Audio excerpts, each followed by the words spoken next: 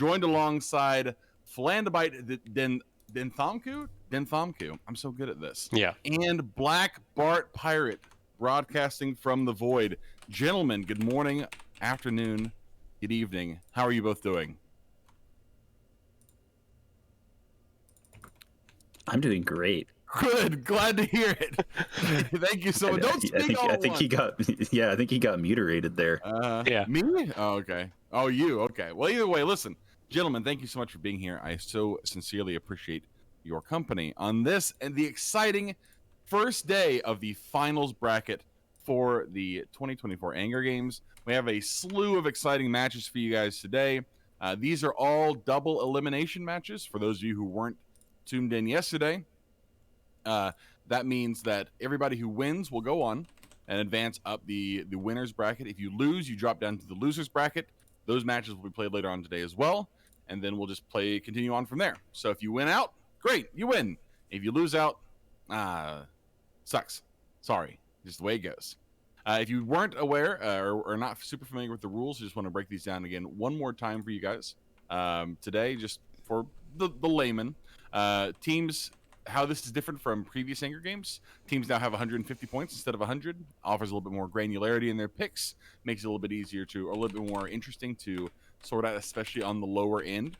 The match time was reduced from 10 minutes down to 7. That gives a 3-minute period of overtime if teams are within 20 points of each other by the end of the match. What that means is that when you hit 7 minutes, if you're within 20 points, the match continues. If not, the match ends. Usually those last 3 minutes were just cleanup time anyway in most matches, so this is just an easier way to forego a lot of that. Keeps things moving, keeps things jiving. Those last 3 minutes of overtime, if we hit those 3 minutes of overtime, new rules come into place. It's not like the old reverse tie-dye from previous Anger Games and previous Alliance tournaments. Now what we have instead is a 58, I believe it's a 58% overload bonus to all overheated modules. It's basically the class 3 red giant effect. That means that all of your guns, all of your micro warp drives, your webs, your scrams, your points, whatever. I don't know why you would need a point in this contest, but just pretend you do. All of those things become 58% more effective, do more damage, go faster, be webbier. You understand how it works. Anyway, also there's no duplication rule in the 2024 edition of the Anger Games, so teams are more than welcome to bring duplicates of ships for no point loss. All right, well, we have an exciting set of matches. These first couple, again, we are in the winners bracket right now. This is the losers bracket has not been filled out. Everything you're seeing is all the teams that have played in from the group stage. These teams either won their groups or played in on redemption at the very end to fill out that bracket. Our first match is going to be starting here in about 10 or so minutes. We have Lazy Piglets, the Tuskers Co. AAG team versus New Eden Villains Valley, who did play in yesterday on redemption. Let's talk for a second, Flandabite. I want to ask your opinion on this. These teams who have played in on redemption, obviously they had a ton of matches yesterday. We talked at the end of the day yesterday how some of those teams were going to be playing 3-4 matches in a day to then have to turn around now and play in against one of the best teams in the contest so far, and honestly one of the best teams running over the last several years in this Tuskers team. What is the mindset for these pilots as they go from a day of having to absolutely scrape and claw for everything to now being, in the teeth of the gauntlet, as it were? And even a scraping night for New Eden Villains of Valley, because those are pretty much Frat from last year. Those are an Asian team. So they were playing their 4 matches at around 1 a.m., between 1 a.m. and like 4 a.m. yesterday or this morning. So I guess they'll have their most difficult match of the day. They had Audience yesterday, which was, I think, a great match. I think this will be as well a great match between Tuskers and last runners of the last winners, sorry. So kind of a rematch of the finals from last year. Yeah, and really exciting to see that. I did not realize that this was the Frat team. Very cool. They did so well in the AT last year. They were a lot of fun to watch. But this team from Lazy Piglets, captained by Mirror Chief, always very, very spooky right out the gate. Black Bart Pirate, let me talk to you for just a moment as well, since we're on the subject of how things changed from yesterday to today. Is there a change in mentality from a comp selection, a target selection, just a general play style approach when you're talking about playing in the group stage where you're still trying to figure stuff out to playing now in what is the finals bracket on I guess day 3 of this tournament so far? Day 4 rather. I mean, I would hope so. Yeah, especially since this is like it's a 3-weekend tournament. You do kind of have to hold some of your setups for, you know, the end. If you've like, it's entirely possible some of these teams, especially the more experienced ones, have figured out some insanely busted setup or comp that they know beats everything, but they're not showing it yet just because, you know, you save that for the last couple days. Sure. But then obviously it depends. Like if you're going to get eliminated, you got to bring out your best. But you know, at this point, anything that's shown today, every other team has an entire week to workshop it. Whereas anything that was shown yesterday, you know, you had probably less than 24 hours to figure out a counter to it. So I think we might see some like really. I don't think today's the day you see crazy stuff unless it's a team that's about to get knocked out. Sure. Well, we are going to have plenty of those opportunities as well. I want to go very quickly over just general comps we've seen over the last couple of days. We saw a couple of really cool things yesterday. We saw some cool double battleship comps, a couple double paladins, I think a double Bargus in there as well. We've seen a lot of shield kite, shield rush comps, and then a handful of other weird things. We saw dual Macarial yesterday in a show match. That was a lot of fun. Flandaby, what do you think, just based on your general analysis, going into the finals bracket, what has stuck out to you in terms of what teams have brought, what's worked, what's not worked maybe, and what do you expect to see today? So in terms of what worked, what didn't work, of course, what worked was mostly the E-Wars, because the scripted E-War in this format of tournaments is very efficient in a 7-month format. So a lot of E-War. We've seen a lot of kites, sometimes really well executed. So I'm looking forward to see some more kites, some more good kites with some Arthurus CFIs, some Gilles, for example. As you said, we've also seen a lot of double battleships, I guess far more than I expected in the first place. We've seen some Bargus yesterday. Nobody expected the double Macarials. True. But yeah, I'm looking forward to seeing more battleships. We had a discussion earlier regarding the battleships. I think this is more impressive from a viewer point of view. From my viewer point of view, I prefer seeing battleships and a good kite, a well-executed kite, than some mirror armor core matchup or more E-War matchups that are slower, that are maybe more complex and less interesting to watch. Sorry, as a viewer. No, absolutely. And our own Jin Tan alluded to that as well yesterday. There are certain comps that the way that they play it just kind of feels like, all you're doing is trying to keep the other guys from doing anything. Those comps tend to run a little bit slow and maybe not so fun. Hopefully we'll see something a little bit more engaging today. But, you know, anything that you can do to win, and plenty of these teams have found plenty of things that work for them. And those control comps are very strong. Black Bart Pirate, very briefly before we move on to this first match, let's talk about what has not worked. We've talked about drone comps and how they've been so maligned. Is there anything else that has stuck out to you over the last couple of days that just doesn't seem like it's working the way that people wish it would? I mean, honestly, like I'm probably not the best person to ask that question, as I was not. I was working on Saturday and last Saturday, so I've only really seen one day. However, I do keep my ears open. Yeah. Yeah. I do see. I've seen that like everybody's been very surprised. Like the one time a triple battleship worked, and that is just because of like the way the point format is if you run 3 battleships, you can't run pretty much anything else. I think that they've worked despite their comp as opposed to because of it. And I've seen a lot of armor drone setups have just really not done great. The Gila setups are doing great. And if you call a Gila setup a drone setup, which I mean it is, but it's like different. It seems that the armor drone setups are just really underperforming, kind of like you alluded to. Obviously, you know, everybody wins with something at some point, and you can point in and be like, you're wrong, look at this. But a lot of times, again, you win despite your comp, not because of your comp. I absolutely agree.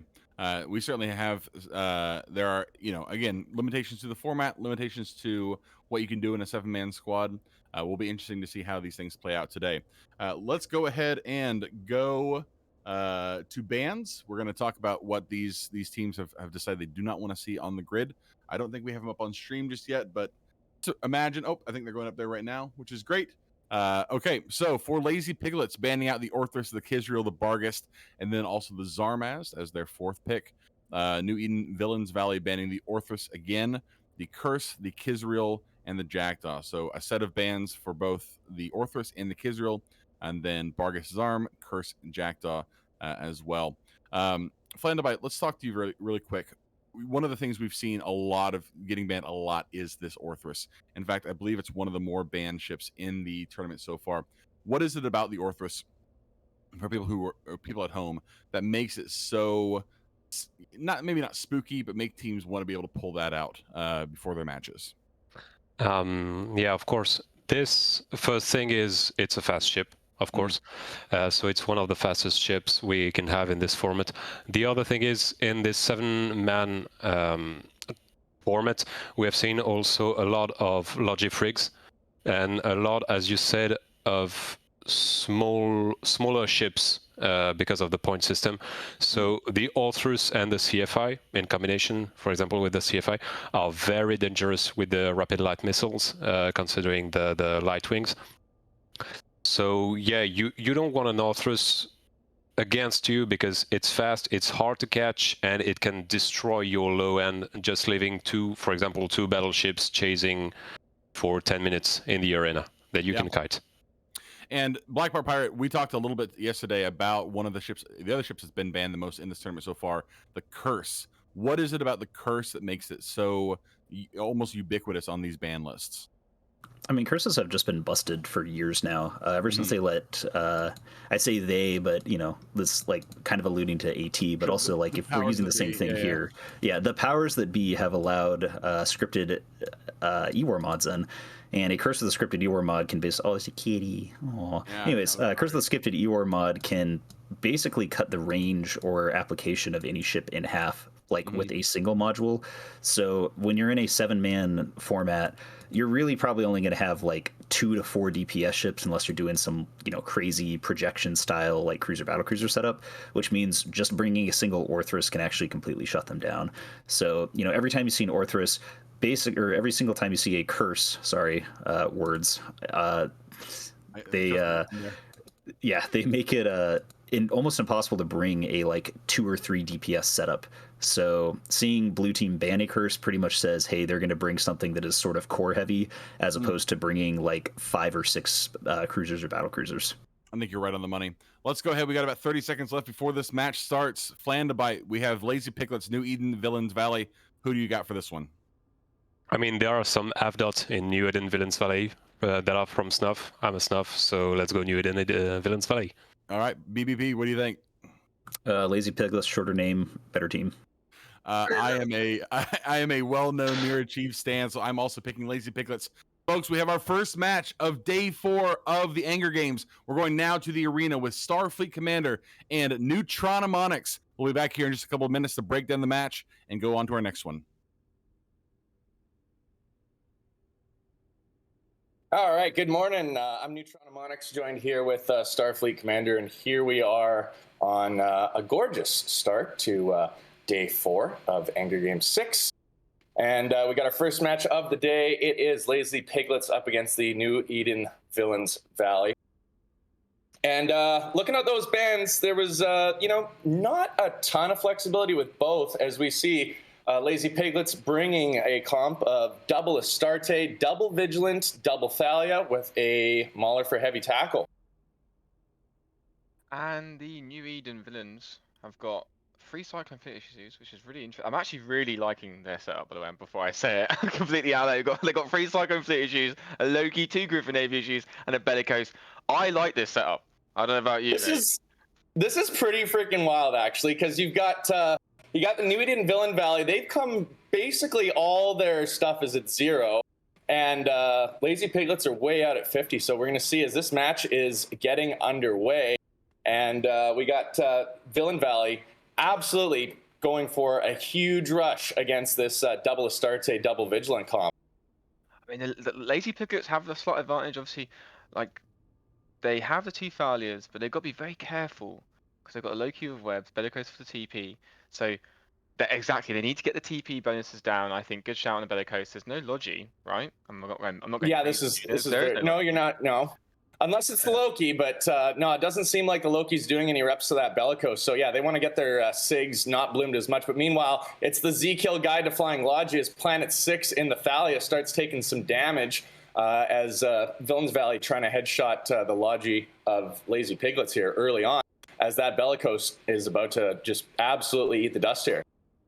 I mean, it's Planet 6 in the Logi, guys. He's not going to die. He's a overpowered Logi pilot. Good call to switch onto the Cyclone Fleet issue as the Bellicose is in structure, but he's basically not. He's so far away from the fight at this point, so he's not going to have an impact. But they do need to finish him off. Like if he's using his TP, it's really bad. And the thing is, 100%. New villain, they can't kill the Thalia. They go for the Astarte. No, they are going for the Astarte. Mirachiv is now in Hall getting reps super late here. We'll see if Mirachiv goes down. If this Astarte there he is. He's down. That's a huge coup for Villains Valley early on in this match. Tuskers, you got to kill something. Focus, get some damage down. I mean, get that Bellicose off the field.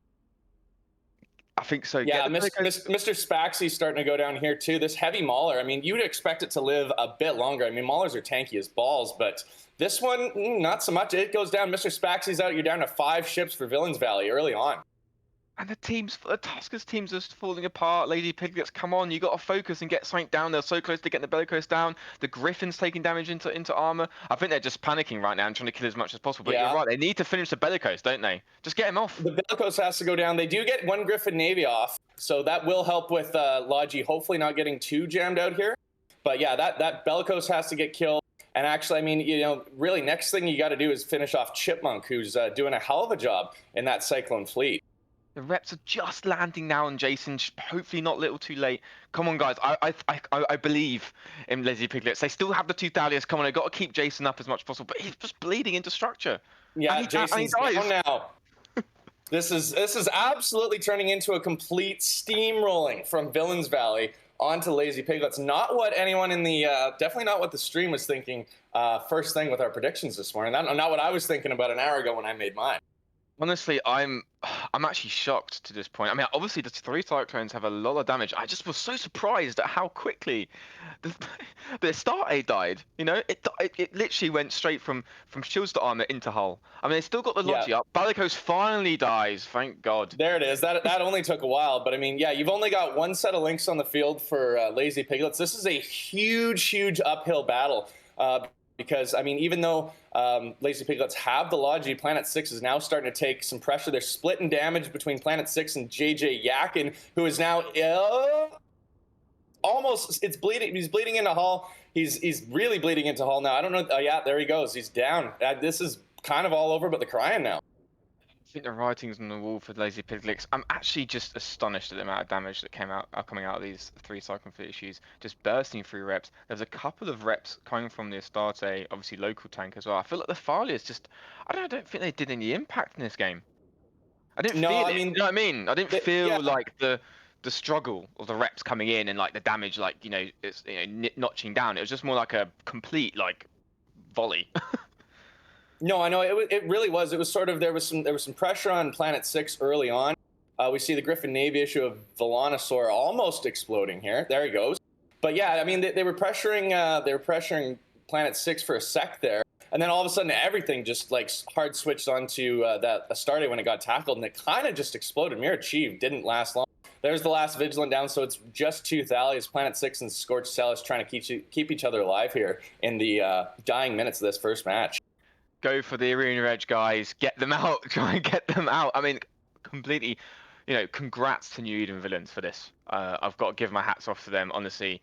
And as soon as the setup came in, I thought this looks kind of nasty, to be honest. But I was kind of a bit, I saw Lazy Piglets' team. It looked very, traditional setup, the Tuskers team. Whereas, I thought they probably should have it. They've got Logi, but screw the Logi, just go straight in, kill the Astarte. Yeah, I mean, and it completely, totally worked for them when they hard switched off of the Z-Kill guide to the first match here, as Planet 6 is about to bite the dust, and it's going to be 150 to, what's our final score here? Well, it'll be up on the thing here. 150 probably to 19. as I think CCP said that it got to 224 km. He MJD to out of the arena. And Planet 6 hit the edge. Well, There with we that are. first match, I guess we'll send it back, won't we, New? Absolutely.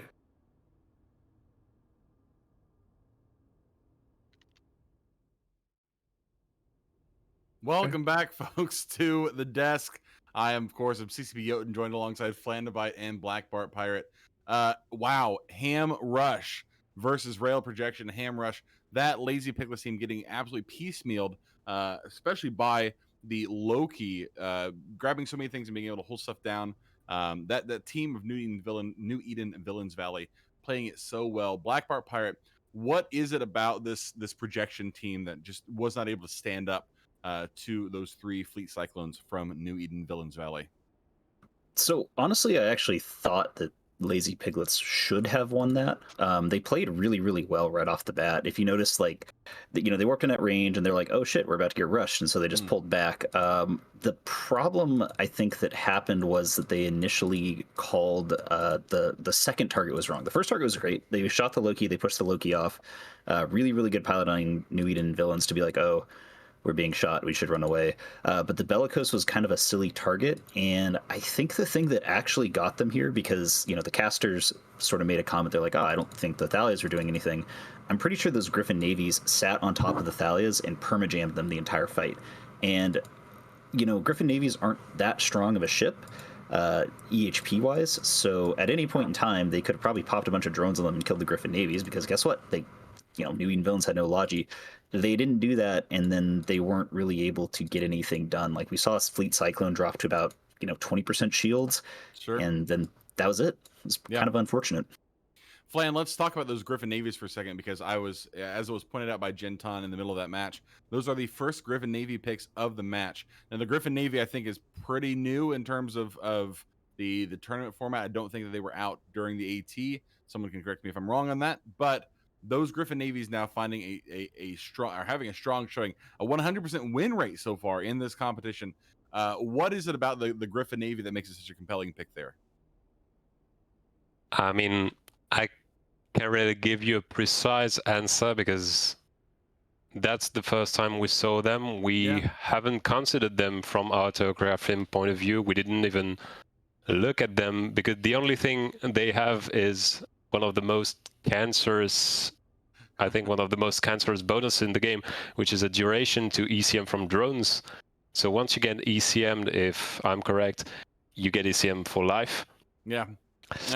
So yeah, nice support, I guess, because those things can just jam you from 100 kilometers away and not get endangered because it's some drone ECM.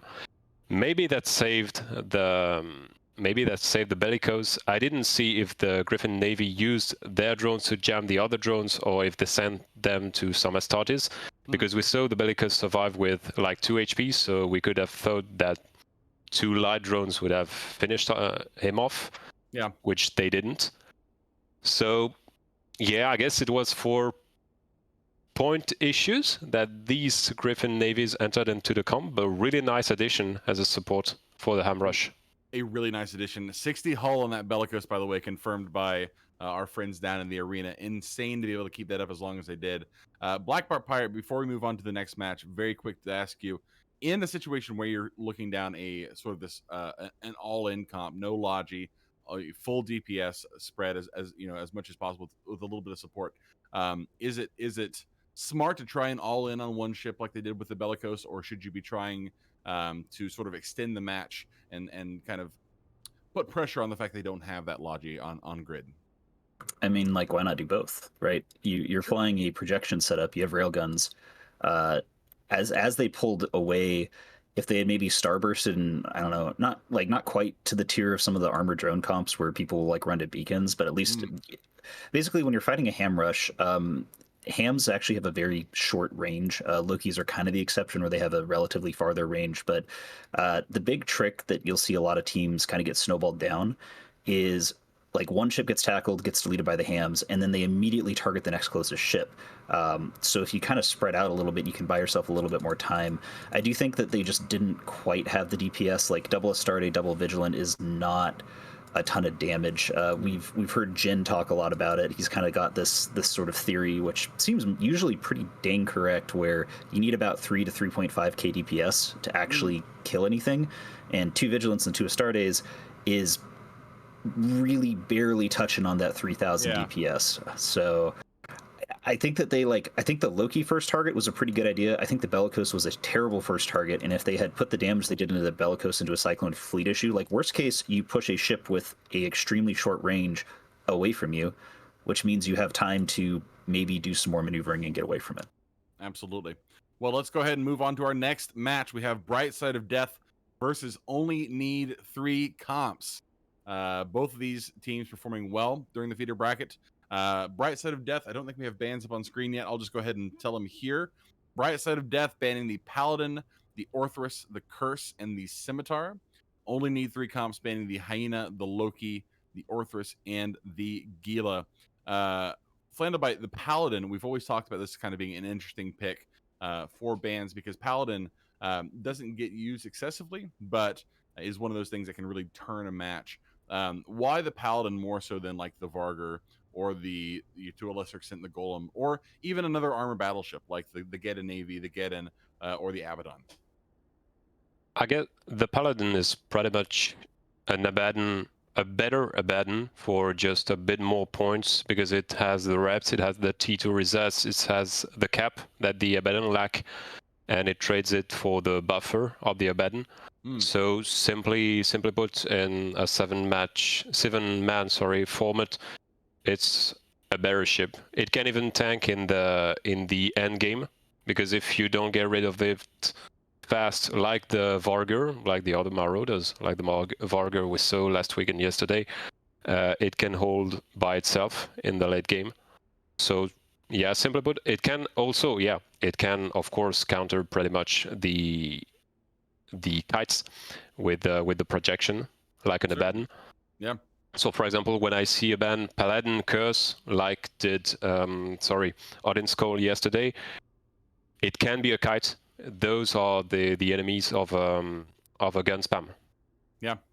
Well, let me talk very, very quickly. We only have about a minute left. Blackbart Pirate, seeing the Hyena and Loki bans from Only Need 3 Comps. This says that they want to do some kind of kiting, right? Because you don't want to have those long webs on the tournament grid. Oh, are you asking me or are you telling me? Yeah, I'm just that's what it says to me. Is that what it says to you? Yeah, no, it says that they don't want to deal with kiting and they don't want to deal with drones, basically. Sure. Like, but specifically kiting, that's generally like the only time you're ever going to see Hyenas and Lokis are. I wouldn't necessarily say Loki's is a rush ship. You don't use a Loki against a kite, but a Hyena is absolutely a ship that you fit into with your kite setups. So, or as a counter to kite setups. But they also don't want to get rushed. I mean, honestly, their bans, they banned like probably some of the 4 best generic, like this makes people have to bring worse comps against us setup. So it's pretty smart. Very good. All right, well, folks, we are now going on to the next match. We have Bright Side of Death versus Only Need 3 Comps. Back to SFC and Neutronomonics. We'll be back here in just a few minutes. Transitioning. And arena go.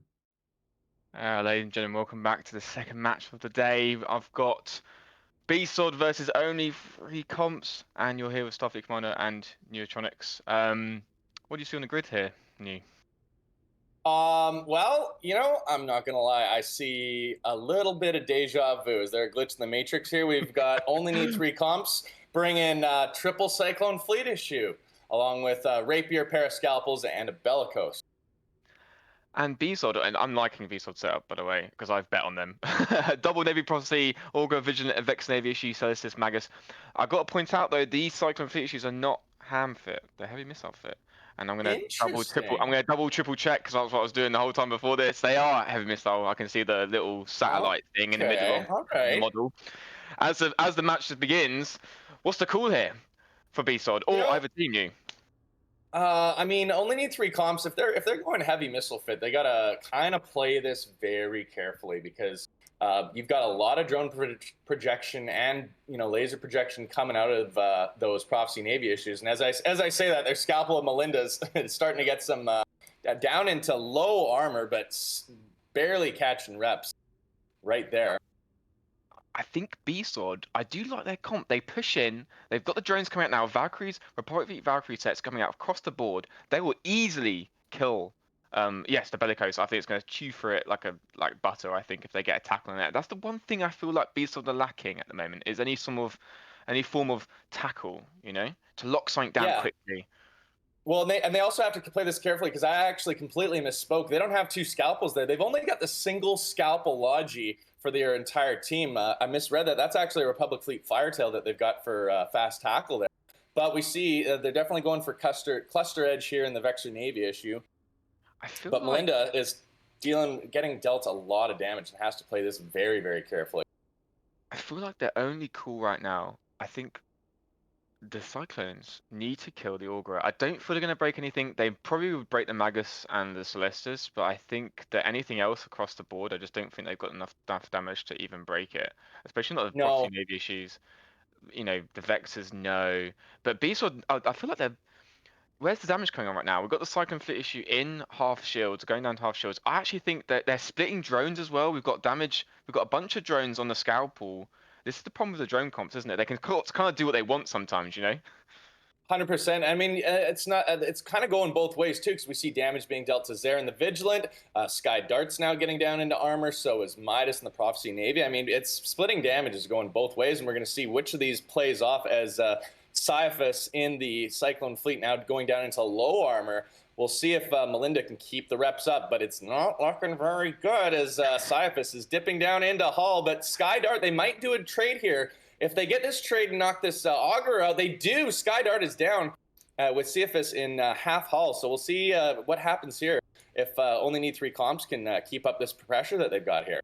I mean, Melinda has catched up to the Cyclone to give him some reps. He is pulling back shield just as a Republic Fleet Firetail into structure soon. Well, he is in structure now. But Caiaphas is stabilizing. Melinda is going to half shields. If I'm B-Sword right now, we need to get rid of the Scalpel. We need to get rid of the Cyclone right now. We need to commit and get these down because, as you can see across the board, we've got a Vigilant in just half armor. The Prophecy Navy issue of Bartholomew is taking a bit of armor damage. The Celestis is going down. The Algos, oh my god, there's damage across the board, new.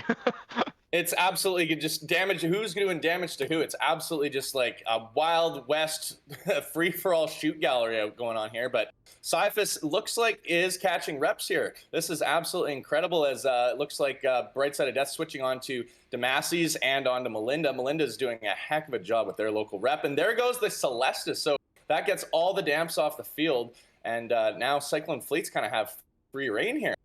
Well, Damasus Kadesh is completely hard tackled. He will die. He's tackled by the Prophecy right now. The question is like, what's the next step for them? They need to get the stuff locked down. As the Vigilant goes into structure, they will trade for the Cyclone Fleet issue. But I'm getting the feeling that only need 3 comps are ahead here. Yeah, 100%, really, because they've got the ability to absolutely make those heavy missiles. As I say that, sorry, the scalpel there we goes go. down. Yeah, the scalpel's down.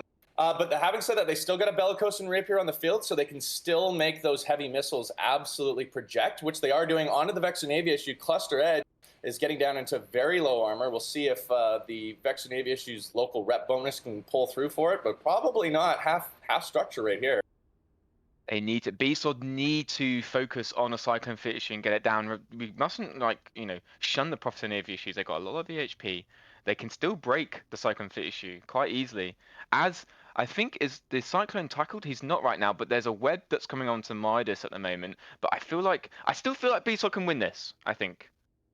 It's going to be a bit of an uphill battle for B-Sword, though. I mean, Ludus is definitely getting some pressure. The Cyclone Fleet of Caiaphas is definitely keeping his distance, which is a good call. Midas Bartholomew dipping down close to half armor. Not sure if those Prophecy Navies have a local rep on them. They are very tanky, though. It's going to take a lot of damage to chunk him down. But now Ludus is now out of shield into half armor. If they can trade a Cyclone or knock a Cyclone Fleet off the field and only have 1 Cyclone Fleet, 1 Rapier, 1 Bellicose, all of a sudden it's going to swing it right back in there. They're going to have the momentum again.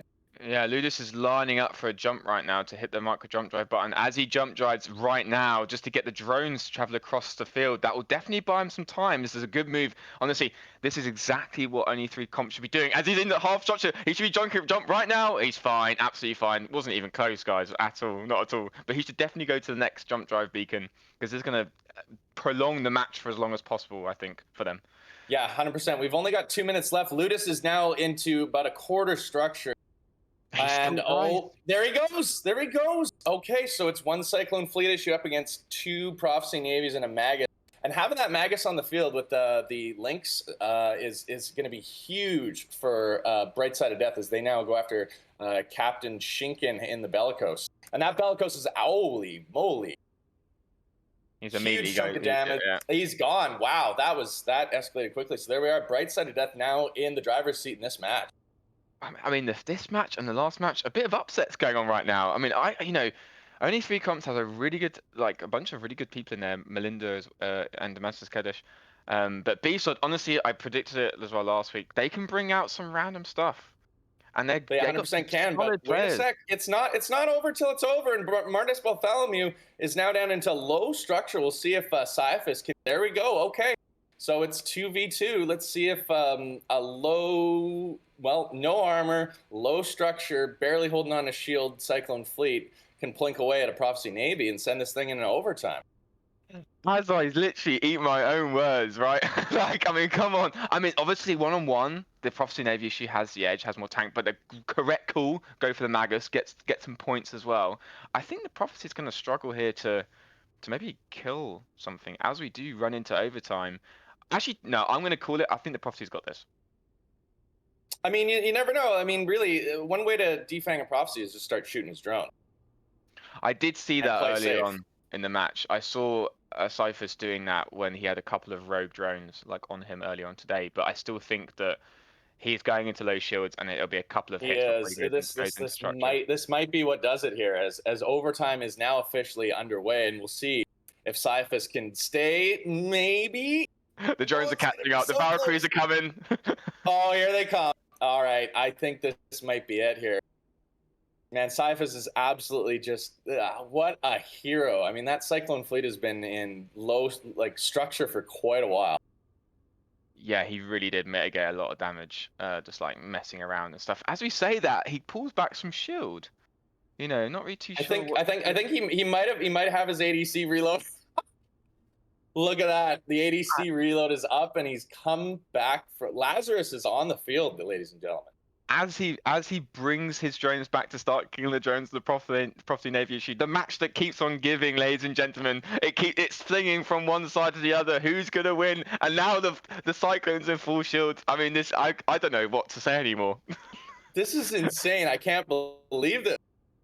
He's got his ADC back, and now there's we got some whose drones are those? Those are webifying drones. Why are those out there? That's crazy. Anyway, I guess they're trying to web down the Valkyrie so that way the Cyclone Fleet can apply to them and mitigate a lot of that Prophecy Navy. Because as you see, I mean, that Prophecy Navy, I don't think he's going to be able to project any lasers or anything onto the Cyclone Fleet here.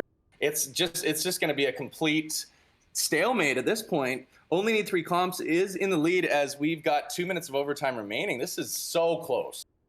Yeah, I'm kind of feeling that we've got about a minute left now. Yeah, there is a minute. My bad. Yeah, 1 minute left of overtime. All this Cyclone Fleet has to do is not die. It's a pretty tough, tall order, but yeah, Rapier and Cyclone Fleet just have to play this. They have to play this so conservatively, and if they do, they will seal the deal, and I won't lose any stream points. He switched target. He's going for the Rapier. I don't think that's a good call. I don't think that's a good call. He pulls the drones across, his last-ditch effort for the last 30 seconds to pull the 3 drones across to the Rapier. I don't think this is the right call. What do you think, New? No, I don't. I definitely don't think this is the right call. I mean, the Rapier is still it's got T2 resist as well. He's using his repper, so we'll see how many charges he has on that ancillary shield repper. But it might be too little, too late here, as we're down to the dying seconds. We got about 5 seconds of overtime remaining, and I think this is going to be it for only need 3 comps. They seal the deal here. Good fight. It's going local. What an amazing match, guys. Can't wait for the analysts to get their teeth into this. And with this, twists and turns of a match, we'll send it back to the studio. Transition and go. Welcome back to the desk, folks. An exciting match between B-Sod and Only Needs 3 Comps. B-Sod barely catching defeat from the jaws of victory there near the very end. Welcome back, folks. I am CCP Yoten alongside Black Bart Pirate and Flandabite. Flandabite, let's talk for a moment about this B-Sod comp. The Dual Prophecy Navy, the AUG, the Vigi, kind of an interesting setup, kind of a drone comp. They had sentries mixed in there as well, alongside some heavies and a spread of other drones. This is maybe the first time we've seen a drone comp quite like this. Why was this one as effective as it was against this Only Need 3 comps team? I really like the Prof Navy, especially in this format, but this ship has pretty much everything. It has tank, it has range, it has tracking, it has drones. It just lacks a bit of mobility, but not so much because of the range and the tracking of the guns. So really strong ship. I think they just, I mean, it was really close. So we all saw that. It was really close at a lot of points from Only Need 3 comps and from B-Sod. I think we can agree that I think B-Sod should have went for the Cyclone fleet at the end. Should have kept going for Cyphus and tried to do it, but I didn't see if it was webbed in the end by the rapier, preventing him from going on Cyphus. I'm sure he may have been. I know that at one point at the very end, the rapier stopped moving, and I thought that may have been a little bit of bait to try and get him to switch targets. I don't know if that's what it was, or maybe if that was the right or wrong move. Either way, it would have needed to happen sooner because he did run out of time. Black Bart Pirate, let's talk about Ciaphas here for a second, and to a slightly lesser extent, Melinda 1 in the Scalpel. You were saying some things about Ciaphas in that Fleet Cyclone piloting during this game. What made that? What was it about what he did that made it so that pulled out the win at the end? I mean, like, Ciaphas completely carried that match by themselves. So, obviously got out of range at the perfect time, was hitting structure and was able to pull range, utilizing the fact that, like, it's one of those things where you can tell that they knew not only, like, what their ship's range was, which I know people are like, oh, you can just mouse over the weapon system, but that's not exactly how it works because you're shooting missiles, and so where your position is changes the way the missiles work. But they also knew what the enemy's team range was, and so they were able to kind of, like, perfectly stay at range to be able to do damage, or at least always stay far enough away to consistently, like, get out of range, reload the ancillary shield booster, boost back up, come in, shoot missiles. Oh, I'm getting shot again. All right, I'll fly back out of range, reload my ancillary shield booster, get boosted back in, come back in and shoot missiles. So, they basically single-handedly carried that. Melinda did a really good job too with, like, prioritizing where he flew to make sure that he was getting reps out. But honestly, like, that was, I think that was Only Need 3 comps' match to lose, and there was a little bit of, it was a little rough, but then Ciaphas was like, what if I just solo their team, basically? I mean, the rapier obviously did great too, but it was really just Ciaphas. Flan, give him another cut.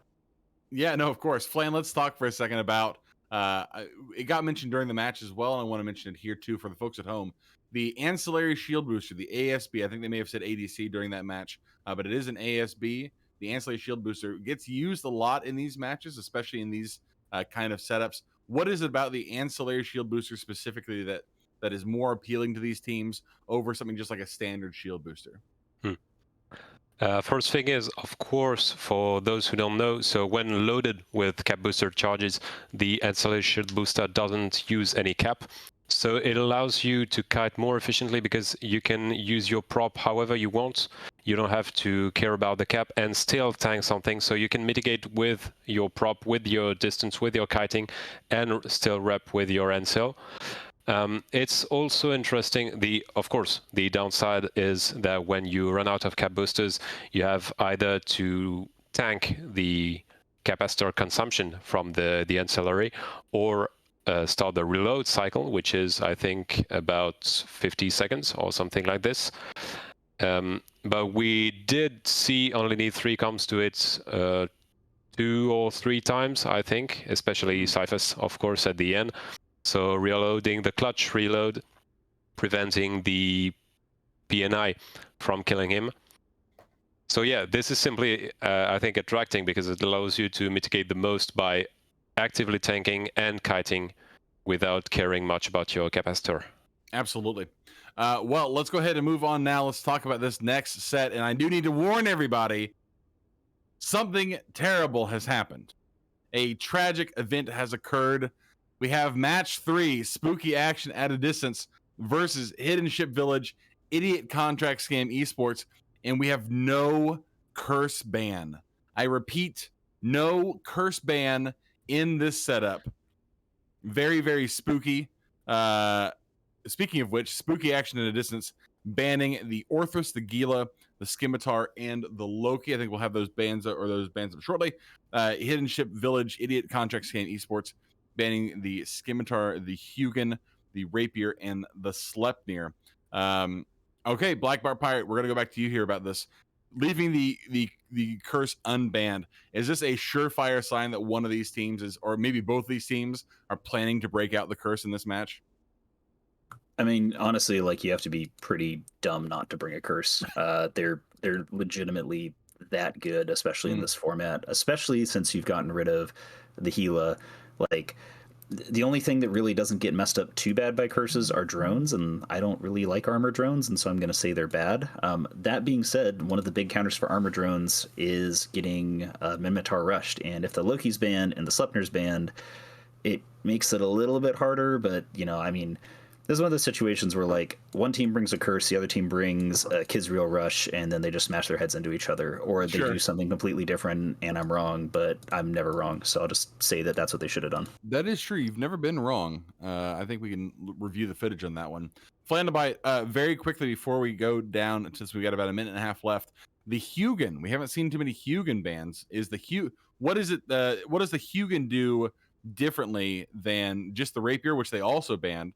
Or why would that show up on a ban list? Is that just another kind of a web ban?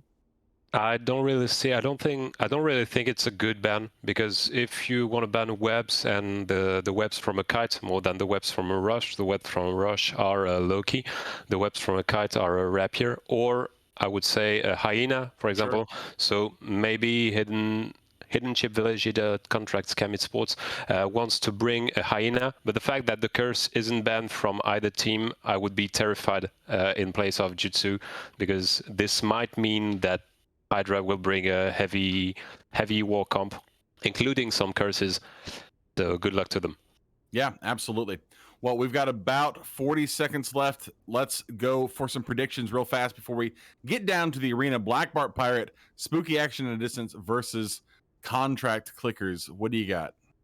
I'm gonna go with Spooky Action at a Distance, because their team name isn't literally Hidden Village Idiots, but I don't actually know who's gonna win this one. Flandabite, what about you? Who you got between these two? I would say Spooky Action at the Distance, but I will say the other part, like for New Eden Villains Valley, I will go with Jutsu because I like the guys. I am also going to go for Jutsu because Baza is just so gosh dang cute. But we are going to go now down to the arena for one more time. We have Starfleet Commander, New Tronomotics, and we will be back here at the desk in just a few minutes to break this one down and move on to the next match. And transition and go arena. Welcome back to match 3. I'm Mr. I know what an ADC is. And an ASB now. And we are joined here by 2 armed Floridians about to do battle. This is going to be a very interesting. I love the way that this is turning out here, as I'm joined with Starfleet Commander. And what do you think about this? This is very interesting. Well, the Hidden Ship Village Idiot Contract Scam Esports have brought, which I'm actually kind of digging, 2 alligators, Osprey, Navy Caracal ×3, Jackdaw. And these are ham alligators, by the way. Yeah, I haven't seen what the alligators of Spooky Action at a Distance, if they're living up to their team name, they're going to have HMLs, but they've also got control. So we've got 2 armed Floridians here. We should see, this is going to be a very interesting match as we get started right away. mean, obviously, hidden ship. Well, I'm going to say Jitsu for this match. They have to charge in as they are right now. They're going to have to try and get some stuff locked down as Spooky Action Edition, as you said, are going to kite around. I think that there's a slight advantage to. There's got 3 Jackdaws. That's kind of nasty. But I think. This is turning very interesting here. Yeah, as we see, we've got first target of the morning is Alex Akobnar in the Caracal Navy. She's taking some damage, but meanwhile, Hidden Ship Village trying to get rid of that control, the damps off that Lachesis. They want to get that off the field. They also offering some pressure to Brainstraw on the Osprey. Yeah, I think this is going to be a Logi sort of trade here, as we see damage falling on both of them. Bit of damage on Control Freak as he burns away.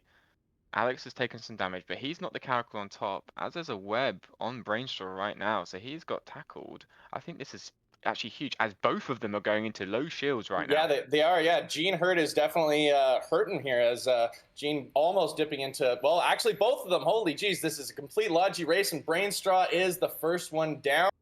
Gene Hurt not far off, so now this is just a straight DPS race between these two teams. I also love the fact that both teams banned the curse. Nobody brought one. I know, right? So I think Spooky Action at a distance have a big edge here, just because they can project their damage across the arena. As we see Kotis going into low armor, they're gonna have to get rid of that Jackdaw is gonna be. There it goes. It's about to explode. I actually think and now they're switching back onto Alex. I actually think Control Freak is actually having a really big impact here, like with those damps. I think he's just mitigating a lot, and they're going to be chasing this entire game, Jitsu, and they've got 2 Alligators and 3 Cruisers. They've got, whereas obviously Spooky Action, they've got 3 Jackdaws and 2 Alligators, can easy kite, as they are right now, really, really well, actually, if the camera can get that. They're kind of staying together. Obviously, I think Pasty is got sectioned off there, but there's 4 of them are just moving together in unison, which is really good. Yeah, as we see Spooky Action at a distance going for Virion, putting some pressure on him, trying to get both links and a lot of DPS of that Alligator off the field. And if they're able to do that, I think we could see this turn into a bit of a slam dunk for Spooky Action here. Yeah, I'm feeling that it's Spooky Action have got this just in the bag, to be honest. Like, if they have the speed, they've got the projection, like, they shouldn't be dying, they've got damps, like, there should be minimal damage coming onto them. As I say, that Pasty White Devil is out of position a bit, and he's getting swarmed by drones, and there's a Caracal Navy issue literally just ramming him as the Alligator goes into structure. But I still believe Alligators. I still believe not a good trade if you're trading an Alligator for a Jackdaw. They're kind of running these 3 Caracal Navy issues really need to start taking something out, whether it's all 3 of those Jackdaws, because I mean, they are offering quite a bit of damage, those Jackdaws. I mean, not a ton, but, you know, if they get that off, they might have a way of swinging this somehow. It still doesn't matter, though, as I think, which is exactly what I'm going to do. They're going to the Marco Jump Dive Beacon to try and just get on the Spooky Action at distance. They've noticed they're going to move in a bit, get a bit closer to prevent those 100 km jumps.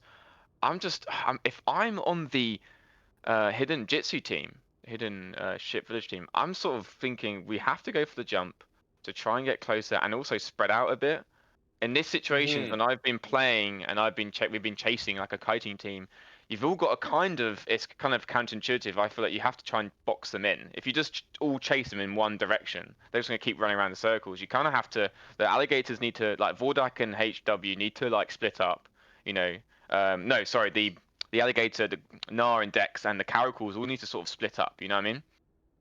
Yeah, I mean, the Caracal Navies they're definitely a force to be reckoned with, especially for, like, Jackdaws, for sure. I mean, if you can take some of those and kind of herd the cats away, then, you know, you might have a play here, but this is getting very, very difficult. I mean, Grar is going into low shield.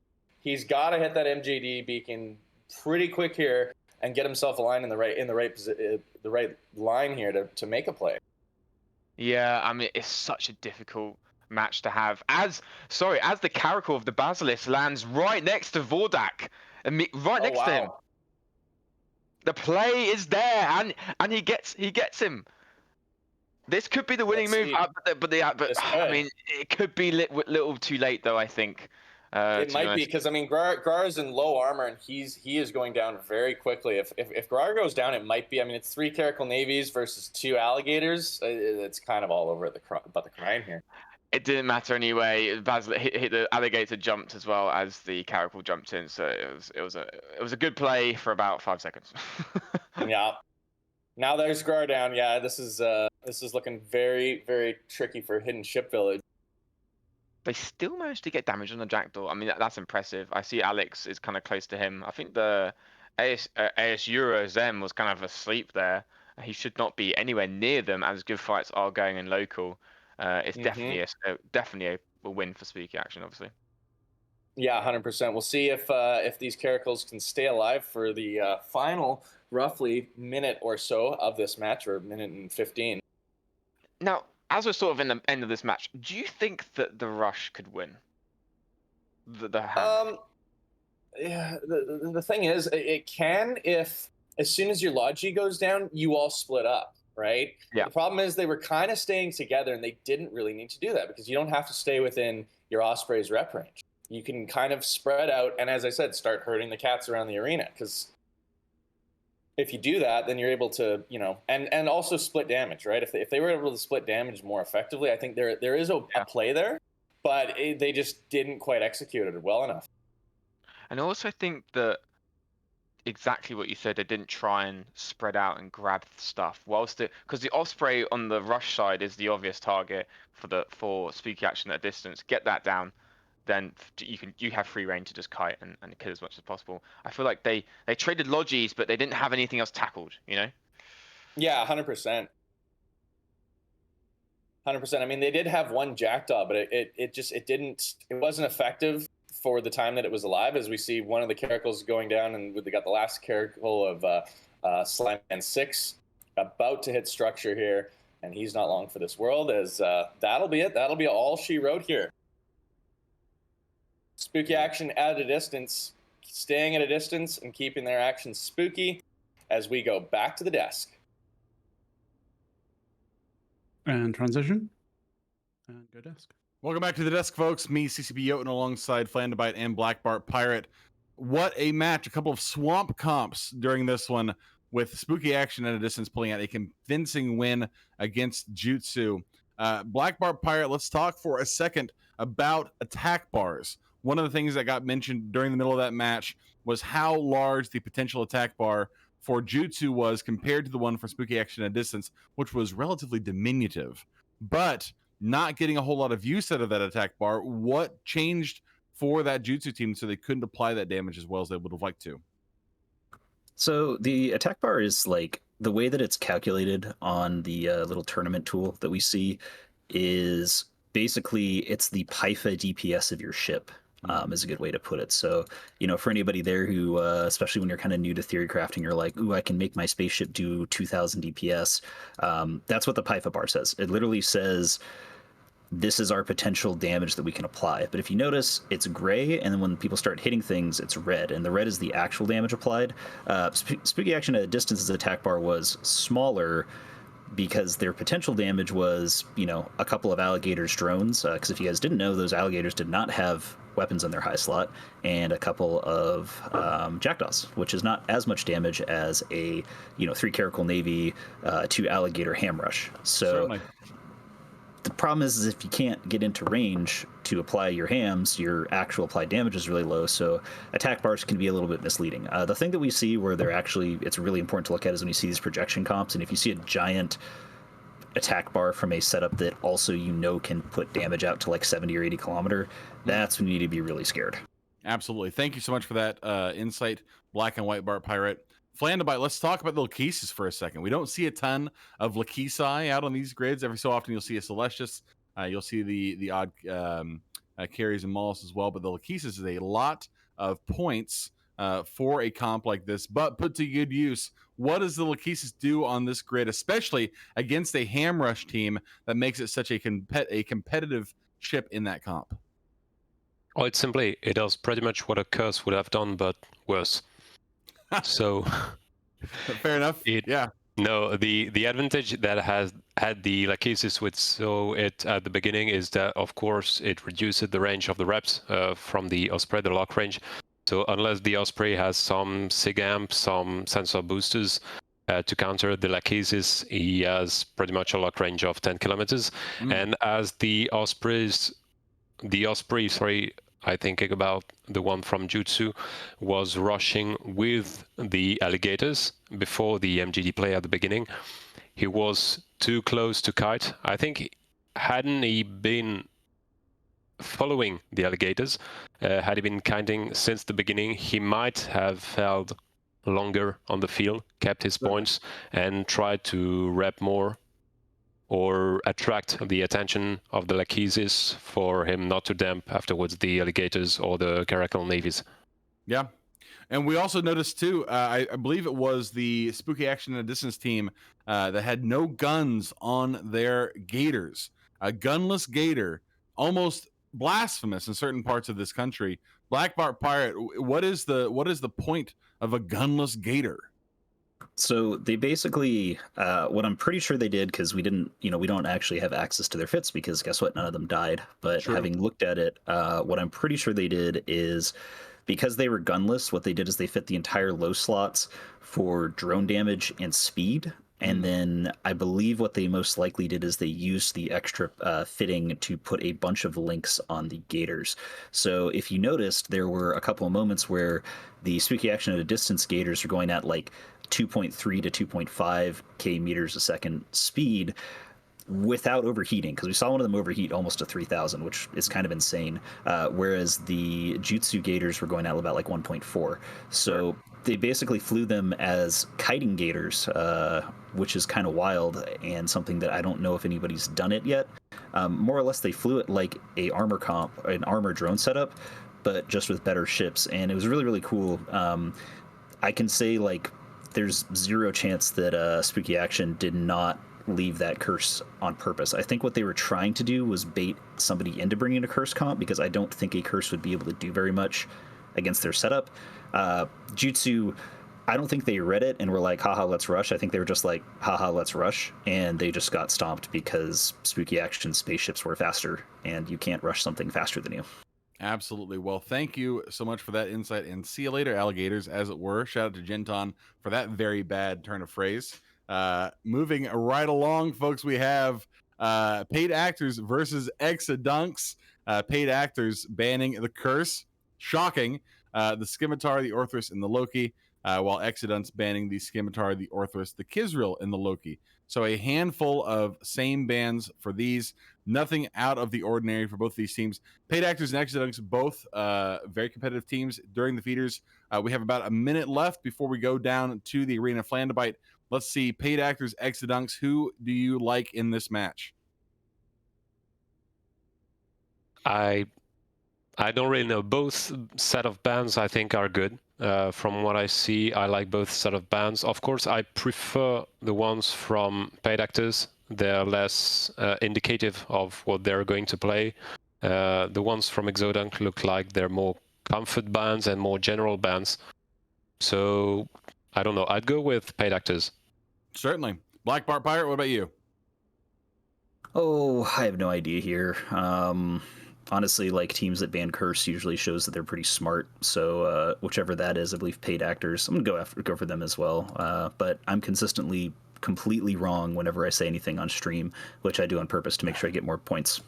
I understand that. Thank you so much, Loa Saturation Pirate. I've always said you've never been right. Well, folks, we're now going down to the arena. We have Wally Martz and Murray Rothbardo. We have Paid Actors. Exodunks will be back here in the arena, back here in the desk in just a couple of minutes. And transition, and go arena. Welcome to the Blood Pit. Both teams have warped in fully at 0 here, except for their Logi. On the Paid Actor side, we've got a Tempest, some Cyclone Fleets, and Triple Rupture. A lot of autocannons, bit of hams, but big damage all day. What do we see on the other side, Wally?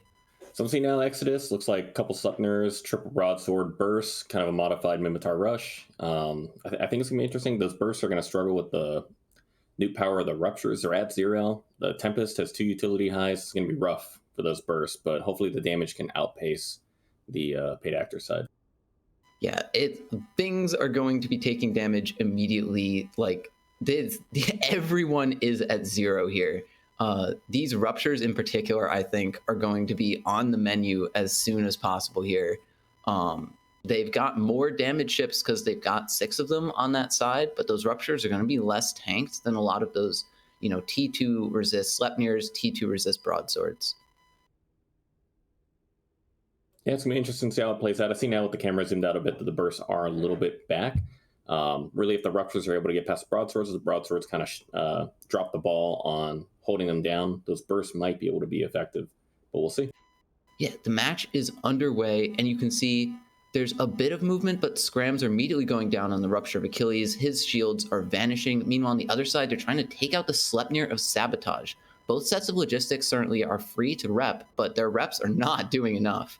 It makes sense. They've got an overwhelming amount of DPS, and you want to get rid of that Sleipnir first. It's going to be able to act to tank through most, and like that, it's down. So that's huge fortune. Their DPS gone. A Rupture for Sleipnir, fantastic. They're going to lose another Rupture here, which is pretty rough. But the XLASB charges on these Sleipnirs are not enough to keep them alive. They're dying before their XLASBs are cycling through. I'm counting. It looks like that Sleipnir is only able to use it 3 times, and this 4th time's about to go in now, but it's too little too late, and it's going down. After that, it looks like the Broadsword of Rothar will be primaried. Yeah, a huge advantage for the side of paid actors here. And as the match goes on, this Osprey is going to be stronger than those bursts in terms of repping power. And so while they're going to lose this 3rd Rupture before the Broadsword goes down, this Osprey is going to give them a big advantage as the fight continues.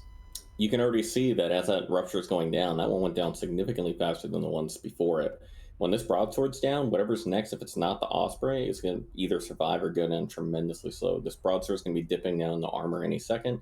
Once it gets through its handsills, it's not looking too good for the Exodus team. Yeah, and the damage on this Cyclone fleet, it's looking like it's not doing the best. This Osprey is completely untouched, 30 kilometers away from the fight. And the Broadsword down, this fight is starting to skew pretty heavily towards paid actors.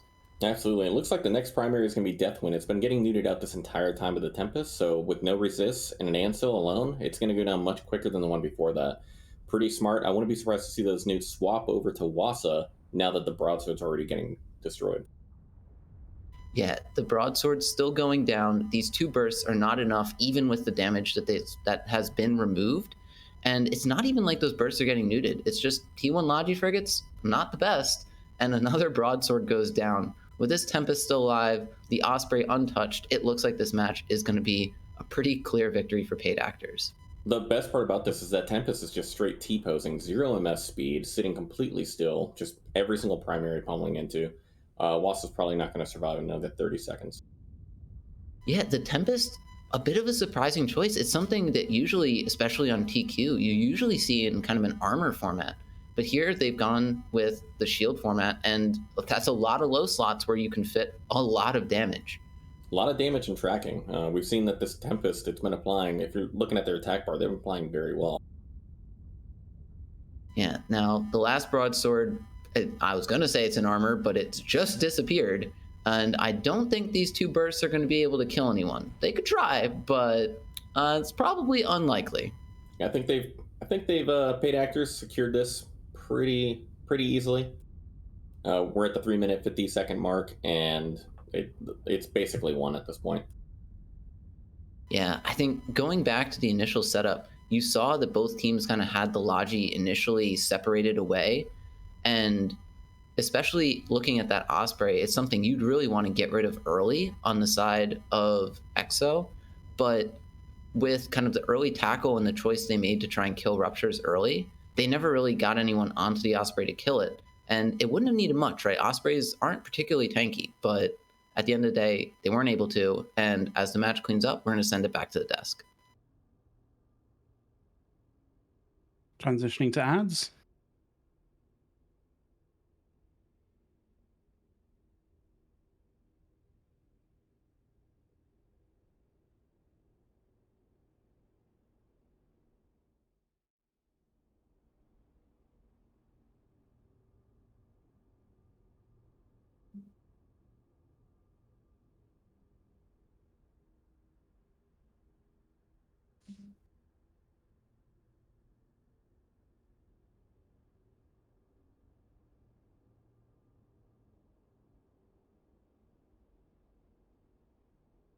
Do we have different people on the deck now? Okay, cool. I think it's like after this, right? After this one. All right, cool.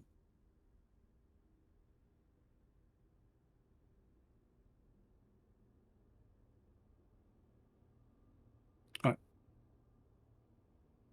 Transitioning over to desk. In a second, hang on. Transitioning over. Welcome back to the desk, folks. It's me, CCP Odin, here one more time with Flandabite and Black Bart Pirate. Sorry, Monochrome Pirate. My mistake. A tale of target switching. The Sleipnir comp of Exodunks with triple broadsword dual burst. Smoked at 0 by the Tempest dual fleet cyclone and triple rupture comp of paid actors. BBP, let's talk about target swapping for a second. You made a comment in the middle of that match about how it seemed like paid actors never missed the opportunity to swap targets quickly once something went down. What makes that so effective in a fight like this, especially in a fight at 0 on the beacon? Yeah, it really felt that paid actors had a plan and they knew exactly what targets were. And I think, realistically, most of us, I'd say most of the viewers here probably maybe haven't necessarily been in an Alliance tournament match, but they've definitely been in some sort of PvP, because EVE is a PvP game, not a PvE game. Quote me on that, CCP man. But sort of the point is like, the difference of when you're in PvP with somebody and you blow their ship up and you already have your target selected, and then you start just like snowballing down the line and getting everyone down super fast. It felt that paid actors, like, they had a plan of like, okay, this is the primary, this is the secondary, this is the tertiary. Press F1, game super easy. On the Exodunk side, it feels like they didn't have that. They were kind of like off the bat, they took a couple seconds to get their first shots on. Once the first rupture died, they took like 5 or 6 seconds. Like, it felt that they were locking each target up after they blew up their primary instead of having a set ready to go.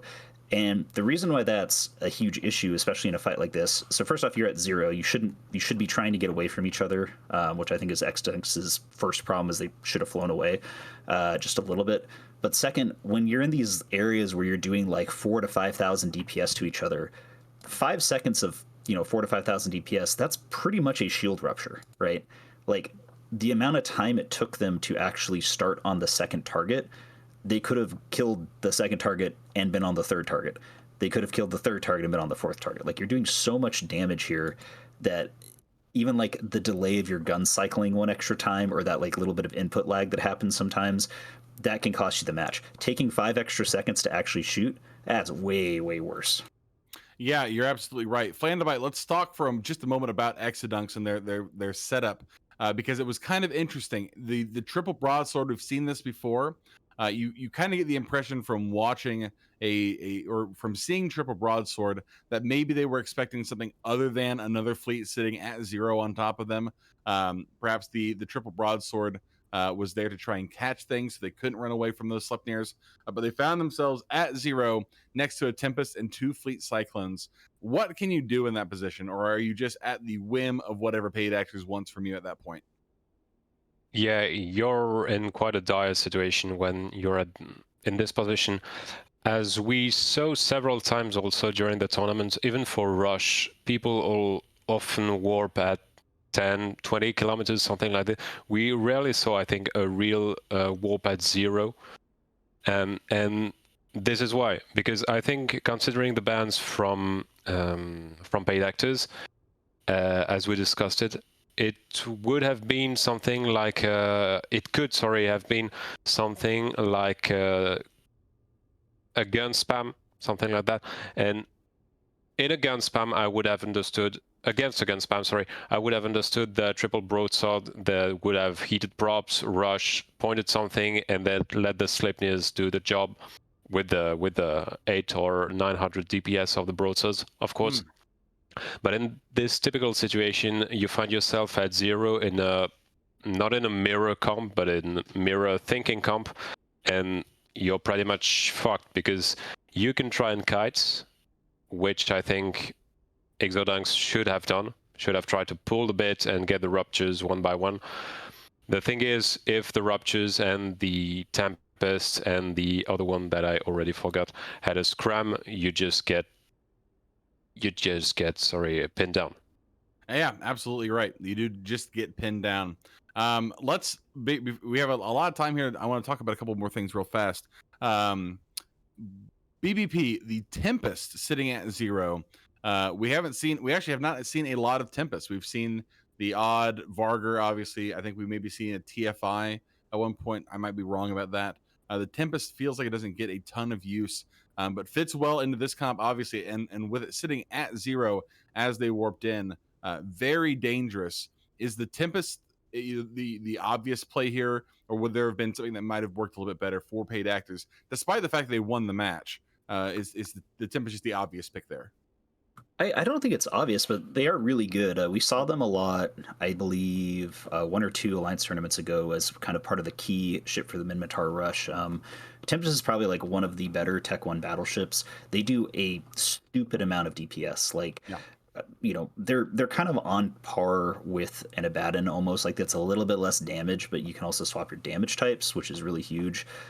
They tank really, really well, and they got a bunch of utility high slots. So I think it's like a Tempest at 0 is actually really scary because, I think Flan said, they basically didn't move the entire fight and just turreted, and that's kind of the secret to battleship piloting. As you want to control space your ship and just press F1 as soon as you're in range. Well, if you're at 0 and you're fighting another rush, it worked. So yeah, it definitely worked. I think like for the points that they did too, it was a really cool setup. Like Triple Rupture Tempest is way more interesting than like a Kizreal Cinnable Rush or like Sleipnir rushes. Obviously it worked. I don't know how viable it is versus other setups. Like I think that if they had run into a Ham Rush, they actually would have lost really hard there.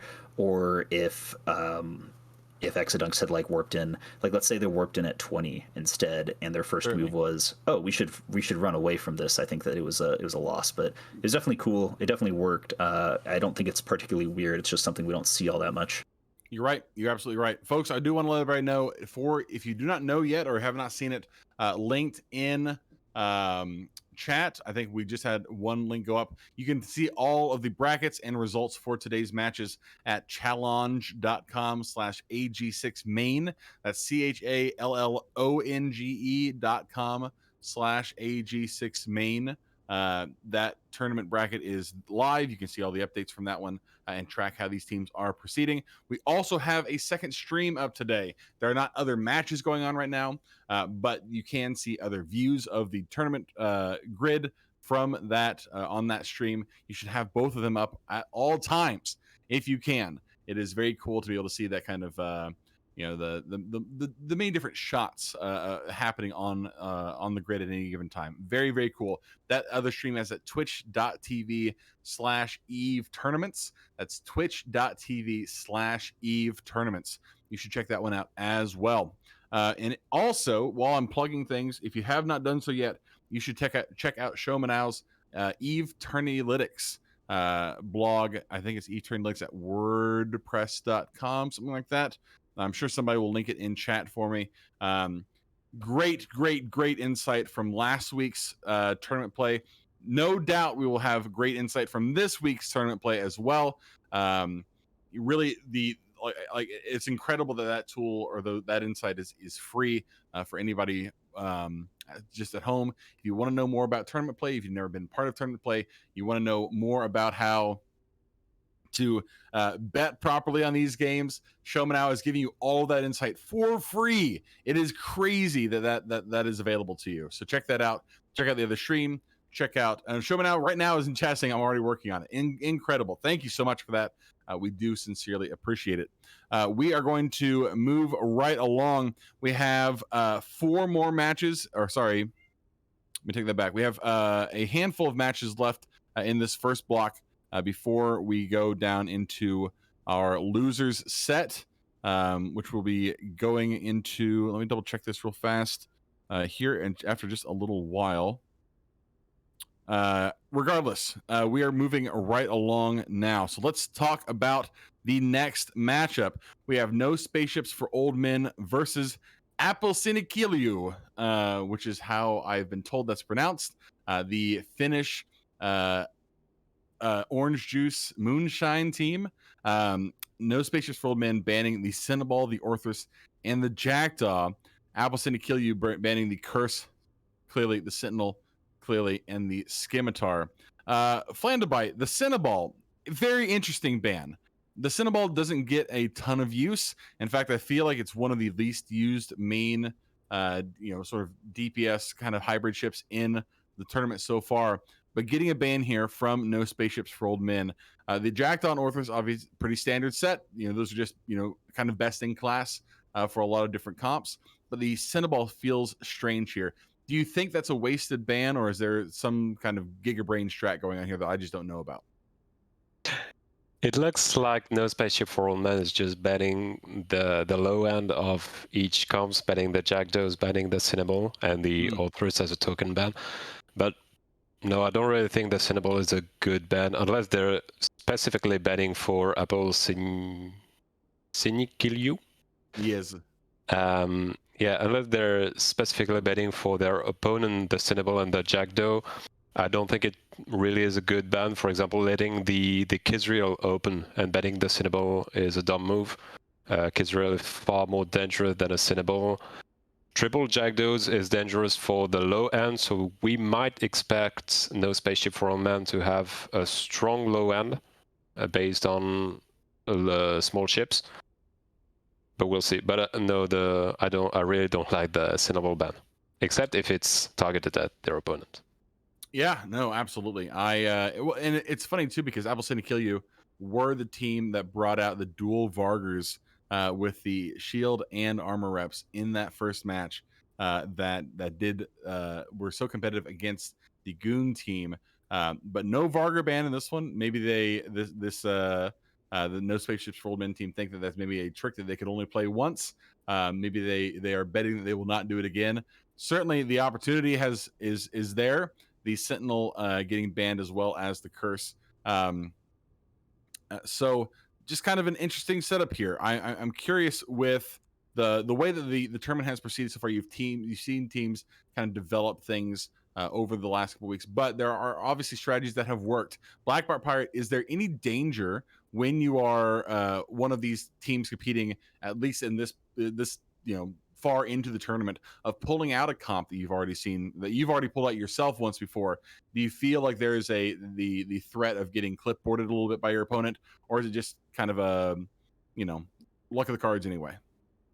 I mean, there's always danger, but it's, this specific format and the amount of ships that are out, it's actually pretty hard to ban any specific comp out.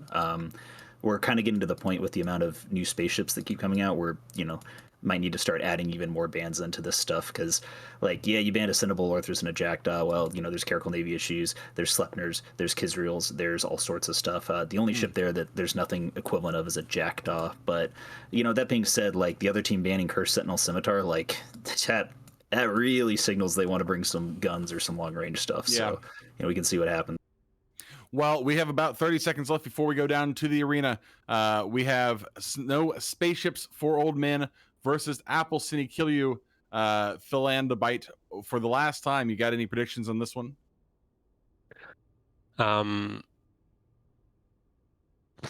Considering just the bans, I would say Apple City Kill You. Okay, and because I don't like the symbol. Fair enough. What do you got, BVP? Yeah, let's go with it. That sounds like fun. We'll go with the Apple, Team Apple. Hell yeah. Well, I also love Finland, so I also pick Apple City Kill You. I might be wrong. Who can say? We're going to go down to the arena. If we have Wally Martz, Murray Bardo, we'll be back here with a new set of casters in a moment. Thank you, gentlemen, for joining me so much. And we will see you guys back here at the desk in just a few minutes. Okay. Transition and go arena. Welcome back to the arena. On the red side, we've got this armor control setup with a Redeemer at the core, Pilgrim for some, TDs, GDs, Guardian for some powerful reps and a bit of support. But what do we have on the other side, Wally?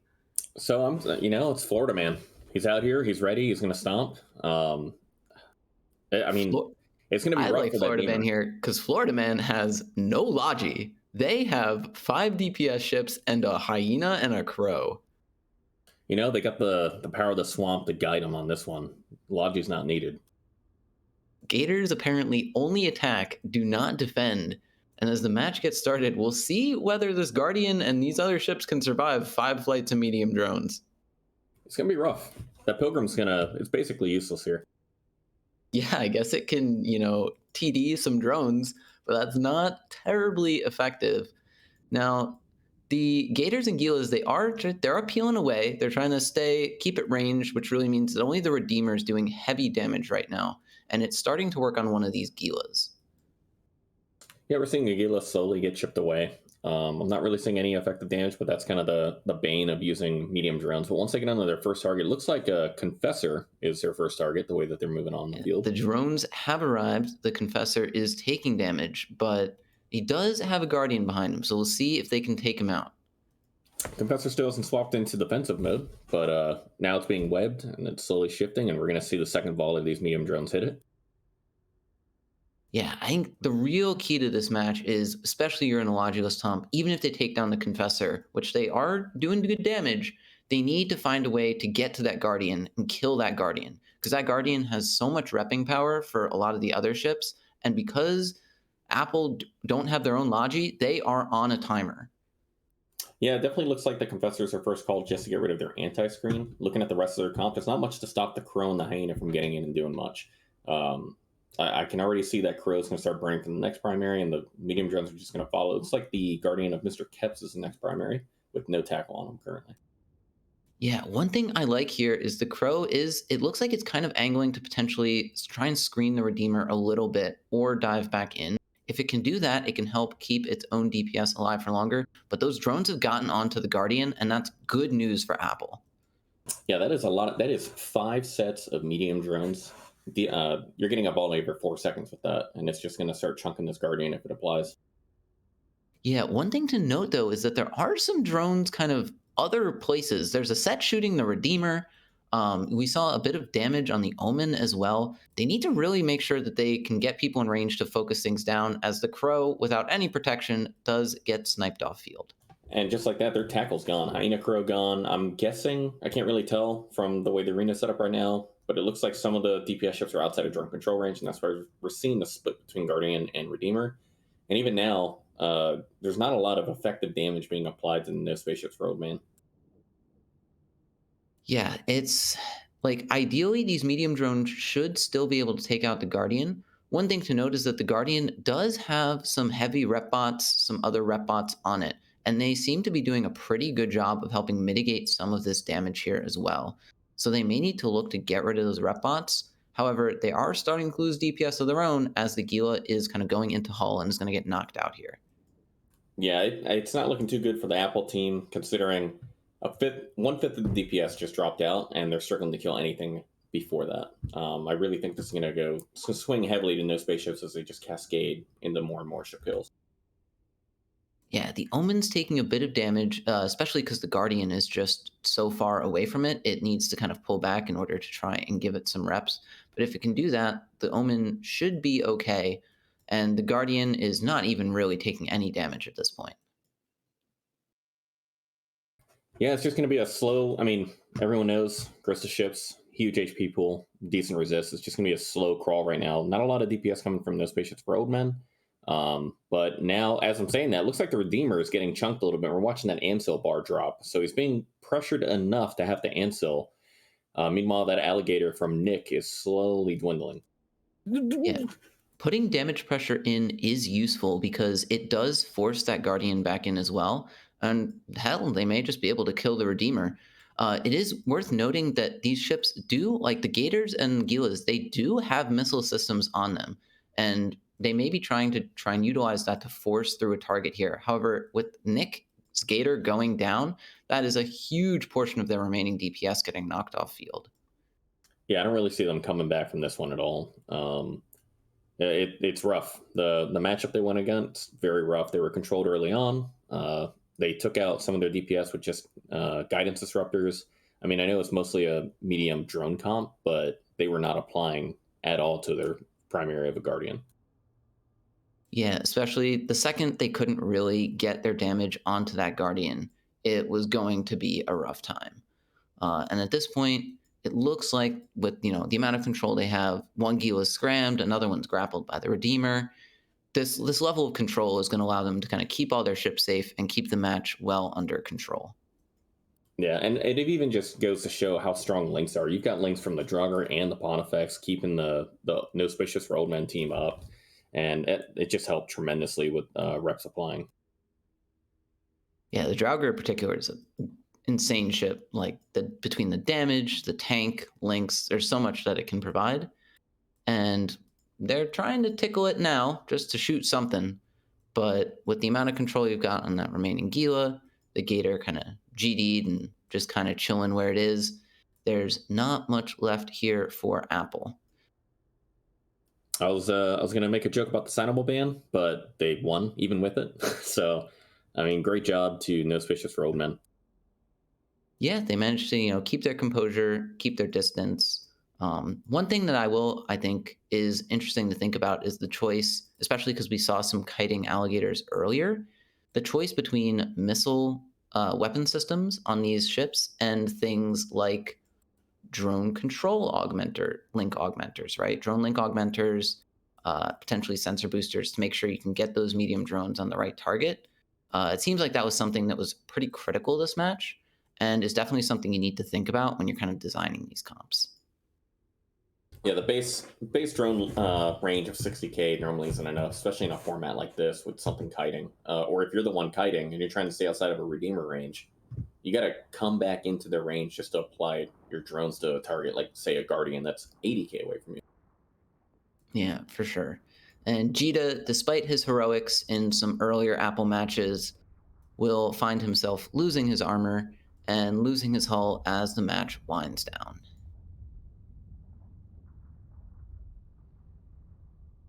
And pop. And with that, No Country for Old Men continues their winning ways as we transition it back to the desk to break it all down. And transition, and go desk. No Spaceships for Old Men with a fascinating Redeemer comp versus Apple Cine Kill You with the true Florida Man comp. All damage, no health care. Welcome back to the desk, folks. It's me, CCP Jotun. I sold that joke too, by the way. CCP Jotun alongside Jinton and Australia's darling Wingnut Cross. Gentlemen, welcome to the desk. It's so good to see both of you again. A strong showing straight out the gate from No Spaceships for Old Men with the Deemer, Guardian, Pilgrim, kind of a spread of stuff, a little bit of control, a lot of damage. Just a lot of things working well for them against this full threat dual Gator triple Gila comp from Apple Cine Kill You. Jinton, let's talk about this sort of max comp for Apple Cine Kill You. Obviously using up all of their points, so there were no holes in this comp. Would it have been better for them to bring some kind of staying power? Maybe bring a scalpel, bring a scimitar, bring a basilisk, bring something to hold them on that grid? In all honesty, no. I think Appleton made the complete correct decision there. They had the comp advantage. That was easily a 65-35 matchup in favor of them. I've as someone who's had the pleasure of scrimming Appleton a couple of times in the run-up to this tournament, I can tell you that comp is terrifying. It's part of the reason why my team permabanned the healer. It is incredibly potent at dealing with a control setup like this. The problem was that they just got out-executed. They weren't able to leverage that Hyena, get all those drones in on a target, and really catch it in the way that they needed to. That DPS should have been enough to burn through the reps of anything outside of a heavy battleship with a reactive armor hardener and all of the time it needs to spool that up. And they just weren't able to catch and hold on to anything, and it's so painful to see that happen. Right, you are, Jen. Wingnut, let's talk for a moment about target selection. We do this every so often whenever there's something sticks out, and something stuck out here. Apple Cine Kill You going immediately onto the Confessor of Beam Aderon. Maybe an interesting choice. Took them a lot longer than I think they probably would have liked to get that ship down before they could move on to some other larger targets like the Redeemer, which they did good work on later on after a lot of their DPS had already been pulled. Was that the right move? I mean, it seems questionable for me. So I was going absolutely apoplectic in the background, going, why are you shooting the tankiest thing Like, sure, it's not the tankiest in terms of raw numbers, but you got low sig, you got high resist, and a Guardian is repping you with drones. That is, I was just watching, going, surely they know something I don't. There, all right, and they're just, it hurt to watch. Why they shot the Guardian, and then after that, I didn't really see them shoot anything. Like they kind of like targeted everything at one point. Like, if you can't make your mind up there, and again, they probably know better than me, but if you can't, just at least put the drones on the Guardian while you decide. It just seemed like for a while there, they were doing nothing. And I there's got to be something I don't understand, because I was watching just going crazy, go, what is going on here? Like, that is a great comp. That is so aggressive. That is so much damage. You can't basically E-War it out. It's going to get you. And nothing happened. And I was just losing my mind. I was going crazy. It does feel like it's almost the hard counter to a comp like the Redeemer comp that has, we talk sometimes in terms of brute force comps versus like high execution, high skill comps, where high skill comps tend to have a lot more moving parts. They're more like a clock compared to a sundial, right? The Gila comp with those two gators, definitely a sundial, just a big old brick that you can crush somebody with if you wanted to. But getting the win today was that no Spacious for Old Men comp. Very well done. We're going to move right along. We have No Vacancies coming up next versus Rusty Hyenas in blue. No Vacancies in red. No Vacancies banning out the Carries, the Mollis, the Gila, and Rusty Hyenas banning the Lachesis, the Arazu, and the Orthrus. Jintan, speaking of bans we don't see very often, the Lachesis and the Arazu. Why? Yeah, I mean, I hate to say it, but I think Rusty Hyenas, there's no Orthrus ban on the grid there. There's no Blackbird ban. There's none of those control bans that, are the ships that they like to see. And you've got all of the counter E-War here in the damps taken off the field. Both of these teams are going to have the ability to run either projection or disruption, and there's a clear choice as to what wins in that matchup, and it's disruption. I don't know. It's going to be fun. It absolutely is, and it's so funny leaving the Celestis unbanned, which often gets a lot of extra use sometimes in these comps. Obviously, with the Carries, the Mollis, the Lachesis, the Arazu, all banned out. That is your only remaining shot for bonus damps, but it's not a bad one, and it does get used with some frequency. Wingnut Cross, let's talk very briefly about projection versus disruption, or projection versus kite. Are these projection comps that we're seeing now so maybe overutilized that teams are starting to adjust to those? The problem basically is, like, when you got a kiting comp, most of your benefit is by not being really hit or touched at all. So you basically, every damage you do is free. Projection really just shatters that idea. It's like, okay, I can outrun you. Great, I don't need to move. I can shoot you from exactly where I'm standing. The Paladin's kind of the king of that one. And having stuff like the Carries and the Arazu banned out is basically so they can't do that to you. You don't get to force them close. So honestly, I think we're going to see a lot of either, as you said, projection or kite here. But I like it. These bans, I'm liking these bans because it almost seems like they're colluding because one side bans out. Where is it? I've just lost it. God damn it. Hold on. There we go. Lachesis Arazu, and the other team bans out Carries Mollis. And then they both ban out Gila Orthrus. Yeah, maybe some, a little bit of hive mind. The same bans. They even directly banned out Gila Orthrus. So it's like, this seems collusion to me. Well, listen, we are going down to the arena now. We have No Vacancies versus Rusty Hyenas in the arena now. I said Rusty Hyenas in the arena. We have Wally Martz, Murray Bardo. We'll be back here in just a few minutes to break this one down. And transition and go arena. All right, loading the grid. Looks like No Vacancies bringing the double hype, but BNI Sentinel Double Deacon Pontifex comp. A lot of damage in your face. T2 Friglogy is looking pretty strong. What do we got from Rusty? We've seen this comp from them before. It's their triple battleship with the Armageddon Navy, dual Typhoons, and then just a pair of Navitas to back it up with a bit of Lynx. The Hyperion's new here. Do you think it's going to be able to get some work done?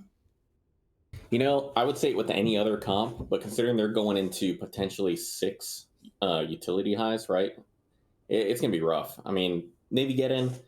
The bonus to Newt range is really nice, but even if those 2 Typhoons just pick 1 Hyperion, sit on it, and cap it, that's most DPS from No Vacancies gone. Yeah, all those utility high newts, they're good at pressuring the active repping on the Hyperion. They're also good at dealing with deacons. Friglogy, not a huge fan of getting neuted because Friglogy has to be close to try and rep. And I mean, that does also apply to the Navitas when those Hyperions are trying to shoot battleships as well. So these Logi are going to have to get real used to using their cap boosters to rep this match, I suspect. Yeah, if the Typhoons and the Get a Navy fail to properly space out their newts, the Deacons won't care at all about the heavy newts. The cycle time is tremendous. They're able to cap boost through their cycles. I really think the Hyperions being neuted out and rendered useless is going to be a huge part of what's about to happen. Yeah, with the match underway, the Hyperions just kind of chilling at the start here. Not a ton of movement, but you can see the battleships from Rusty Hyenas. They're trying to make a move around. It looks like they're maybe interested in taking a pot shot at some logistics or some smaller ships like the Vexor Navy before diving in. Yeah, Vexor Navy going down first. I mean, that's going to be pretty quick with double Typhoon get-ins. It looks to be a triple Rapid Heavy setup, and there's really not a lot two Deacons can do to stop that. Yeah, one thing to note here is the Novak team, they are making good use of rep bots here to kind of augment these Deacons, which can be helpful. The other side, they've chosen to go for damage drones, which can potentially work, but if the other team can hold, it means that a bit of pressure on these Navitas or smaller ships can really start to be rough. Yeah, and something I'm not seeing, which is concerning, there is zero guidance disruption happening from that Sentinel. Not a single one of these rapid heavy platforms are being precision disrupted, which it's odd. Yeah, you know, maybe he's just taken a nap. Maybe he is all newts and, you know, tracking disruptors because they really thought they were going to be dealing with something turret-based. The Vexor Navy they may not need it. Oh, but there is armor coming back, so he seems to be doing all right. Not really sure what's going on with the Rusty Hyenas team. That TP came a little late, about halfway through the VNI's armors when the TP was applied. It looks like now one of the Typhoons is being controlled. I'm not seeing any newts on Hyperions, which is weird. Yeah, like put a newt on the Sentinel, which is something, but the Rapid Heavies clipped and the Vexor Navy held on for now. Meanwhile, the Hyperions are getting on top of Crom's Typhoon, and he is going to be in a little bit of trouble here, it looks like, as those Hyperions at 0 can do what is called big damage. Yeah, you do not want to be in a battleship with 2 Hyperions on top of you that haven't been neuted for a minute and a half during a match. It's a little weird, but it looks like now they're picking the Pointy 20 Flibba. That's the guy that's being neutered out, and it looks like they're going to try to start DPS in the Hyperion with the web screen, but that's gone. And the Typhoon of Crom is slight. It's not going to tank. That's going to die. Yeah, you can see one of the Navitas is eating some heavy neuting as the Typhoon drops into armor. If this Typhoon goes down, they already weren't clipping things. It seems it's going to be pretty rough for Hyenas to try and get back up on their 2 feet and find a way back into this match. Yeah, it's going to be poor execution in the beginning of the match. You had 2 battleships that were heavily reliant on cap not being neutered out, and they failed to kill a VNI. I'm not really too sure what happened. Yeah, so the Typhoon goes down, and in terms of next targets, like they don't have anything tackled yet. Other battleships aren't too far away, but the Hyperions are going to need to move to try and find something else that they can grab onto and start doing some damage to.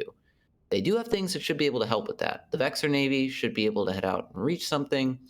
There's a Malediction that's looking to try and screen a little bit on the side of Hyenas, but they should eventually be able to find another target here to dive onto. Yeah, it looked like for a moment there, Carl and Navitas, he's being webbed and grappled currently. That may be the next primary. I'm not too sure, but they're definitely spreading their newts out. Yeah, Carl's been eating newts for a while, and his speed is dropping precipitously low under grapple web as they turn their attention towards blasting him off the planet. Yeah, even now, as he's being hit, not a single rep he's gone, just like that. Reps couldn't even cycle; they weren't even applied. It's not looking good for Rusty Hyenas currently. They're going for the Logi trade, shooting some damage into Bed the Boss's Deacon, as they are getting him into half armor. We'll see if the other Deacon can kind of keep him alive. They do have some newts out on the other Deacon, which could potentially be helpful. But as the Repbot Cloud gets over to the Deacon, it looks like he will be comfortable as well.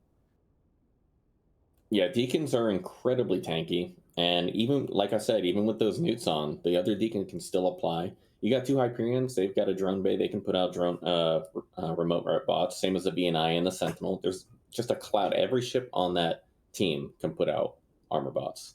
It's going to be very hard to break the Deacons. Yeah, heavy rep bots, especially something you so rarely see on Tranquility, are something that often are super underrated in tournament fights. They're taking out the other Navitas here of Milton. He's dropping low without his buddy and without rep bots. He's basically just getting killed by a couple of drones at this point, as Novak are looking for another target here. Yeah, with the position in the Navitas, they can realistically ignore it, even though they didn't, and just focus on something else. It looks like now the malediction of LDS is tackled. But really, I can see the Hyperions pushing in. They're going to try to go for a battleship here shortly. Yeah, it looks like I'm surprised the Vexor Navy isn't diving a bit more, but at this point, Novak can pretty comfortably play it safe. So if that's the plan, that works. And eventually those Hyperions will catch up to something. They are relatively nimble as battleships go, and are able to kind of move out and grab things if they need to. Not only that, the Sentinel is still up and it can apply some new pressure to one of the Typhoons to slow down. But with that being said, Navigeddon of Antoa is now webbed and grappled. So we're going to watch that dude get chunked. Yeah, at least one Hyperion will be able to get onto him. It looks like both are relatively close at this point, just sliding their way on into void range if they so choose. And without Logi, without anything else, he will be getting blasted as his malediction buddy is sniped down by a bit of drone damage. Yeah, still very odd primary from Rusty Heinous at the start of this match, and we're seeing now the culmination of that act. Like, it just didn't, it went sideways. Like, they lost one of the Rapid Heavy platforms pretty early on. They had no new pressure on the only real DPS on field. And now it's just a slow trog to defeat, really. Yeah, I think perhaps one of the key questions there, right, is they did almost kill the Vexor Navy. They got him into hull before they clipped. But even if they killed the Vexor Navy, like, was that going to change the match? Almost maybe nothing. Like, if that was like the key crucial tackle ship that was like the only thing catching them, possibly. But it wasn't going to reduce their rep power. It wasn't really going to meaningfully impact their damage. And so it was a bold target to start with regardless, especially compared to looking at something like Logi, or trying to just knock out one of those Hyperions. And with that, match is over. No Vacancy secures the win. And back to the desk. And transition. And go desk. Welcome back, folks. It's me, Mark. Sorry, that's not right. CCP Jotun alongside Jinton and Wingnut Cross. It was going to happen at some point, and it just happened now. Wow, what an interesting setup there between No Vacancies and Rusty Hyenas. No Vacancies with a dual Hyperion. Wingnut Cross, dual Hyperion. Yeah, I'm so happy. That comp I like a lot. I was going to say, big respect to that entire team. They committed to the rep drone bit. Those hypes dropped heavy rep drones and put them on the VNI. They just put everything on the VNI. These VNIs, these ships are all self-rep bonusing ships. They are a pain to kill. And I'm hoping against all hope that VNI managed to reload his ancillary armor rapper while the clip was going on too. Because if he did, that is perfection. They can't break through. There was nothing they could shoot but the VNI. If they shot a Hyperion, it would have survived. I love that. The Hyperion's like a cousin of the Vindicator, and it wins. Yeah, it absolutely played that about as well as possible. Thank you so much, Twitch chat. I appreciate you guys backing me up on that one. Very, very cool. Jinton, let's talk about a malediction play pointed out to us by one Wingnut Cross in chat. But you had some thoughts about this one. The malediction of Los-T at the beginning of this match. What happened there? Yeah, he did something that's known as a drive-by scram. So he flies in at kind of an angle towards the battleships, but not directly at them. And what he's trying to do is apply his scram so that he can turn off the MWD of the Hyperion for just a couple of seconds. You're going to burn out of range pretty quickly, and you want to burn out of range pretty quickly, because if you get hit by the newts and the grapples of those Hyperions, you will die. But as a Malediction, you have the speed and the agility to nip in, turn off the MWD for a couple of seconds, dip out, and if you keep doing that for long enough, that in theory would have given those 3 battleships from the Rusty Hyenas team time enough to pull back and extend the match for long enough. They just needed to prevent any of those Hyperions from getting purchase, and they just weren't able to do it, unfortunately. You know, their Tactical Core did put in a good effort, but it just wasn't enough. Or at the very least as well, splitting the Hyperions, because that's all the damage. So if they could even just do that, even temporarily, that could have given them an edge there. Didn't quite. It is 2 Hyperions. It's going to be a lot of damage when it gets to you, but like that, that drive by Scram, beautiful. Well done, mate. Seriously, that was beautifully done. Really well played. Folks, before we go on and talk more about this match, we are going to go to a brief ad break. Get yourself some water, watch some cool ads. We'll be back here in just a moment. Thanks, by the way. It's all good, brother. You're fine. Are we, we're mic's off on the...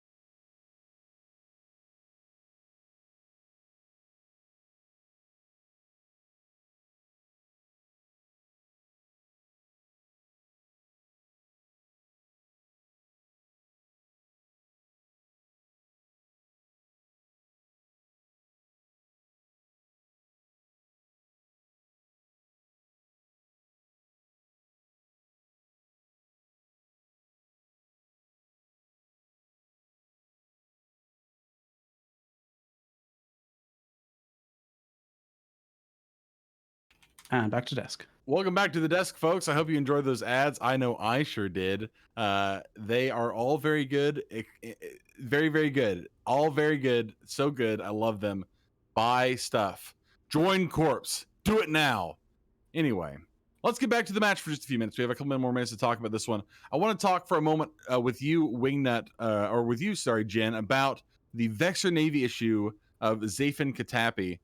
Tanking very well in that match, but also a strong, almost all-in strat from Rusty Hyenas on that VNI.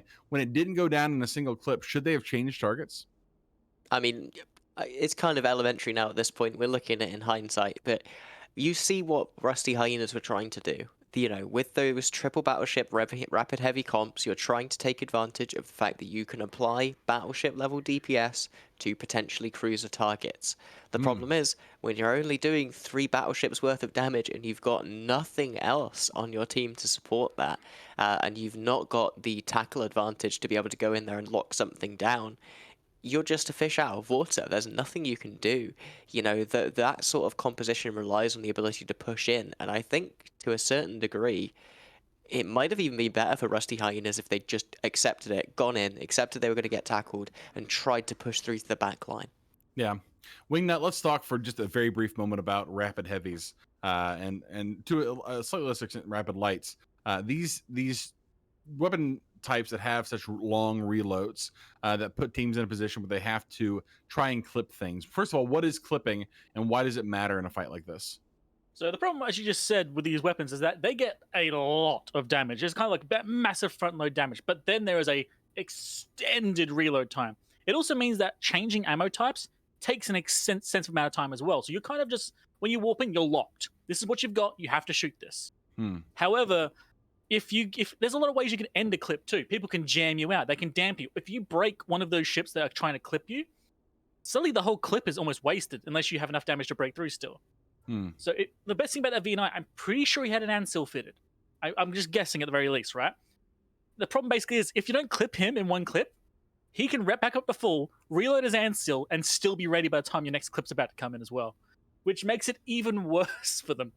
They are incredible amounts of damage, but the downside, if it doesn't work, you're kind of screwed. You have no option. You can't break through. Well, and they absolutely were kind of screwed. Let's go ahead and move now to the next match. We have Disaster versus Burned My Prop Sorry. Disaster with the Paladin, Curse, Gila, and I believe that is the Armageddon. Yes, just a stock Armageddon. And Burned My Prop Sorry banning the Scimitar, the Curse, the Orthrus, and the Sleipnir. Let's talk for just a very brief moment, Genton, about fourth bans. So everybody who, if you're not familiar with how the ban process works, you get 3. I think we may have just lost our good friend Wingnut to the Abyss. Rest in peace, Wingnut. We will remember you as you were. Shark got the undersea cable. It happens all the time. It does. One of the big old crabs down there just snip, snip. So we have you have 3 bans to start, and then you get an extra if there's a duplicate ban. Is there any kind of strategy with those 4th bans, or just like let's add something else onto the end that that we might like to not see? Yeah, the 4th and the 5th bans are some of the most interesting ones that you can really play around with, especially from a captain's point of view, because by that point you've got sort of an idea of what your opponents are trying to bring, and then you're trying to, in a 2 to 3 minute turnaround time, think, okay, what's our response to what our opponents are trying to bring based on what we've still left open? What would beat that counter to the counter to the counter? And you've got to just throw it out there. Some people are smart enough to have prepared those in advance, but I can tell you that I've never been that kind of captain, and neither of any of the captains I've worked underneath. Absolutely. Wingnut, I see you saying dingoes in chat. I speculated giant crab. Are you saying it was dingoes instead? Mate, a dingo ate my internet, okay? I'm sorry to say. But we're good. We're back. We're back on the backup system. We are on the backup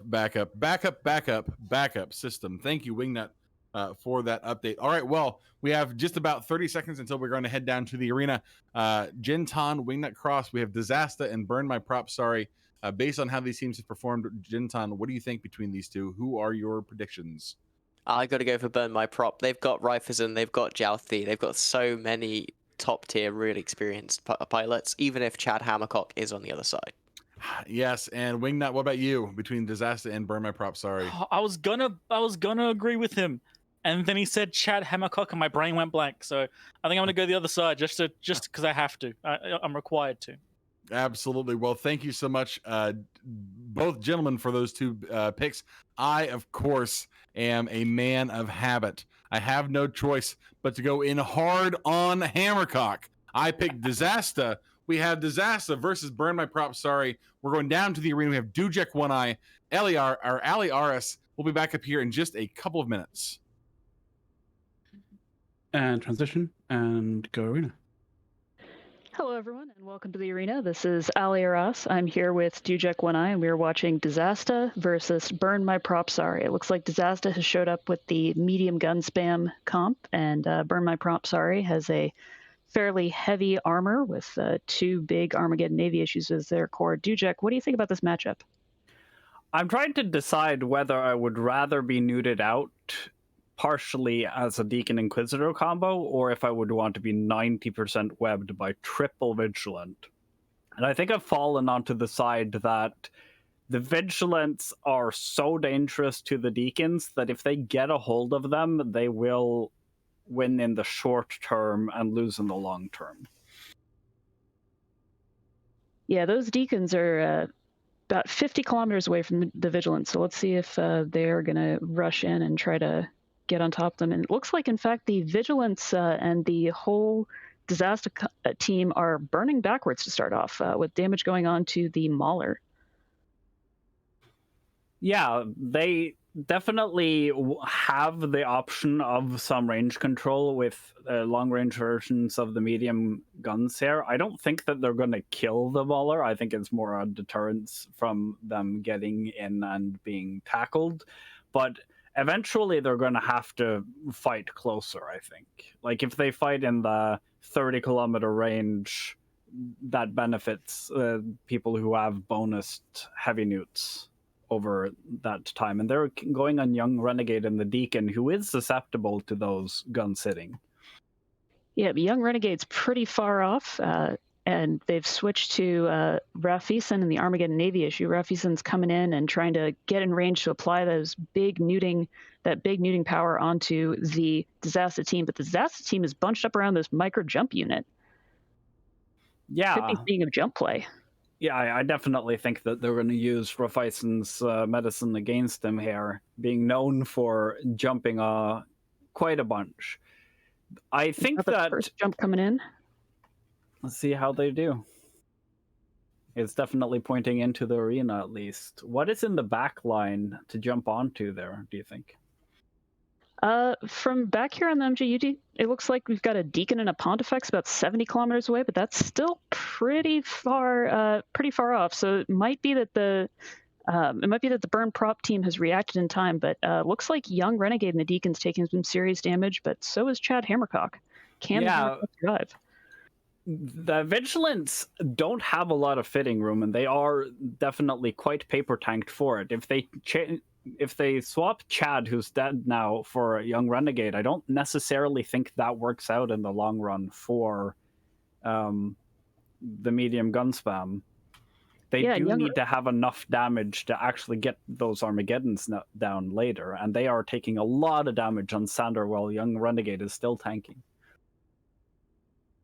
Yeah, the whole team's sort of bunched up in the middle here, and we can see that Xander's pretty hard tackled. He's got the newts, he's got the webs, he's got everything on him, and just like that, he goes down.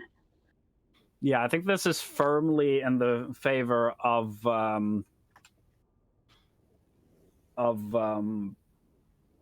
the team I can't remember. Burn My Prop, sorry. Burn My Prop, yeah. They're killing CEO for Aderon as well here. And with that, I just don't think that these two absolutions are going to get anything done. Yeah, I agree. And they've left those, Burn My Prop has left those 2 Deacons for last. Looks like they weren't impactful enough. Deacon Inquisitor, and sure enough, one of those Deacons is getting neuted out. So Capacitor is pretty empty on the Logi side for Disaster there. Yeah, I feel like going for an immediate MJD play, unless you have built your comp around doing well with that, just signals that you are not confident in going in or can't get your game plan going at a range. It's kind of a bad matchup solution play. Yeah, and I don't blame them for that. I mean, they've got, with the Vigilance and the Absolutions, all their mainline DPS is extremely reliant on Capacitor. Those guys wouldn't be able to survive very long within newt range of the Armageddon Navy, and that newt range is much longer than it looks like. Yeah, the Armageddon Navies are also rather good with the CEO's Bellicose at killing something as squishy as a Vigilant, which, despite being a pirate cruiser, is not a very tanky ship. Yeah, exactly. So we can see Burn My Prop, sorry, just cleaning up here. Going for the absolution of Alexander Chorgan. It looks like the Inquisitor Mochi-sake has escaped so far. He's off far out in the distance, coming back in. There isn't much to do out in the distance, unfortunately. It's just delaying the inevitable move. Alexander Chorgan, I can't even tell what they are shooting at the moment. It doesn't seem like they're even doing shield damage to anyone. Yeah, it looks like Mochi-sake is probably 10 men fit on that Inquisitor, just looking at the top speed, so unlikely to make any kind of outside the arena records. Yeah, the absolution of Vega is either completely neutered out or... Actually, no, he's shooting again, just a little bit. Yeah, so Dujek, was there anything that Disaster could have done to pull this back from the edge of disaster? I felt like their only goal here was to apply those 90% webs to get the deacons killed, and if you can't actually get the deacons, that's very hard. The Bellicose, Mauler, and Pontifex, I suspect, all have some tackle mods, and the Geddon Navies probably have grapples as well. So when you have 5 DPS ships on one side and 5 ways of stopping them from getting on top of your Logi with the webs on the other, is going to be hard. And the jump in, like, they realized before it happened what was happening and managed to avoid. And with that, the Disaster side is entirely wiped, so let's send it back to the desk. And transition. And go desk. Welcome back, folks. Me, CCP Jotun, again here with Jinton and Wingnut Cross. Burn My Prop, sorry, with the dual Geddon, dual Deacon, and a smattering of support, taking the win over the Disaster team with dual Absolution and triple Vigi.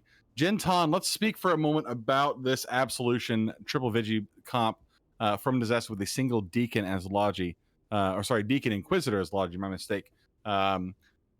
Interesting setup. I looked at this when they first landed on grid, and I have to tell you, I kind of thought this looked like Max Threat straight out the gate, or maybe like a kind of a weird pseudo Octodad kind of situation. What are for the folks at home? What are those comps? What are they intended to do, and why is this not exactly that? Yeah, so the term Octodad stretches all the way back to Alliance Tournament 17, where we saw a couple of teams figure out that you could bring 8 different battle cruisers and just apply across the entire arena using a mix of medium railguns and medium beams. That's been heavily nerfed across the last 4 Alliance tournaments following that, and it's also been nerfed in Anchor games as well. So now what you end up with is people just trying to use them, trying to find different ways to stack lots of medium projection onto a composition. And the reason why you want to do that is because it's so good at applying down to frigates. It means that in the same way that a rapid heavy missile comp can apply really well to cruisers, despite the fact that hull-wise it probably shouldn't, you can do the exact same thing with these sorts of Octodad setups. So in theory, those Deacons should have been so much trouble facing up against that, but the Armageddons were able to just control so much space that they weren't able to properly transmatch, and even when they did finally jump into the back line, they just weren't able to win off the back of that. They weren't able to get down there and apply the DPS in the way they needed to maybe push through. And you're absolutely right. Let's talk for a second. Speaking of jumping, Wingnut Cross, jumping happening a lot in this match. We saw a lot of jump plays made by both of these teams. Let's talk about it. First of all, let's talk in general. What is the benefit of using the micro jump unit in these matches? A lot of times we see them used as a way to just escape, but is there a tactical reason to use them, like Jinton mentioned just a moment ago? There is multiple uses for them. There's, of course, a tactical, getting around. There is surprise, and there's also the fear of it. So Riferson, for that team, is known for MJD. In fact, I'm probably the one who's been screaming about it the most. He is known to MJD almost every play he did. So I swear the opposing team was watching him like an absolute hawk. Now they tried to do it themselves to him. Honestly, their jump was perfect in terms of location. They landed directly on the Deacon. That's exactly where they wanted to be. Unfortunately, they were also within range of rapid heavy missiles. And I was going to point out as well, the Bellicose was a silent MVP there. That paint bonus was making those rapid heavies apply perfectly. It was destructive. But MJDing the MJD King. You got to have balls to try that. Yeah, and they did it well. I mean, one of the questions people often ask is when you're in an arena like that, and you're kind of up against the wall, you're being backed into a corner. Are those plays easy to make, or are they is it just a get out of jail free card? I think a lot of people will find that when you're in that position, not only are they the necessary move to make, a lot of times it is the maybe even the best play to make, as opposed to just trying to hold your ground, where you could reposition, get reset, and then move forward. However, we are going to move right along. We have the last match right now of our initial winners bracket. After this, we go into the losers versus the winners bracket. We have Tempest Kalsif versus Odin's Call. Odin's Call getting in last night on Redemption. They'll be facing Tempest Kalsif here. Both of these teams, a ton of pedigree. Odin's Call, obviously, a ton of pedigree. But both of them performing well throughout the last couple of days. Interested to see how what they bring out to this tournament today. Let's talk very briefly about some bans, and I want to talk a little bit about usage of ships as well. Tempest Kalsif banning the Armageddon, the Orthrus, and the Gila, while Odin's Call bans the Curse, the Paladin, and the Vargur. Interesting choice of the Paladin Vargur ban. Genton, let's talk about Marauders for a moment. We don't see a lot of Cronoses, obviously, because the Kronos is and we don't see a lot of golems for a myriad of reasons. But the Paladin and Vargur have been used a lot in the past. Not necessarily a lot, but to great effectiveness in the past. Why are they getting the bans here, and do you think they would be better used somewhere else? I mean, one of the things we've been talking about in the background of all of this is just how many ships overall have been used in this tournament. We're looking at 141 different hulls already having been brought. So to a certain extent, whenever we look at these 6, up to maybe 10 bans, we're only getting a very, very small section of the picture. We're just getting a snapshot into what the teams are trying to do to poke at each other's mindsets, to poke at the available space. You can't ever really narrow down what teams are going to bring. However, both of these two teams, we do have a lot of information about them. We know their tendencies. And with the Loki unbanned, with the Hyena unbanned, and most crucially with the Curse band, I think we're probably likely to see Kite from at least one of these teams. Both of them really, really like it. They do really, really like it. And you're absolutely right. The Paladin and the Vargur both great at dealing damage, a lot of damage from a distance, absolutely can project out. If there are kings of projection, it is possible the Paladin and the Vargur kind of sit on the mountaintop of that particular play style. For folks in chat who are complaining about the fact that there are no predictions currently, I just want you to know you don't have to type anything in chat. All you have to do is speak it into your heart, hold it close, close your eyes, say a wish, and CCP can actually read that from Iceland, and they'll know what your predictions are, and you'll get paid out in turn. It's very helpful. You don't have to type anything at all. Just remember, hold it to your heart, say a wish, maybe, and then your predictions will be in. That being said, we had about a minute until we go down there. Let's talk predictions for just a second. Wingnut Cross, Genton, these two teams, storied teams, a lot of history. They've seen each other many times over the last several years. But again, Odin's Call playing into Redemption to even get here in the first place. Between these two, Genton, who do you think takes the win today? I think my money is on Tempest Kalsif. They've had a rough couple of years, whereas Odin's Call has been really on the upswing. But this is, a smaller tournament. I think Tempest Kalsif has everything to fight for, and they've got a lot of wounded honor to regain. Wingnut, what about you? I have been bribed by Odin's Call because they didn't kill my confessor once. Therefore, I have to vote for them as honoring that agreement. So, Odin's Call, mate. Got paid. Here you go. Good luck.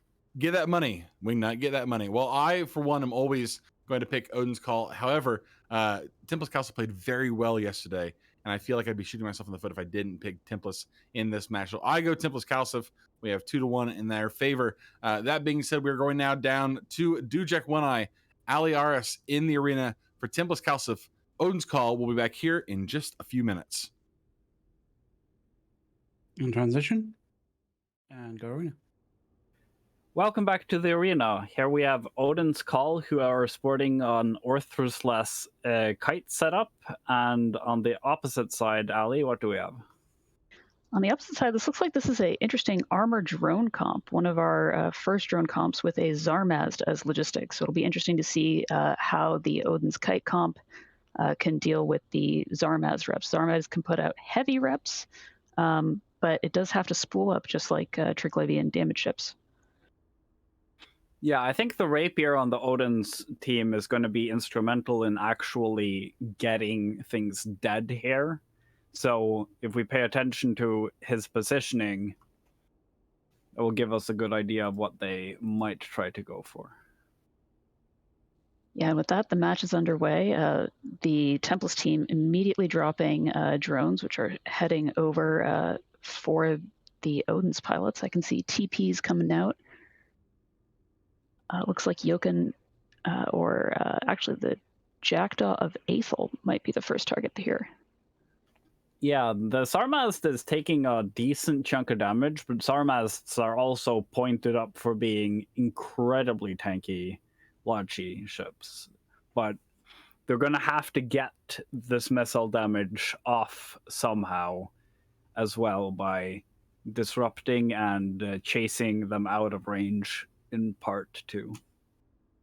Yeah, and I can see the drones from the Tempest team sort of going all over the place. Looked like they were going for the Scimitar, but the Scimitar got out of range, and now the damage is going on to Toastbrot's Nighthawk.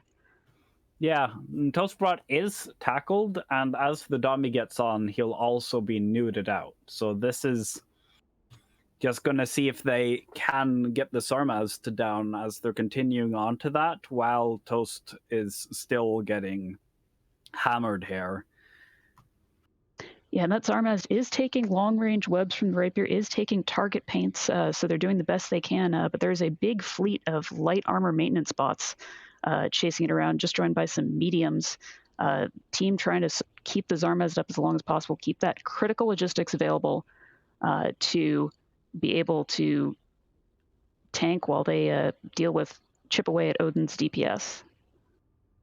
Yeah, Toast is staying up quite nicely, whereas this Zarmazd is going to die eventually. There's no getting out of it once you hit hull, I think.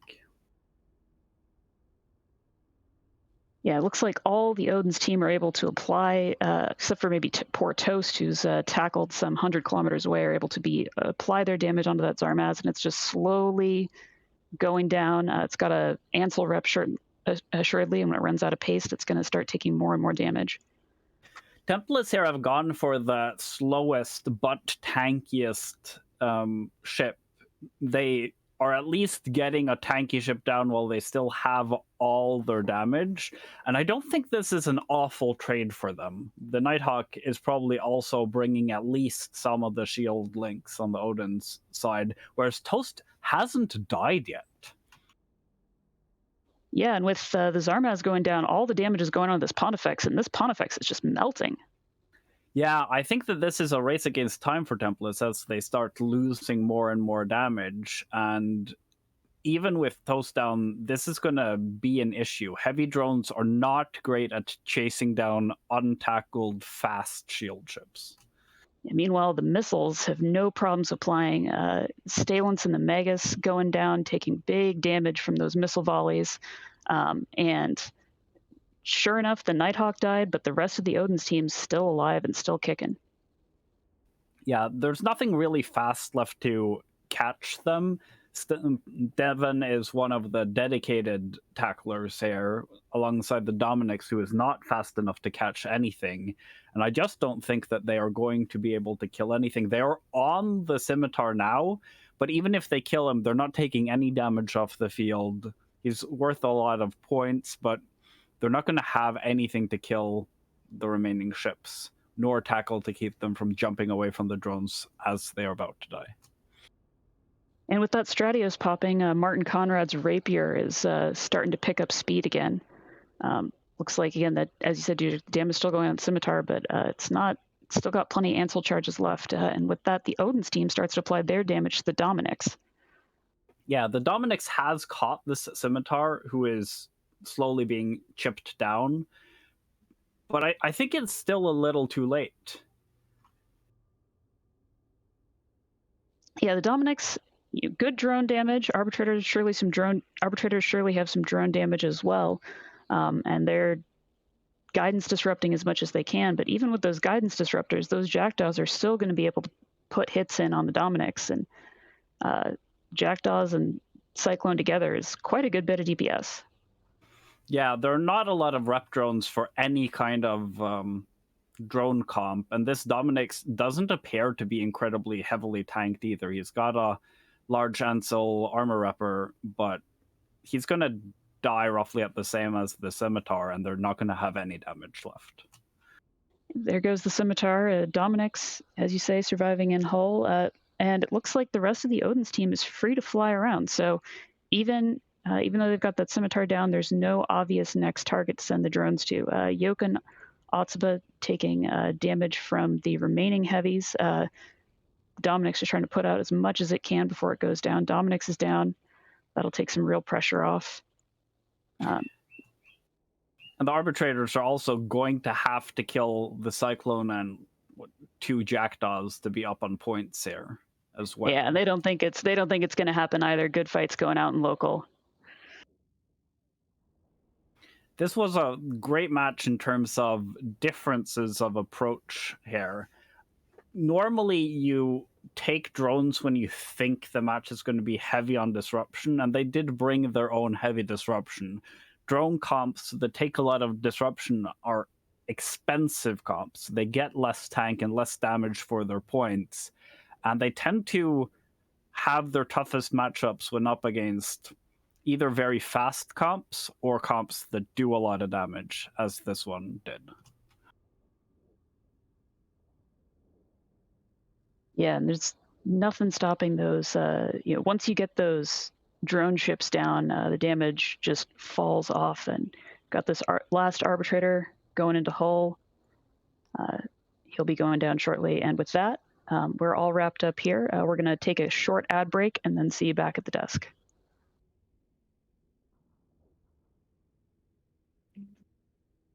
And transition to ads. Nice.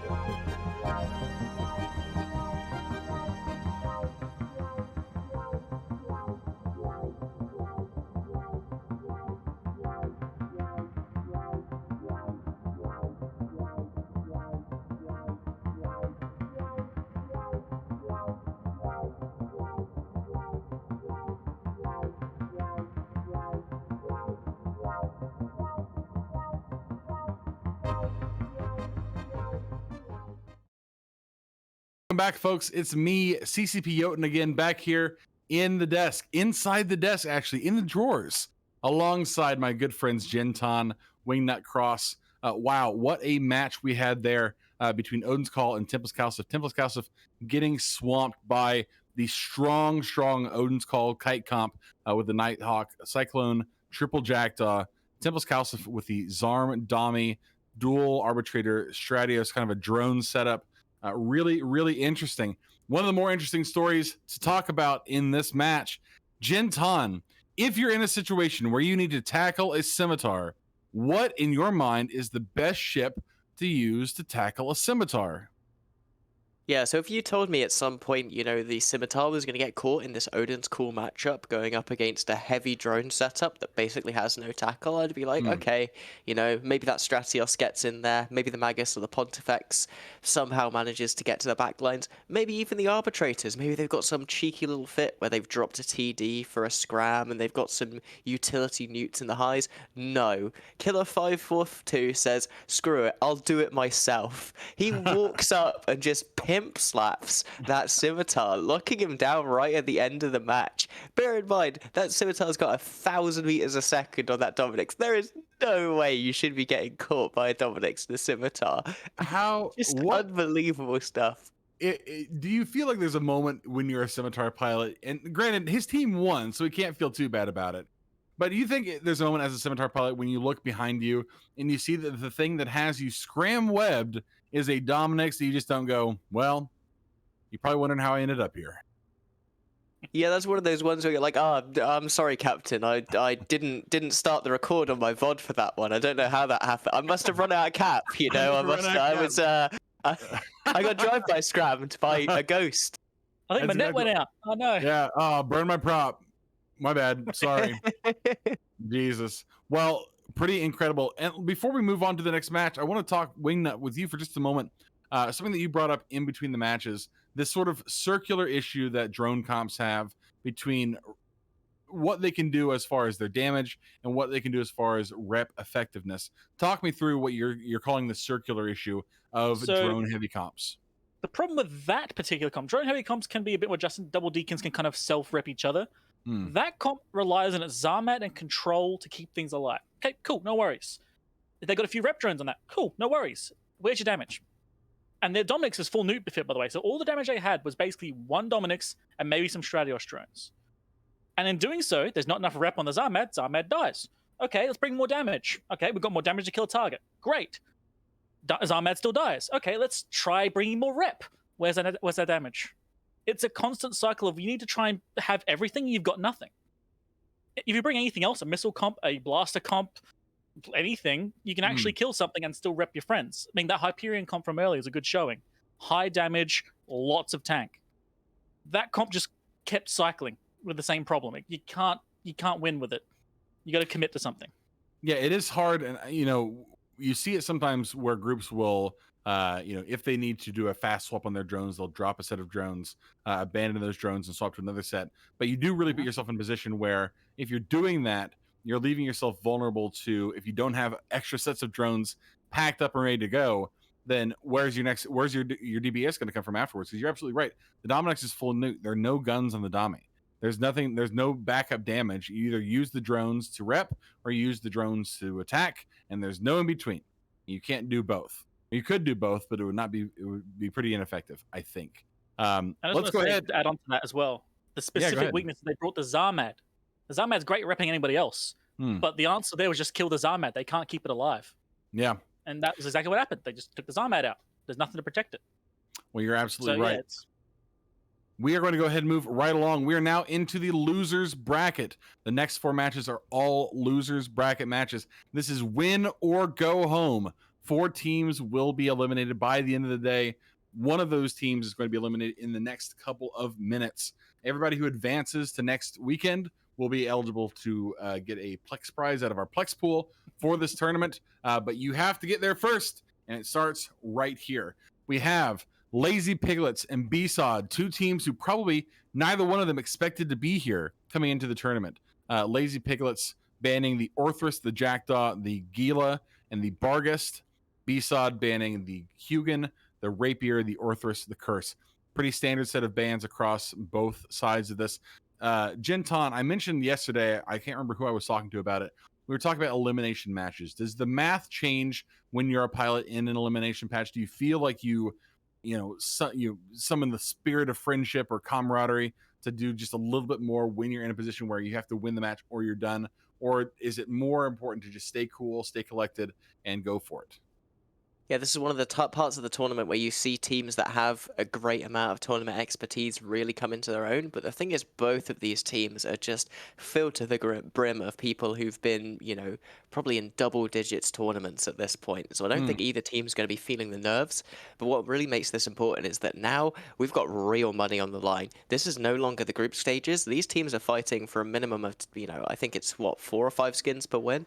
So you're talking about, potentially 20, 30 billion. And that's a lot to put on the line for these teams.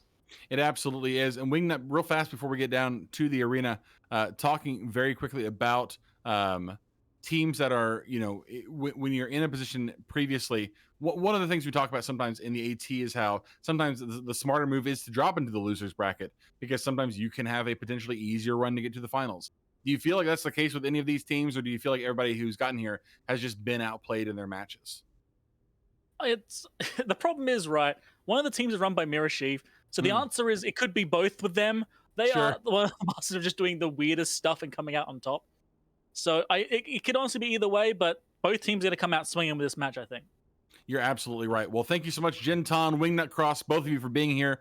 We'll be going to SFC and Kevin Grumman after this match. Until then, one more time into the arena with Dujek One Eye, Aliaris. We'll be back here in a few minutes to break this one down. Until then, enjoy the match. Transitioning and going. Hello, everyone, and welcome back to the arena. This is Ali Aras here with Dujek One Eye. We're here to watch Lazy Piglets versus Brightside of Death. Dujek, what do you think of these comps? It's been a while since we saw a Widow comp, and a Widow backed up by a Zarmaz is going to be a terrifying thing to actually kill. And I think that if you were going to try to kill it, you might bring medium gun spam, as BSOD has there.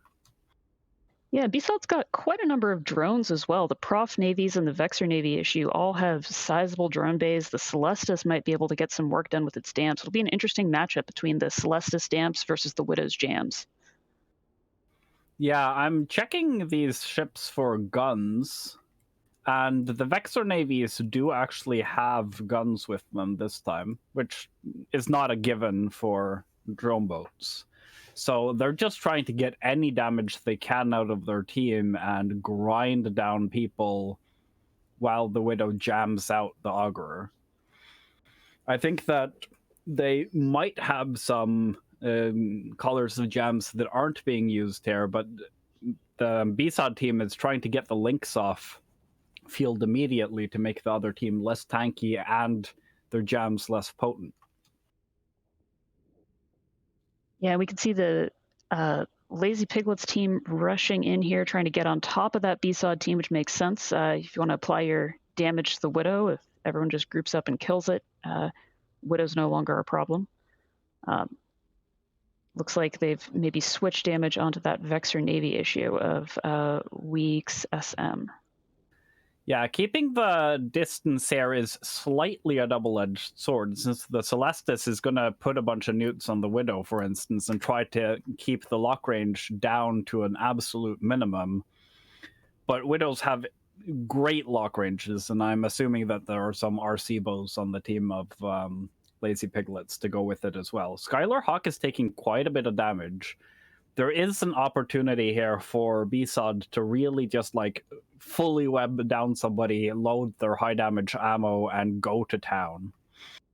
Yeah, I can see damps coming in on that Zarmaz. If that Zarmaz is damped out, Scorch is not going to be able to rep Skylar up, not going to be able to apply those. And of course, breaking spool on the Zarmaz is a really big deal.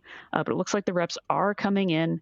Zarmaz is able to start repairing, and Skylar Hawk, armor bar all cleared up. He's doing fine now. Yeah, there's a swarm of drones around the Vexor Navy issue here. Damage drones from BSOD and rep drones from its own side. And that is keeping him alive. I think that BSOD are gonna go on a hunt for another target. They've started shooting Scorch Celeste somewhat here. Yeah, no, Scorch doesn't look like he's tackled. He could just run away. But of course, if Scorch runs away, then he's going to be victim to those Celestis damps again. So it's a little bit of a pick your poison. At the same time, damage going on to Sky Dart and the Augur. Maybe the team's trying to go for a Logi trade here. Yeah, Skydart does not have a lot of rep drones around him. He's got one set of light and some mediums, whereas they have a lot of damage drones out. And Skydart is probably going down here. Yeah, it's really tough to tank in those T1 logistics ships. They don't have the T2 rep, they don't have the capacitor, and Skydart heading towards structure. Meanwhile, Scorch Select sitting safe and happy. Damages on Mira Chieve. And I can see damps on Scorch Select, probably a low lock range, but reps are coming in on Mira Chief. So Augur down for BSOD, nothing down for Lazy Piglet so far. Yeah, Scorch and Mira are close enough to each other to synergize in Scorch repping Mira and Mira jamming people who would disrupt Scorch. But Mira is taking a dangerous amount of damage here. If Mira goes down... Scorch reps fell off and Mira just pops. Yeah. Meanwhile, Ser in the Vigilant is also going to be traded for this, but I think that this is definitely flipping the needle over towards BSOD in favorability. Yeah, there goes the Vigilant. Damage falling on Kinwaru in the Vexor Navy issue. Some damage still coming on Scorch. Scorch is still untackled, but it doesn't matter. That damage is applying just fine with the target painter. Yeah, Kinwaru and the Vexor Navy is going to be the next target to die here, but he is also the least tanky or the least important target on the BSOD team. The Celestis is more or less not doing very much in the remainder of this game, and the Magus is agile enough to get away. So it really just is the Prophecy Navies and friends trying to kill enough in the way of points to win out this match. Yeah, and with that, VNI goes down. Presumably damage is going to be falling back onto Midas, but Scorch Select starting to get a little bit low here, and I don't see any rep drones. All I see are the damage bots. It might be that Lazy Piglets is all out of rep bots here. Yeah, or they feel like they have to be able to do damage to win. They are killing Tal, Hendar, and the Magus with those drones, and the BSOD team can't rep themselves. What you see is what you get in terms of health. Yeah, and there goes Tal. Scorch Select starting to maybe stabilize. We'll have to see where the damage goes from this Lazy Piglets team next. Looks like maybe it's going on to Midas now. It sure looks like Midas is tackled down. Not much ability to get away. Meanwhile, the other Prophecy Navy, John Koshi, free to roam if he so chooses. And he's nowhere near that big scrimmage in the middle. Yeah, BSOD really just have to gank something small like the Ponti or kill the Sarmaz. They don't have the damage to grind out a Vexor Navy while the Sarmaz is alive, so they are going on JJ Yakin here in the Pontifex, who is being kept up just fine by the Sarmaz, and Midas Bartholomew is dead. Yeah, that's definitely true, and it doesn't look like there's not much damage left on the BSOD team. Not much they're going to be able to do here. Piglets just trying to maintain as many points as they can, stay alive, maybe clear a couple additional ships. Looks like John Koshi's now tackled, got the Vexor, got the Heretic on him, starting to take big damage. BSOD only have the Sarmaz worth enough points to claw them into overtime here, and there's no way one Prophecy Navy is killing an untackled Sarmaz. Probably ever.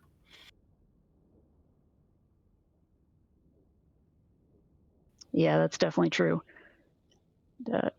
Just 30 seconds remaining here. Not much time. Not much left to do back and forth. Dujek, is there any, in this 30 seconds, is there any route to victory for the BSOD team here? I think given that the BSOD team managed to kill the Widow through the Zarmaz, maybe they would have been better off getting even more damage off instead of trying for the Zarmaz second. Like, this Heretic has been just grinding away at them all game. Like, the Heretic and Pontifex and maybe one Vexor Navy instead would have been a different route to victory. Yeah, and with that, match is over. Let's go back to the desk and hear what they have to say. Transition and go desk. Welcome back to the desk, folks. It's once again me, CCP Jotun, alongside Starfleet Commander and Kevin Grumman. Gentlemen, welcome to the desk. So excited to have you here. Odin's Call, or rather, Lazy Piglets versus Bright Side of Death. Lazy Piglets with the Widow's Arm dual VNI comp alongside BSOD, bringing the dual Prophecy Navy, Augurer, Vigilant, and a Celestis. Let's start out early. Kevin Grumman, let's talk about the Celestis for a second. So we saw the Celestis getting a lot of usage early on. How in a comp like this, when you've got a big target like the Widow, how is the Celestis so oppressive in those kind of formats? Yeah, for sure. The Celestis, especially in this fight, we saw it switching those damps between the Widow and the Zarmaz to a tremendous effect. With that, all of those top and significant ships being a single target, those damps can stack up and really reduce the effectiveness. And we saw how switching all the damps from the Widow onto the Zarma has pushed off that spooling rep and managed to net them the Widow kill, even though it didn't end up being enough for the match.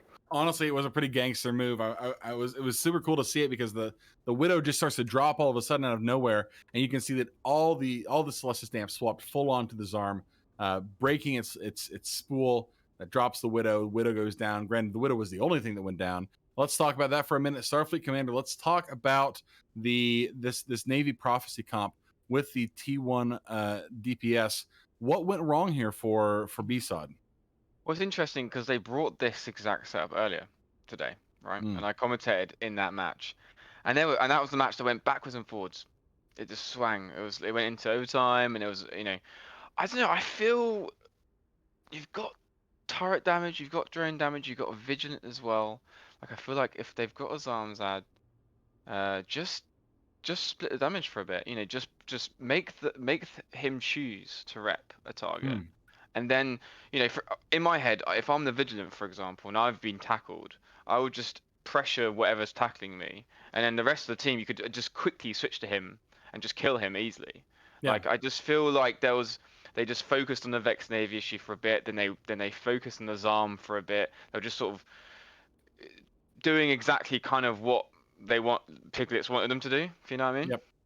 Well, and it does feel like these kind of battlecruiser heavy comps do so well at like pulling up on the back end of things and really kind of picking things apart before you even get to. So it almost felt like they started to go backwards, but by the time the Widow dropped, the Lazy Piglets team had kind of stabilized, and there wasn't really a whole lot of room for them to move, which I think is interesting. It's kind of a cool play.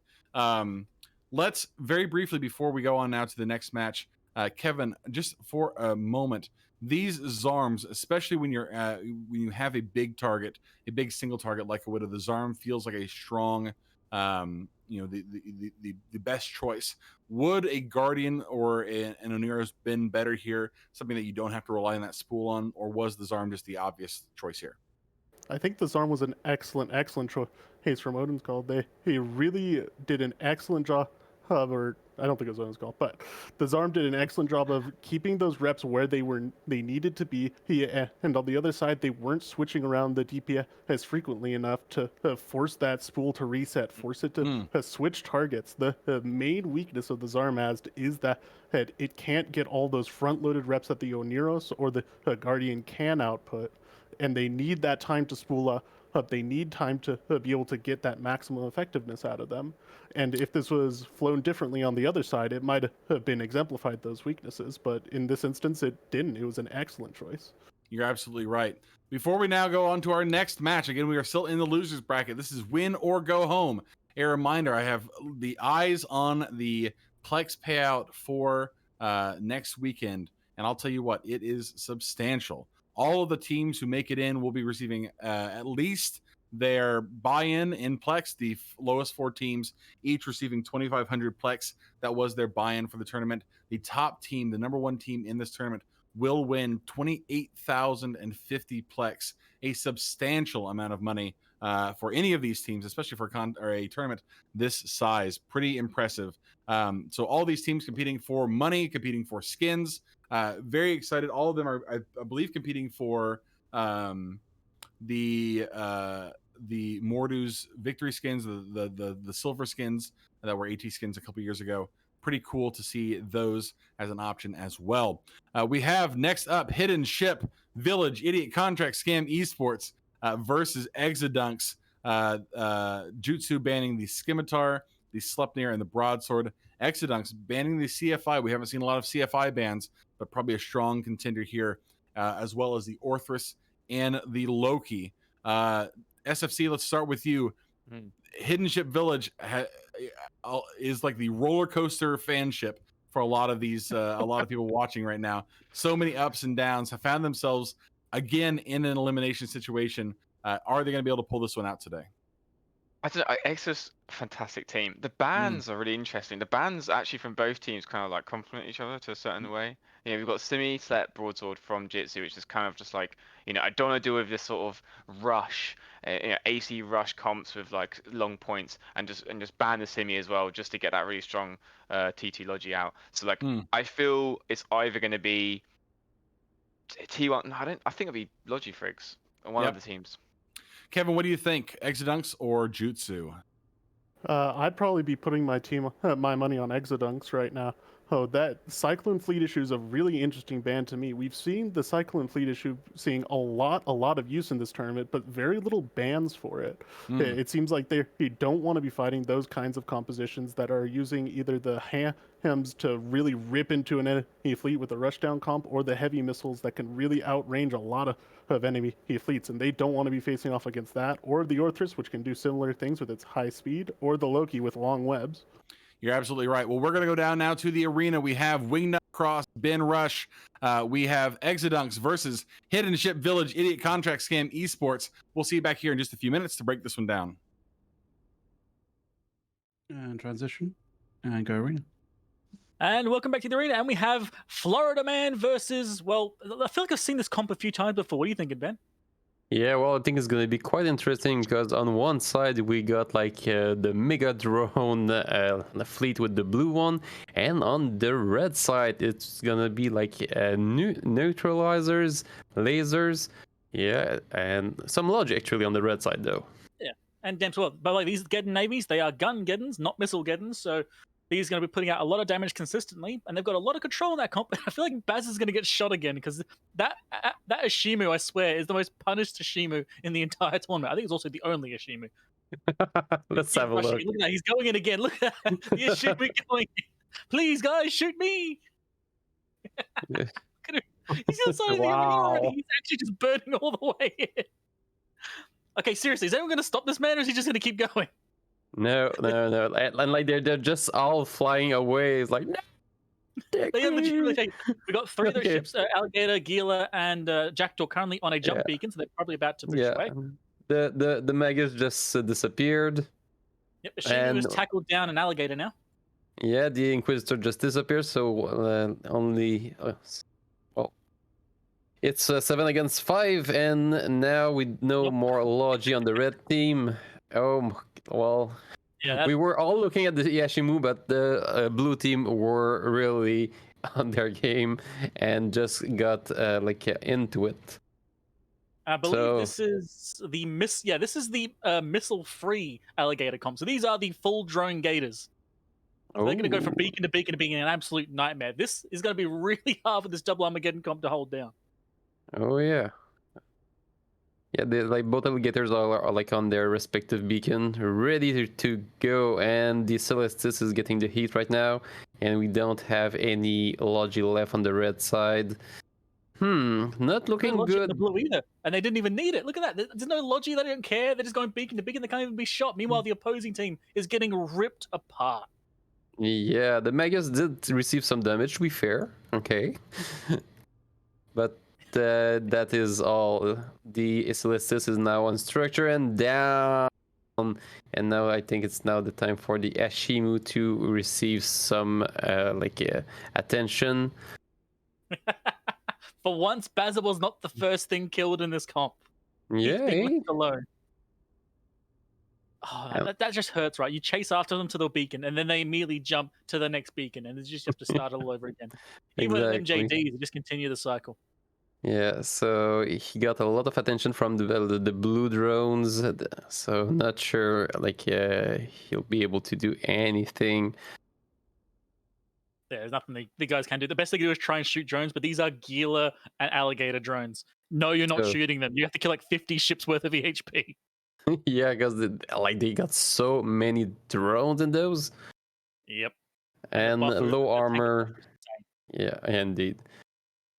Okay, now the Ashimu is now on structure. There's not much that they can be done. Okay, and now it's gonna be the turn for the battleships. And the other thing with those gators is they're link. So it's super super effective comp right there. Oh, very much so. They're very tanky to get their link bonus as well, and their drones are disgusting. I was talking before about having to choose between drones and DPS. No, this comp doesn't care. This comp just brings nothing but drones because they are all just incredibly tanky ships with massive amounts of DPS. It's just painful to watch. Here we go. Just watching him slowly die. Like, what else do you say? Like, they didn't have much chance to do much at all. Yeah, indeed. Comment from Bazzer and local beacon huggers. All right, MJD from one of the Get Navies. He's going to try and either jump away onto something or jump away from the drones. Yeah, maybe. Oh, yeah. Well, maybe the Galen's going to be able to do something. Nah, too far away. The Gila saw it and pulled away. So yeah, he got away from the drones, so he didn't die immediately, but he's now a mile away from any MJD beacon, and there's drones charging at him. So yeah, not much that can be done there. Yep. This is the worst match to have to go against. You just feel impotent. Yeah, well, I think that they took a guess and it was not the right one. Yeah, this Gaiden is just going straight up. Yeah, he did manage to get some armor back to repair back up, but the drones are slowly coming over him. At least only 2 of them are. Where are the other drones gone? There they are. They're all going over to the other Armageddon Navy now. Who actually has he caught something? Yeah, the Armageddon Navy actually caught one of the alligators. I was watching watching Slime Man 6. Yeah, Virian Stone Shard actually tackled down one of the gators. Nice. So at least they won't come home empty-handed. Gila drone's so OP. I agree. Hey, they're gonna get one. They get one free kill, okay? Well, maybe it's still alive. I think he got some local rep or something. It might have an XLA speed, but they generally just full resist. One of the Giddens is now on structure. Yeah, he came back in and all the drones went over to him, so he's going to die pretty quickly. But Virian should still get the Alligator of Vitone, so... Oh, you think so? Well, he's holding him down. He's holding him down. He's got full armor. He's good. No, there he goes. Both are on structure and down. Yeah, so they got one of the Gators. Moral victory! Exactly.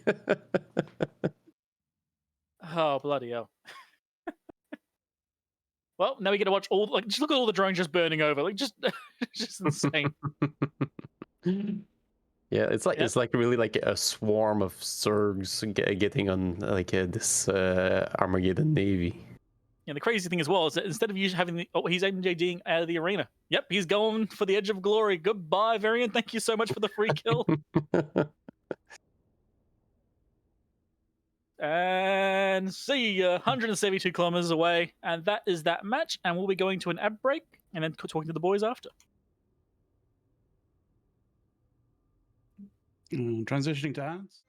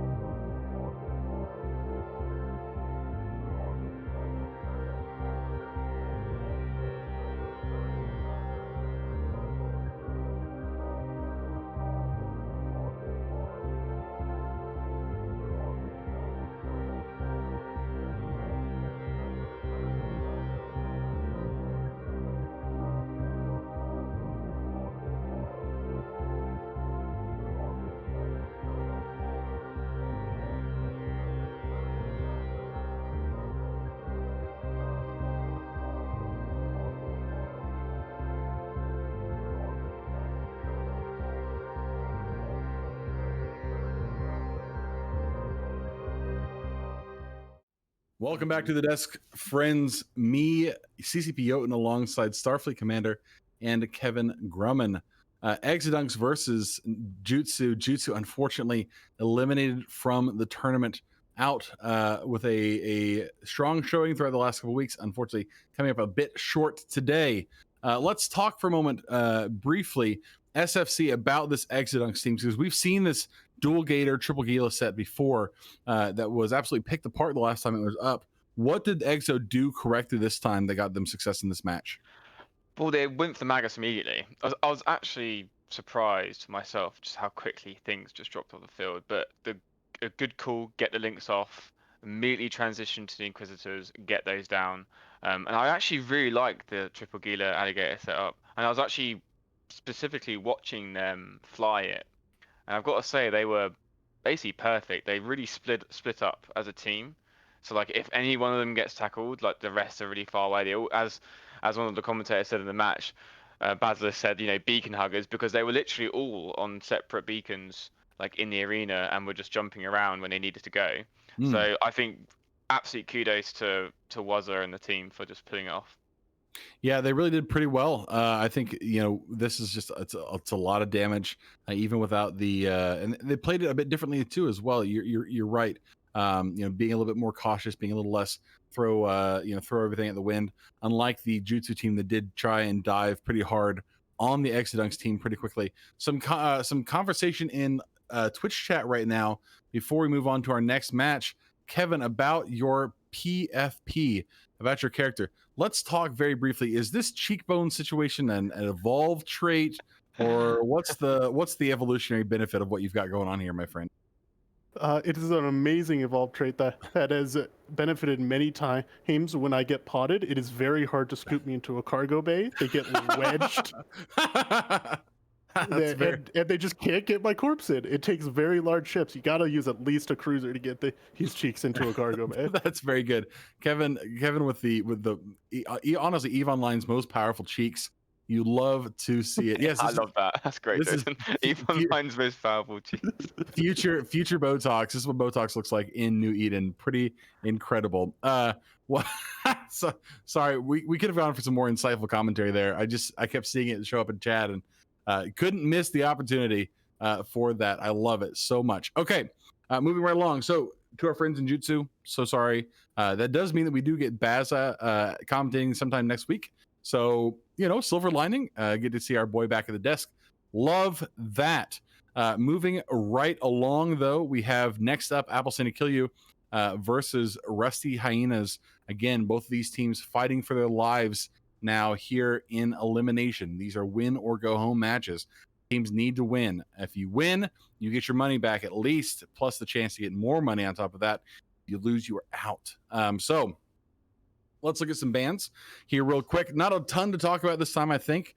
Apple Santa Kill You banning the Scimitar, the Gila, and the Curse. Rusty Hyenas banning the Low-Key, the Orthrus. Is that going to show up there? Yes, it absolutely is. The Low-Key, the Orthrus, and the Deacon. Okay, so again, this is one of those where, we've talked a lot about just best in set bans. The Curse obviously strong. Gila, Scimitar obviously strong. Orthrus strong, Deacon strong, Low-Key strong. Let's talk just for a moment, SFC, about this Apple Santa Kill You team. They've had a couple of interesting sets over the last couple of matches. I keep going back to the double Varger set. In a position where you now are fighting for your life, you're trying to stay in this tournament. Is the smarter move here to try and pull out something strange, or just go with something reliable? I think from my experience, just stick with the reliability of a comp that you've practiced with. Not most of the time you can, if you're confident in your team's ability, your player's ability, like flying a comp that you're comfortable with, that you've trained a lot with, that you can kind of deal with a lot of things, even if you're maybe the enemy's team is maybe a bit better than yours, or it kind of counters you a bit. Things can happen. And this team, I'm looking at some of the players in local now, like Terbal and like Nick Domar, like they're all solid pilots. So if I was them, I'll be flying something familiar. Well, I do feel strongly about that as well. I mean, it is sometimes tempting, I think. And Kevin, you can talk about this some too. When you are expecting to, when you're in this kind of position, you're fighting for your life. When you're looking at what the other team might bring and kind of planning on those, do you go more off of what you've seen from them already in the tournament, or you just go, planning to try and counter just what has been strong recently? I'd say go off of what has been strong recently. Would be my opinion, at least, because even if they bring something weird, something out of the ordinary, if it's been good against other comps, there's a very good chance that you'll be able to adapt to the situation that you're in, get the advantages that you need, and amplify the advantages the ships you bring have already. I think you're absolutely right. Let's and just for the folks in chat, if you're not from Europe and you don't know what an Appelsin is actually an orange. Fun fact, they had apples at the time. They saw something that was an orange. They said, wait a second, where's this from? It's like an apple, but it's from China. It was a Chinese apple, which is a Appelsin, Sino. So Appelsin is orange.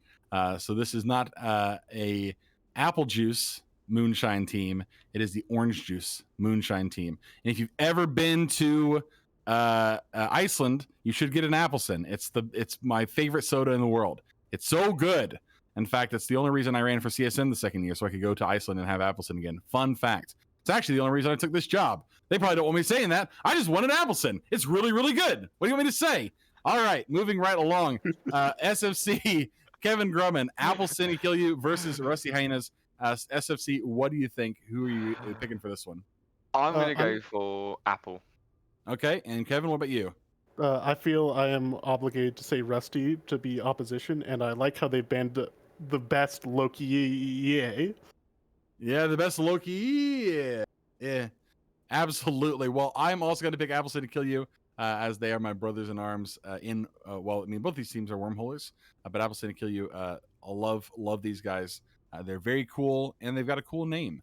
So we're going to go down to the arena now. We have Wingnut Cross, Ben Rush. We'll be back here in just a couple minutes to review this match. Until then, enjoy this next one. And transition and go arena. Thank you, potentially former CCP Jotun. I'll be getting some Appleton too, but here we have a lot of battleships. We have a triple rapid heavy fit, and we have double paladin. So this is going to be a lot of battleship-sized DPS. Oh yeah, the explosion's gonna be bigger this time. And we got like some little Logi wings on both sides. Navitas for the blue teams and Tutalia for the red team. What's your expectation for that match? Honestly, I'm going to watch these Confessors potentially rip apart the low line here. Those Navitas are going to be absolute prey, and so the Malediction for these two Confessors. But it's going to be a battle of, can these rapid heavies clip through potentially the Paladins, or maybe clipping down the lower level stuff. It's going to be a hard choice to make. Yeah, well, I as you said, like the Confessor will just choose, like in my own advice, through like all those Navitas, Malediction, and Magus, and then it's going to be like those two Paladins against the Typhoons and the Armageddon Navy issue. So yeah, let's see. And here we go. The Paladins are going to apply it quickly, so they might actually see some free shots on some of the small ships. See if they can shoot maybe the Magus, or even maybe one shot the Malediction. That'd be kind of cool. But nope, they're going to go for one of the battleships. That's a very fair call. Yep. Start smashing down one of the Typhoons. Not very tanky ships. In terms we got the Confessor that is going to a microdrop unit, as it seems. Is he? I is don't he? No. think so. No, he was heading towards. He's turned around. He's going at a high angle. He's actually kind of coming around the same angle as the Malediction, so it looks like he's going to be going in there to intercept the Malediction and kill it. Looks like it.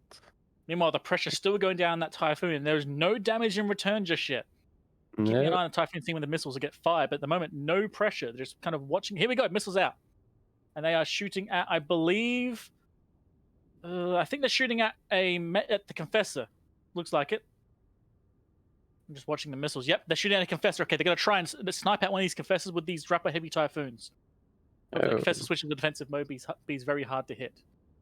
Yeah, like really small targets. And with some rep from the Talia. Yep, there you go. And he is in defensive mode, so he's going to be very hard to kill. These rapid heavies will not kill his Confessor now. They have to swap before they run out of their clip.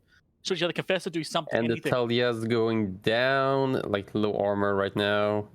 Yeah. Will his all the be drones. able to... Look at the amount of drones on that Thalia. I didn't even look at that. Whew. That's a lot. They hold him. Yeah.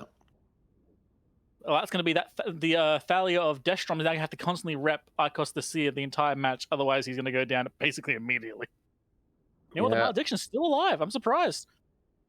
I thought Confessor would have switched to Sharps and just started sniping him. The Malediction is actually fast enough to be able to outrun the drones like at 2.4k second. Just watching, see which way. The Confessor is in Sharpshooter. The Confessor of Jace Roland is in Sharpshooter trying to snipe that Malediction at the moment. It's going to be very hard to aim, but he can definitely get some shots as long as he keeps speed up so he doesn't get blasted. Meanwhile, the Typhoon's still being pressured. Malediction now on structure. Oh man, that Malediction is holding on. Yeah, both teams still got all their ship still. Yep. And this is Lost T, by the way. This is the Malediction pilot who managed to drive by Scramble Hyperion and get away with it. So he's showing very well what a good Scepter pilot can do in a tournament. The man is still holding on, still being an irritation, constantly forcing the Confessors to focus on him. Meanwhile, the Typhoon is still being pressured. Yeah, and the Navitas doing their job and ripping the Malediction like no others. So both teams got really good Logi rings right now. I see newts from the Armageddon Navy onto one of the Thalias that maybe could make a hole here, but at the moment, he's actually newting out the Thalia of Icus the Seer. Ugh. And they're currently trying to put drones on Destrom, so they might try and force through him as well. Yeah. Doing everything I can. This is well flown. Yeah, indeed. We're 4 minutes left and no ships that died yet. That's quite intense, actually. Yeah. Fortunately, the longer this match goes, the more rapid heavy comp is going to start getting eaten, because look at that Typhoon. He is still. Thalia is going down. They got him. So, I think the newts on Icos there managed to buy them the time, and down goes one of the two Thalias. And that might be what they need for this rapid heavy comp to break through now. Oh, man. I did not know if that nuke was going to work. Yeah, well, it seems like the second Thalia is the next one on the list. Still have a short time that they have to use rapid heavies to rip through a paladin before that first spoon goes down. Yeah. Oh, mate. Actually, watching him now. Hold on a minute. I just need to check something.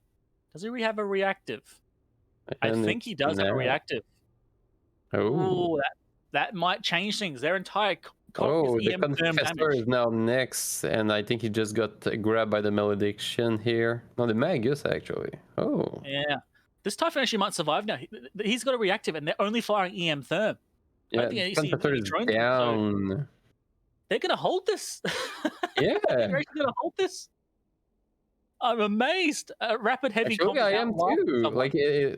I would have thought differently, but yeah. So the Confessor is down too, and they only got the Pontifex and the double Paladin up, and the Typhoon is getting repped. Wow.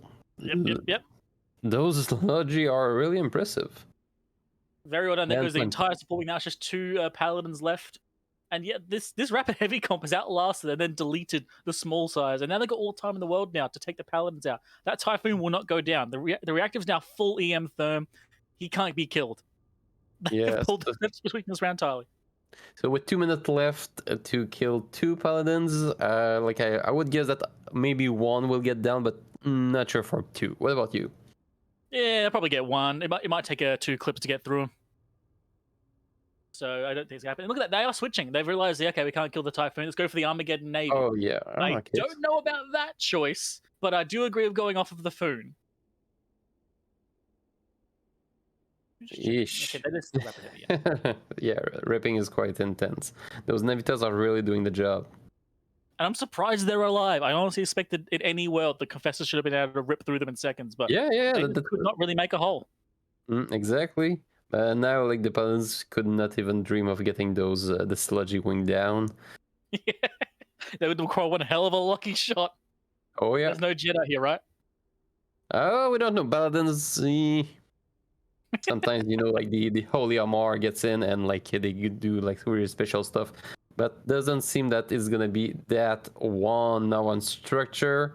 Trying to rep a little. Trying his best, but he's just gonna survive a few more missiles. Nope, there he goes. No. Respect, take down one of the Paladins. There's a minute left. I don't think they're going to be able to get the reload to kill the second one off, so well done to the Hyena team here. Well done. Oh, yeah, really well played, actually. And the Logi team actually impressed a lot. It's, don't see that so much often. Double Navitas being that effective. Wow. They still got 20 seconds. Yeah, and being alive, yeah, because I guess 2 Confessor. Yeah, that's really good. Yeah, good fights on local as well. All the guys showing respect. That was a beautiful match. Yeah. So, 8 seconds left. Yeah. No Blaze of Glory for this Paladin. Nope. And there we go. Well done to the Hyenas. Yeah, grass for the Hyenas. Well, let's get back to the studio, see what they think. And transition. And go desk. Well, I'll tell you what I think, Wingnut Cross. I think that was match well played from this team of Rusty Hyenas, the triple rapid heavy comp. Maybe the first time it's been used as effectively as it was today against a honestly fairly scary high DPS, high projection comp from the Apple Cine Kill You team with dual Paladins, dual Thalias, dual Confessor, and the Pontifex. Me, CCP Oten, back again with Starfleet Commander and Kevin Grumman. Let's talk for a second here. Kevin, we'll start with you. Let's talk about the Rapid Heavy team. We've seen a lot of Rapid Heavy comps over the last couple of days. These Rapid Heavy comps have had questionable success throughout the last couple of days, but this one really able to piece it together. What was their strategy? What worked out best for them? Yeah, for sure. I think that the thing that worked out so well for them was bringing that Navy Geddon allowed them to bring up enough newts onto the Logi that those Rapid Heavies were able to clip through one Logi and then the next, and then the entire composition fell apart from there. Despite the absolutely outstanding performance of Logi on both sides, those newts really came in clutch and won Rusty Hyenas the fight. I think you're absolutely on the money with that one. SFC, let's talk about this Apple Cine Kill You team. Again, dual Paladins, tons of projection. The Confessors, tons of projection. With T2 Logi, it feels like everything was in their favor. What didn't quite work out for them in this one? When they came on grid, I just thought, damn, like I'm on the side of Apple's like Paladin comp. Like you said, great projection. Like the comp just seems really solid. I just think that Rusty's comp, the Rapid Heavies, they are nasty, and you can exactly what you just said a minute ago. You can switch quicker and get that burst damage and just get things down quickly. Like I think that the Paladins, they're gonna have to kind of go for a battleship really to try and unless they get a good transversal or something. But I'm just trying to think like maybe Kevin will have an answer as well. Like, do you think they could have won if they tried a different strat, or if they went for something else?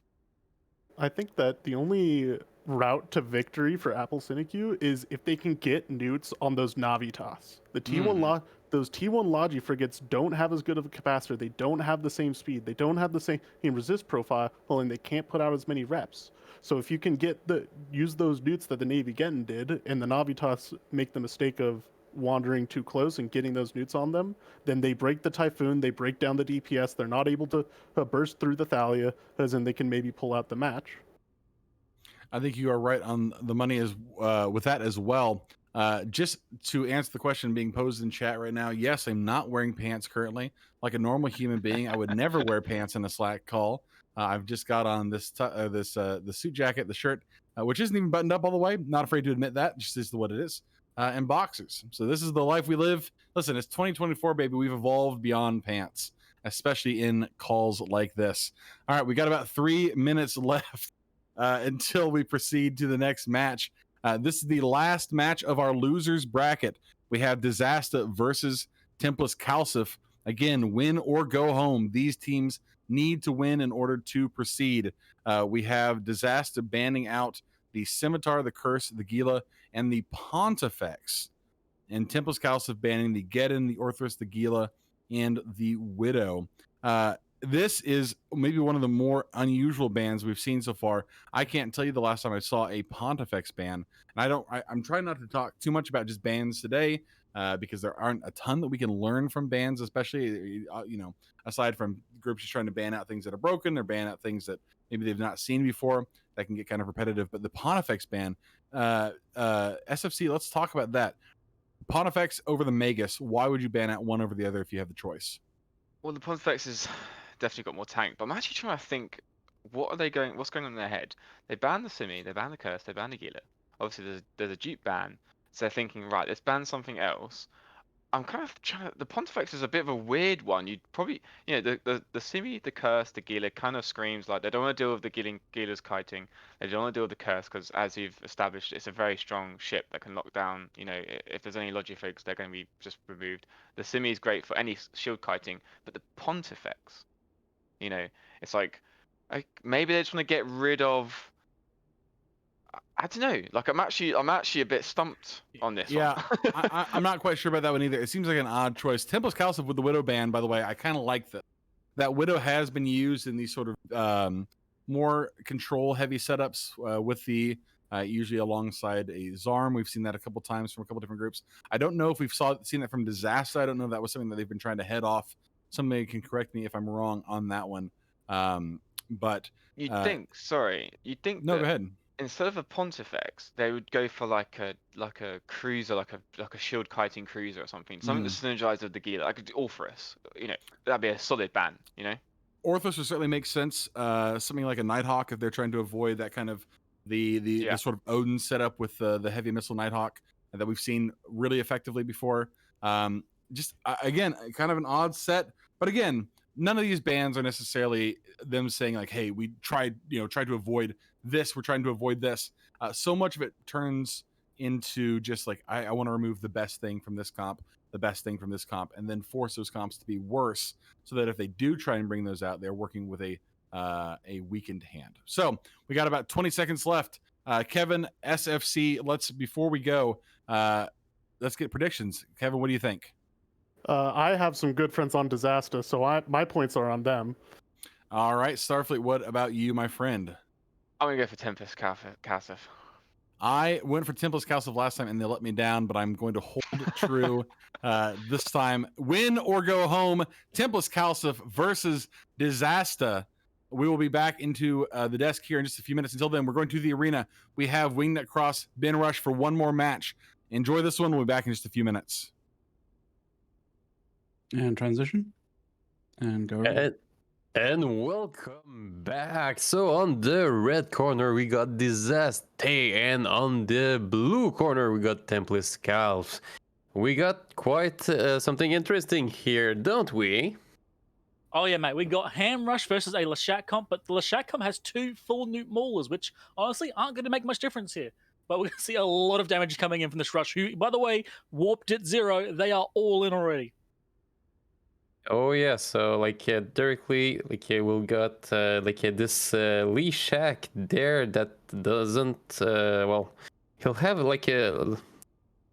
Loki that's gonna be quite interesting to catch, because I think it's gonna be really fast, and those Caracol Navy, I think they're just paper thin compared to the what they'll be facing, those 2 milers. I don't know. I don't have a lot of faith for the red team right now, but we'll see what's going to be happening. Super committed to the Newt game. They've really gone all in, at least as far as I can see. There's no guns, and hopefully I'm not crazy. But yeah, they're really committed to this. The Rush is coming in. The Maul is going to try and screen at least 1 ship off each, potentially. Yep, there we go. One scrammed out a Caracol Navy. Second one scrammed out a Loki. So both those ships been screened off. The rest of the Rush continues in. They're going straight for the Lashak. They're going for the big ship headshot. And we got all those swarm of drones going directly to the Logi there, and see if they're gonna get Jack already. Wow, so much damage. There's an Oneirus there. That's a lot of rep power, but that's so much ham damage coming in. I don't think they're gonna be able to hold this unless they can get rid of the Caracol Navy. They've got a chance here. The Caracol Navy's got to go real quick, or this Lashak is gone. And look at that, he's tickled hull. No, all the drones on the on the Logi are EMC drones, so he won't be able. Does go down. And look at that, he's starting to tank a little better, lost a little bit more hull. Yeah, but those are EMC drones. I don't know how many he got, something more than 15 on him. So Curtis right now, it's not easy to do his Logi job. I think this Lashak's going to hold now. Yeah, it's looking like he's more comfortably up to 20%, up to 30% armor. Yeah, I think this Lashak's holding. This Rush has failed. They got to change their tactics ASAP, or potentially just keep going on and pray the Hornets can pop the Oneirus for a second. Just jam him for 1 moment. All it takes is 1 jam cycle. This match flips again. Oh, and it's now low armor. Will it? It's bleeding a bit into structure right now. Might be heat potentially, or it just could be that maybe something's running out. They're still going for second Caracol's being starting to be damaged. Yeah, we're still got those. Out. Yeah, he's starting to chunk. Oh man, this is such a beautiful Rush. It's just hanging on by a thread. That Caracol Navy goes down again. There could be a situation where the Lashak can hold. I know he's holding now. Something's changed. He's holding perfectly now. Wow. But not a lot of damage is applied right now on the red team. What's happening with the blues right now? Yeah. I'm keeping an eye on the Magus of Stoic. I believe is actually re-Siboing the Oneirus to stop the jams potentially. So that Oneirus may not lose a jam cycle at all. And one less Caracal Navy issue. Breaking apart. Okay, and so like a lot of the drones that were on the Oneros, so actually 2 drones that were on the Oneros must have left. I'm just still watching the Oneirus like a hawk. I want to see if I see a single rep cycle not go off. If I don't see that beam, the killer can still go down. But at the moment, it's looking very bad for this rush comp. Looks like Tempest Calcif may have outlasted this. Yeah, and the Leshak is still holding. We're more than a minute into the... Well, there's only like 3 minutes 45 left, and it's 7 against 5. And the Leshak is still up. Unfortunately, they can't even change targets now. Both the Mauls are holding down multiple ships. They can't get away from this. They have to just stay here. So this is their end game. They have to just pray for just one jam cycle on that Oneirus may be all it takes. Yeah. I think they're also taking it's only luck right now if like this Oneros survive or not, and if the Oneros go like if the Oneros got jammed, well, the Leshak is just done. Well, if you're a Disaster fan, people start praying for a jam, and if you're a Tempest Calcif fan, pray that the ECM drones do not do their dirty business here. Yeah, because like actually the bursts are starting to have like a lot of difficulty to keep this Lucky up. Yeah, they're doing their best, but unfortunately, Leshaks, they're going to keep on ramping. It's going to get worse and worse. Oh yeah, and it's like it's at 0, not moving. This Lucky. No, I think.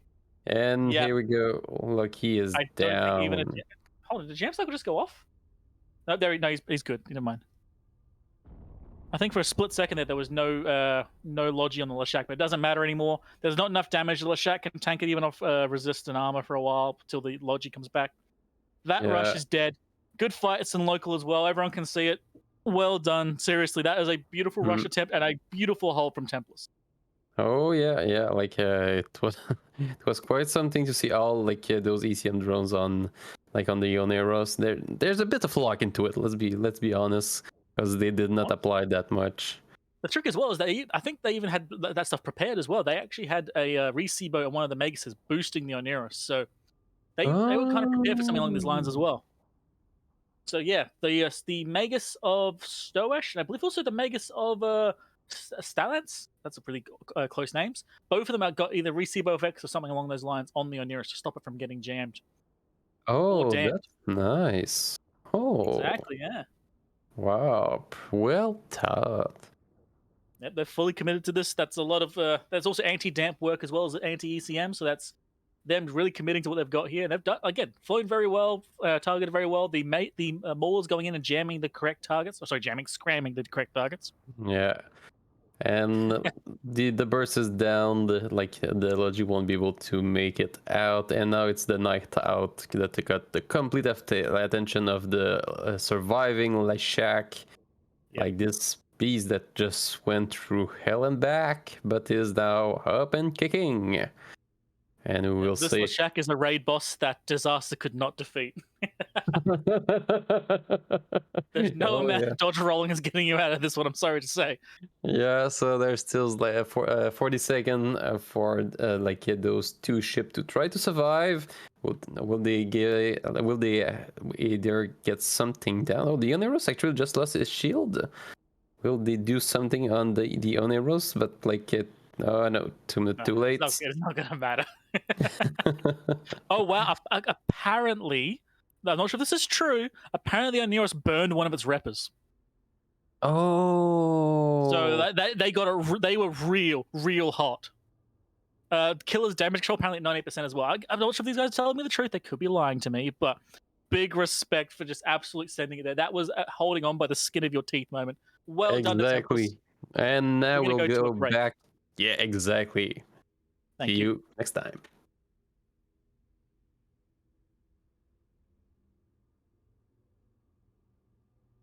And ad break. Awesome. All right, we're gonna do a quick one so we can get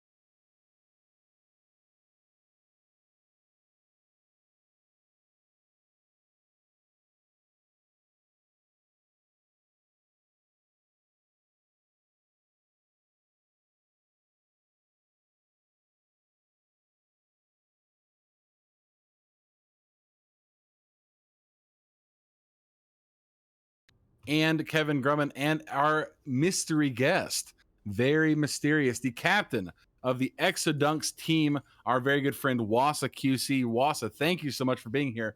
It's so good to have you. Thank you for having me.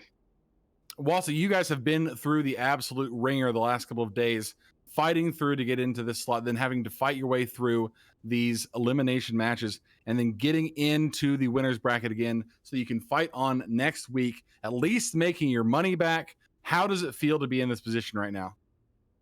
Pretty good. It's been pretty stressful, so right now I'm still the stress is still slowly going away, but pretty good. And we're planning to be ready for next week. We have we still have a lot to practice and test, but other than that.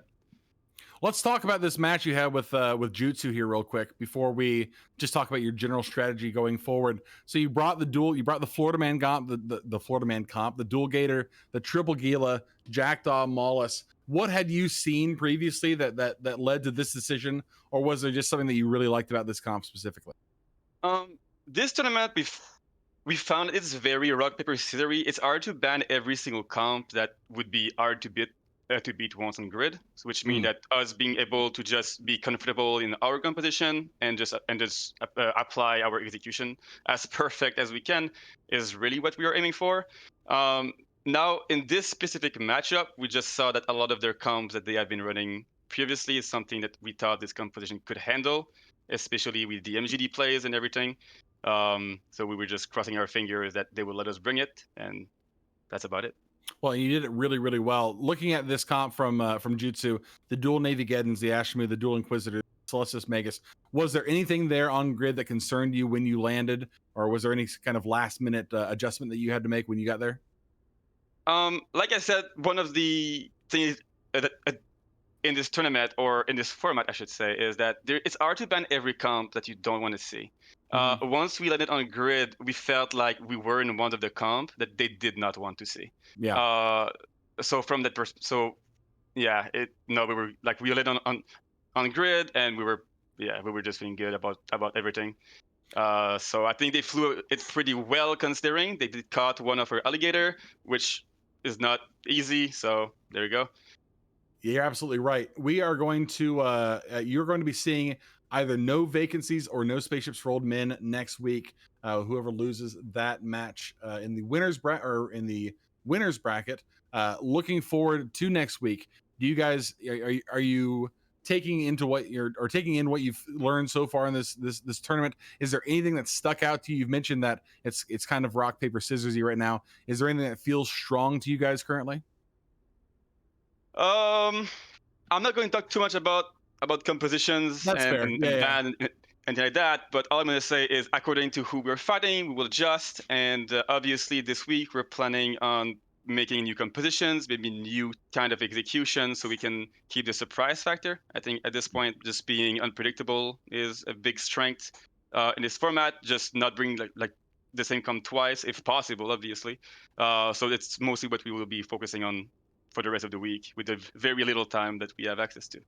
It is very little time. Thank you so much for coming by, Wasa. We really do appreciate it. And for all of you folks who are watching right now, come back in next week. It'll be Wasa's team Exodunks versus either Novak or No Spaceships for Old Men. Looking forward to that one. Wasa, have a good rest of your week. We'll see you next weekend, sir. Thank you. Awesome. We're going to go ahead and move back to the last match, as opposed to the last match. We've got, again, Starfleet Commander Kevin Grumman. We don't have a lot of time to talk about it, but let's see Tempest Kalsov with the hero Leshak, the hero Oneros. Kevin, what happened here for this disaster team? Why couldn't they just push through that Leshak? With those maggots on the back line giving recebos to the Oneros, those jam drones just didn't have enough strength to stop those reps and break through the Leshak. And honestly, I don't know any way Disaster could have done better on that. They couldn't switch to the Maulers and burst those down. They couldn't switch to the Ashamu and burst that down. And even if they could, what would that get them? The Shack's still going to rip them apart. Yeah, it absolutely did. And I'll tell you, SFC, has there ever been a match where we've seen more this sort of like grit your teeth and eat the horse kind of moment, where this Leshak at the knife's edge, bleeding hull throughout this entire fight, just trying to stay up while he's burning down both the Navy Caracals, the Nighthawk, and then the Loki, then the Nighthawk, and just clearing up. I mean, what an incredible play from this Oneros of Curtis Barrett. I mean, really something to see. Yeah, I mean, what's funny is this is probably what Disaster wanted. Looking at the bans and stuff, what they wanted to avoid fighting. They didn't want to fight anything that was like kiting, or they wanted to fight literally a comp that has about like they have they had one choice, as we all know, is just go for the battleship, and get it down. And it was, I mean, I put in the chat, I said that they're going to win. Obviously, they didn't win because I thought if they could just get through the Lesh and pile on the damage, they'll win. But as I was watching it, there was every ship on the other team had a rep bots. Every single one, the Maulers, the Magusses, they all had rep bots out on the Shack, and that I think it goes under notice, but they really do help a lot. And his Ansil was definitely, he was obviously running his repo without paste, and the Oneros was like heating. And I've been in that situation as a Logi pilot. You have to go to that like 98% heat just to keep them alive, Yeah, it was incredible and a really, really well done hold there at the very end. I mean, if there was ever a line moment, I don't know if there was one more dramatic than this, at least within the tournament so far. We're going to skip right ahead. We have a couple more minutes until this match starts, and we will be finished with you guys here today. We have now back into the winners bracket. The losers, or not losers, well, I shouldn't say losers, that's not very nice. The folks who are knocked out today, unfortunately, Bright Side of Death, Village Idiots, Appleton to Kill You, and Disaster. To all of those teams, thank you so much for being here. We seriously appreciate all the work that you guys have done. Listen, it's not, it is so hard to win in these contests. Anybody who has ever competed at a high level will tell you so many things can go wrong, so many things can go right. That a lot of times it feels just like a coin toss. There's a lot you can do to prepare. Sometimes it works out, sometimes it doesn't. And for those the 4 teams, it does not work out, unfortunately. So we will see them hopefully next year or later on this year at the Alliance tournament, maybe, if that ever gets announced. Question mark, CCP Zealous, who can say? But we're going to move right along. We have next in the winners bracket, New Eden Villains Valley versus Only Need 3 Comps. New Eden Villains Valley banning the Orthrus, the Kizril, the Curse, and the Jackdaw. Only needs 3 comps banning the Hyena, Loki, Orthrus, and Oneros. That Oneros finally getting its ban. We haven't seen a lot of Oneros bans so far. As we move now into the winners bracket, Kevin, these teams feel a little bit more comfortable. They have a little bit more wiggle room. Do you feel like either of these teams, based on what we've seen so today, has the edge up on the other ones? Honestly, no. These teams, I think I'm in agreement that they are extremely evenly matched. That they have both demonstrated excellent flying. They've both demonstrated excellent compositional choices and excellent bans. And these bans are no exception. And with large amounts of those kitey ships banned off, those high control ships like the Loki, like the Hyena, they don't want to be having those long webs and dealing with not with the Curse either. And so this is going to be a very interesting match, I think. I think you're absolutely right. SFC, last time, what are your predictions for this next match? I'm going to go for only need 3 comps. I'm going to go for it. I think I'm going to go for that as well. They've played so well. I mean, everybody who has gotten to this point has played well. Looking forward to seeing how this match goes. For Starfleet Commander Kevin Grumman, thank you so much, guys, for being here. We're going down to the arena for the next match in the winners bracket. We have CCP Overload and Zeroak Ul. We'll be back here at the desk in just a couple of minutes. In transition. And go. Good evening, everybody. I am indeed CCP Overload, joined once again by Zeroak Ul for this exciting matchup between New Eden Villains Valley and Only Need 3 Comps. All right, Zeroak, what have we got here on grid? So, Only Need 3 Comps have brought a Balgorn with Augra, T1 Logi, and Vedmak, Ashimu, Augra Navy, Pontifex, and Retribution. What about New Eden? Well, somewhere deep down under, Wingnut Cross is shivering with glee as there is a Vindicator on field right now, and a Confessor, his lesser-known second favorite ship. Now, they're going with the Guardian here and a Blackbird, so they are relying on some long, good jams to see if they can actually get something done here. This Vindicator, if he gets screened off, we've seen it happen countless times over the tournament history. It can be kind of embarrassing, but if he does eventually get in, then he will feast. both teams have come in at relatively opposite ranges from each other, so we'll see what happens as this match is underway. So Balgorn and Vindicator, favorites of many people, but you don't see them that often in this format, right? That's correct. The Vindicator, very good ship on TQ, depending on what you're doing with it. But in a tournament, if you can be kited, which you probably can, then it's kind of bad. It does a lot of damage. Numbers are high, big numbers, but those damages have to be applied to the enemies such that they cease to exist, and that could be the real Achilles heel of the Vindicator. At the moment, the Confessor sitting in the middle, I'm not sure if he went the wrong way or it's just like a really forward screening ship here, but he is miles away from the rest of his team and kind of getting dunked. Yeah, this Guardian will keep him up for a while, especially if he's switched to defense mode, which you imagine he has, but that's a massive swarm of drones around him. They're definitely going to be applying, even in the defensive mode. Yeah, at the moment, the two teams both just trying to trade tackle and anti-tackle, the Confessor on one side, the Retribution for the other. This is smart. I mean, the Vindicator needs to get on top of things, so they need to clear tackle. And likewise, the Balgorn and the other ships like the Augur, they don't want the Vindicator on top of them, so they need to clear the opposing tackle. So this kind of does make sense. Looks like jams are being put on the Balgorn and the Ashimu. So the New Eden Villains Valley team really afraid of the Newts, I think, here. Especially with that Vindicator, it can be shut down so easily with Newts. Looks like that Vindicator is making its way around the back now, but the Pontifex has turned around. The Vindicator's getting kind of isolated there. Probably out of range of those Balgorn newts at the moment, but they are very lengthy, those newts. Yeah, the Vindicator is, I think, burning for the Augur Navy issue of Damasus Kadeshi. I can see him turning. He's going to find it difficult to do that. So maybe he's going to have to change plan and go for somebody else. The Retribution is tackled. The Vindicator is slowly making his way towards that. But no, he is turning. He's going after the Augur Navy issue. So he's just going to follow the classic trope of being a Vindicator in a tournament match. He's just going to follow other people around as they play the game EVE Online, and he is just kind of a passenger in that ride. The Augur Navy and the Vedmak now on only the 3 comp side have made their way around to the back line. They're right on top of the Kerries here and as well the Pontifex. I wonder what they're going to do.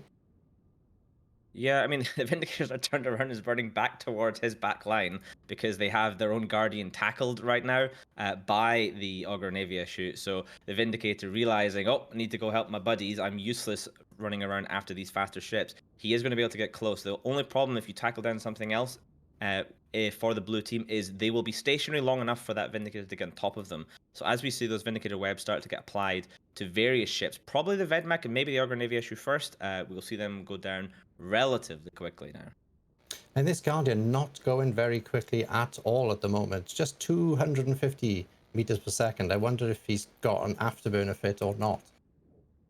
Yeah, I mean, it makes sense for them to be afterburner fit. However, one of the problems with the Guardian is they cannot be dual prop. They just don't have the fitting space for it.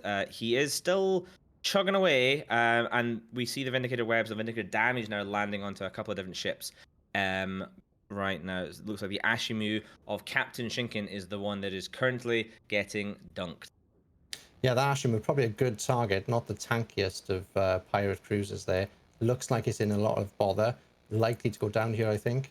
Yep, I mean, he's also sitting at 1 MS, so he has completely stopped his ship. He is just either resigned. He's not even being webbed, by the way, just to be clear. The Vindicator is nowhere near him. Yeah, this Guardian's struggling to stay up, but managing to tank. I wonder what they can trade here while the only need 3 comp side focuses on this Guardian. I mean, this Guardian of Cotton TOS is kind of living to win here. I know it's a thing we like to say, but it is true. They've been shooting him for a very long time. They've finally swapped over, or at least some damage swapped over onto the Blackbird. That Guardian probably struggling to keep his own cap running at this point. They're not the most cap stable logistics cruisers. But honestly, seeing the reps coming in on the Blackbird, I don't think he's being totally pressured. Yeah, and the Blackbird and Guardian managing slowly to pull away here from the Vedmak and the Augur Navy. I think they might just be able to tank this damage. The longer the distance between them goes, the more chance they are of living through this. And the Pontifex now on only need 3 comp side in a lot of trouble and down. Yeah, so this is really starting to snowball towards New Eden Villains Valley. At this point, we've lost an Ashimu, we've lost a Pontifex on the other side, so they've lost Newts and Webs, they've lost their links soon. I can see the jams coming out from that Blackbird. I think they're really just disrupting this team.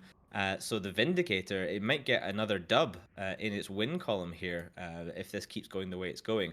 Of course, all it takes is a few wrong moves and something could go down on the side of New Eden Villains Valley, but they are looking very much in control right now. I mean, look at the size of that control bar. It is almost maxed out. The Balgorn, though, slowly trundling its way towards the main action here. It may come into play. It looks like it's starting to do something against the carries here.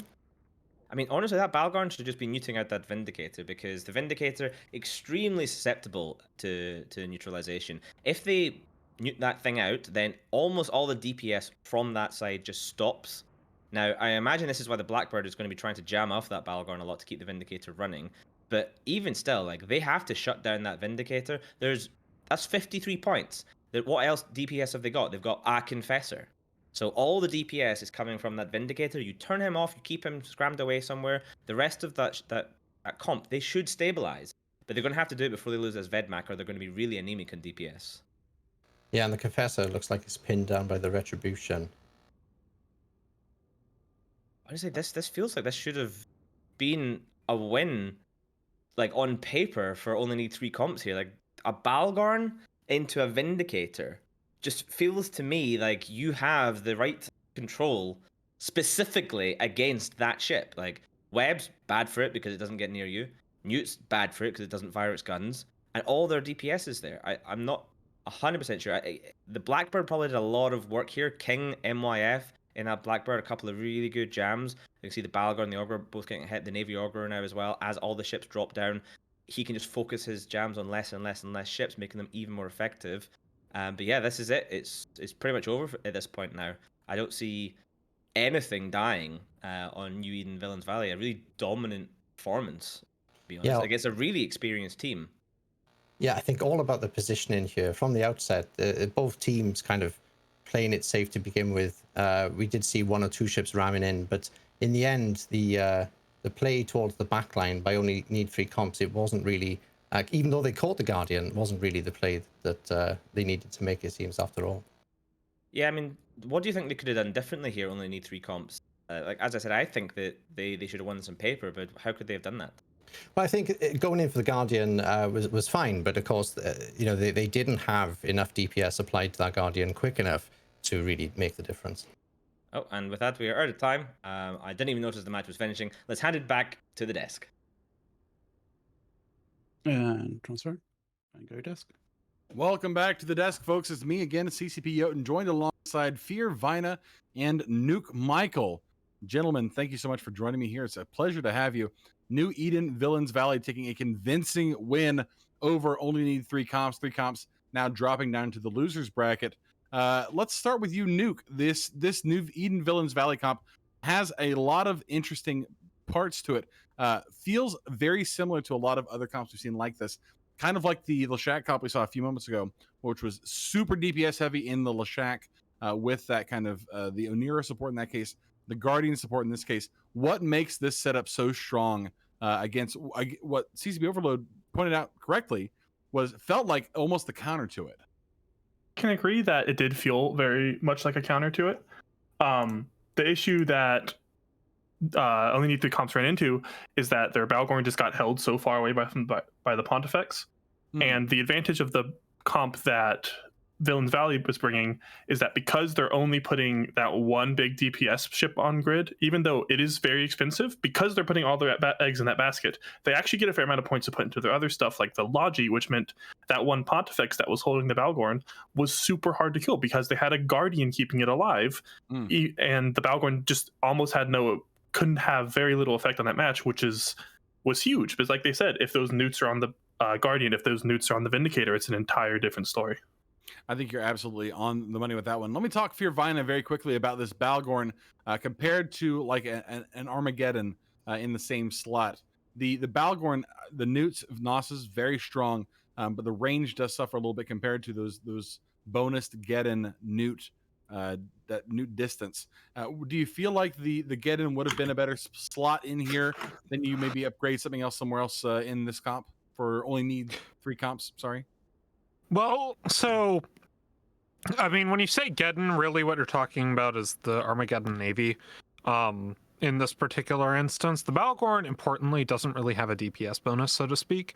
So when you field a Balgorn on a comp, in this particular instance, they didn't go for a full new Balgorn because they needed more DPS outside of just their Vedmak.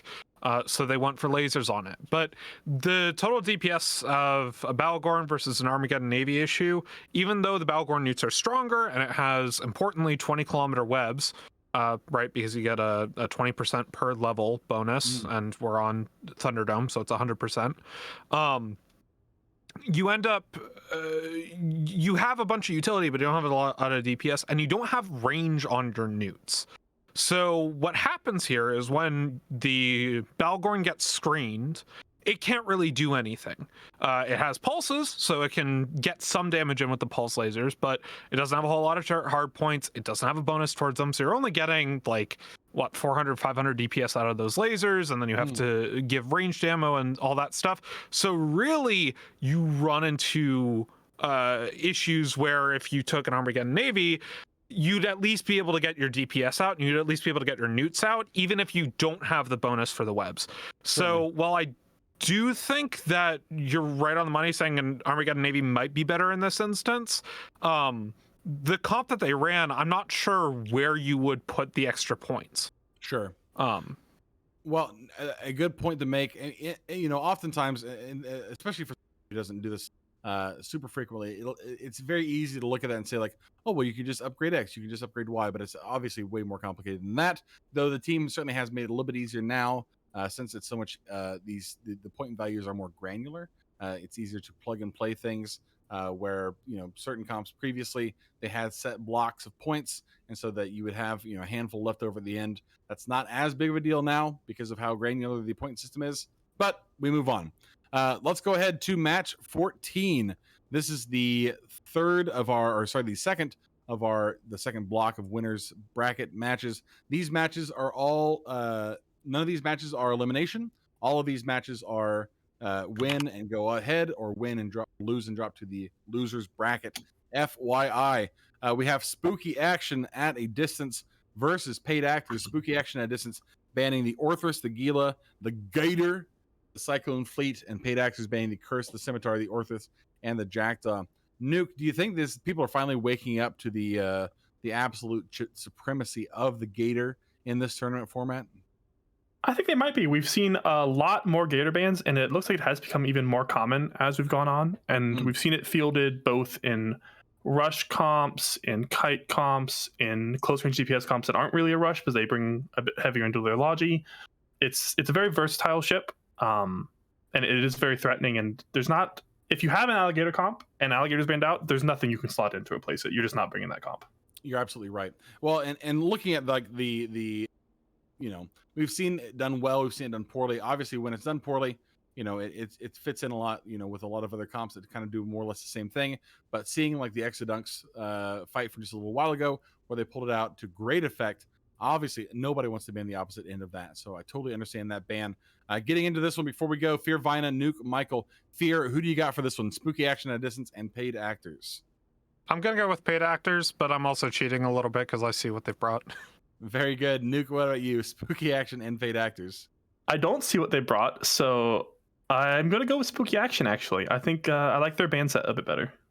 I am going to go with Spooky Action as well, just because I like their name. It's very fun. So we're going to go now to CCP Overload again.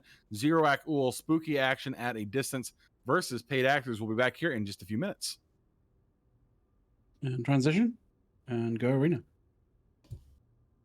Welcome. We have Spooky Action at a distance here versus Paid Actors. Paid Actors, the Gentleman's Club people, have brought a drone comp, EOS, Ishtar, another Ishtar, 2 Deacons, and a Crewer for a little bit of control. So, Overlord, what have the other team brought?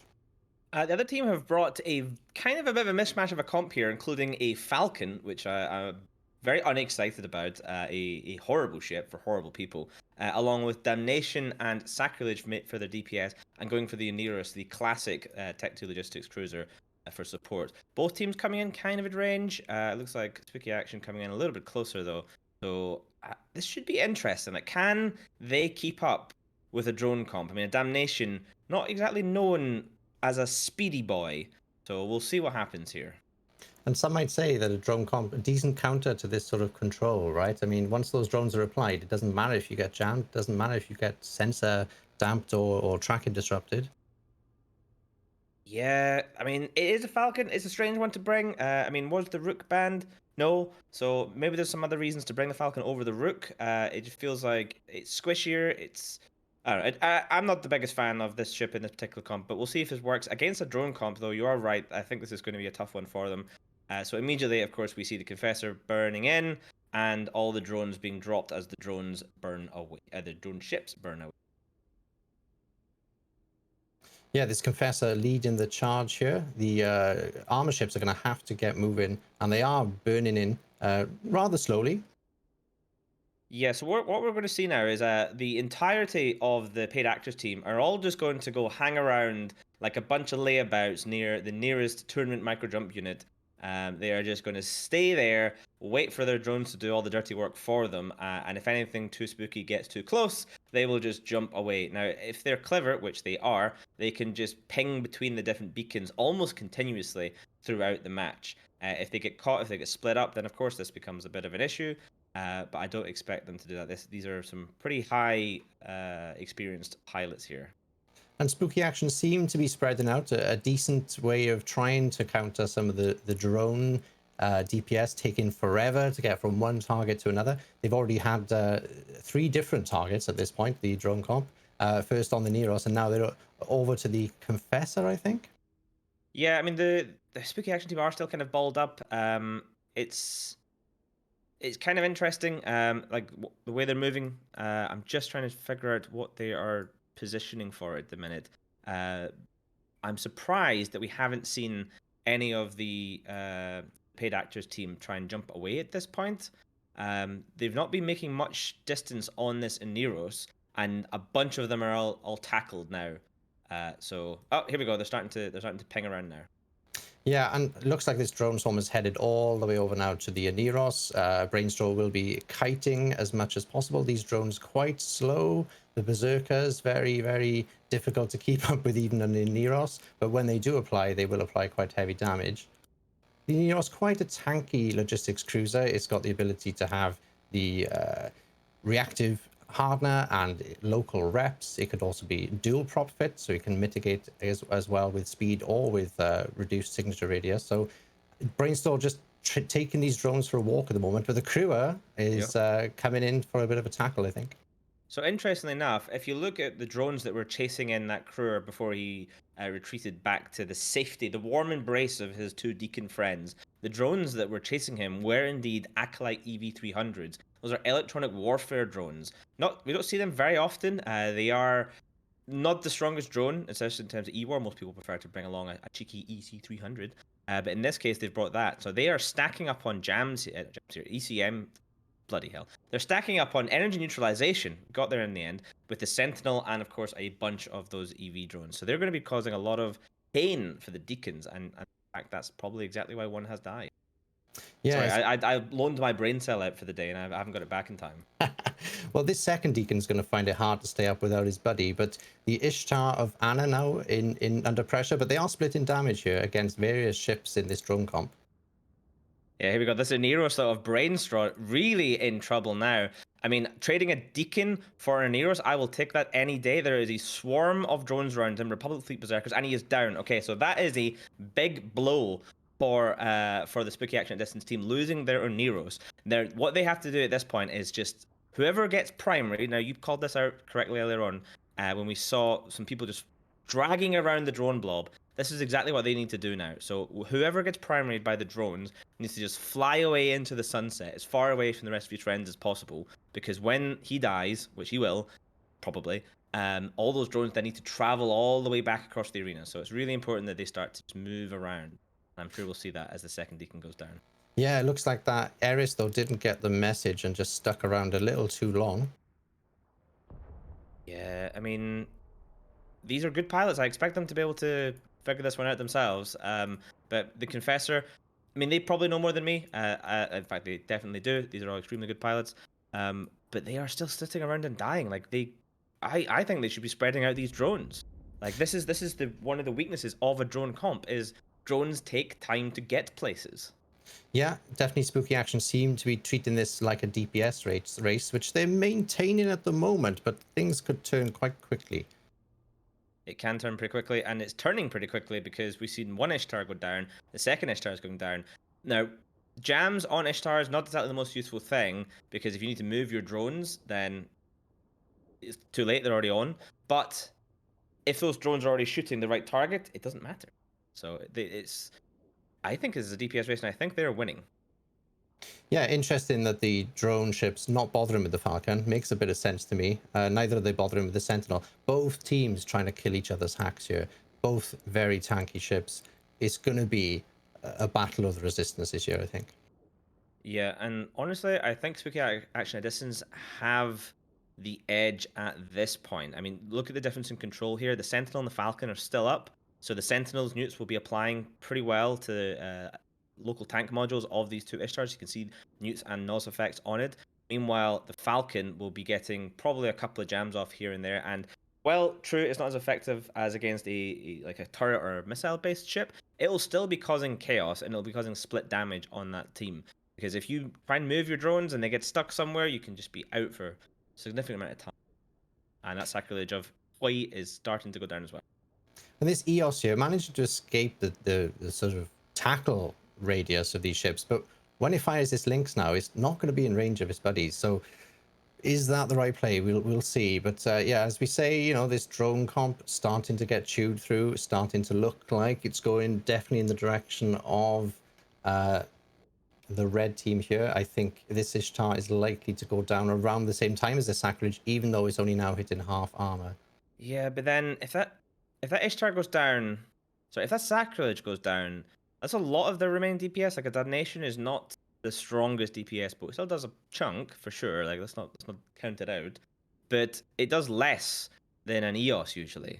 So with a Falcon and a Sentinel to help him, he's probably still okay. But I mean, let's not forget about the crew as well. This is still kind of a bit 50-50. The edge is definitely, I think, in Spooky Action, but it could go either way. Someone could burn out a module at the wrong time, and that's it. Yeah, and it looks like the Sentinel and the crew are tackling each other and looting each other out of the fight here. So if one of them gets free, this could turn things around in terms of the tank of the Sacrilege and the DPS applied. Oh, is that the time for the match? This is the second match in a row I've been so excited as the fight was still ongoing, and I've not noticed the end of the match approaching. It is over once again. Let's hand it back to the desk. And transitioning to ads.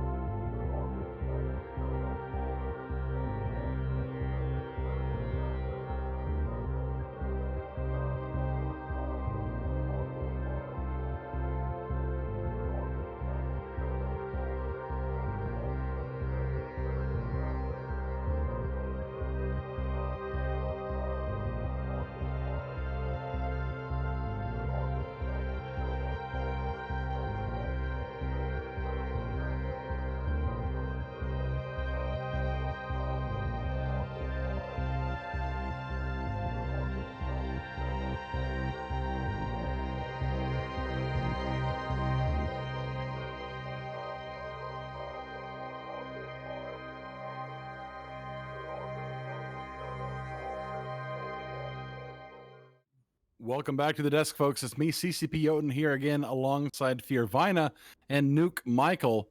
Paid actors taking the L against Spooky Action at a Distance with their armor drone comp. We haven't seen a lot of these comps. I think that may be actually the first EOS we've seen in the tournament so far. The EOS Triple Ishtar Dual Deacon versus the weird kind of ham Damnation Oniro Sack setup that Spooky Action at a Distance had.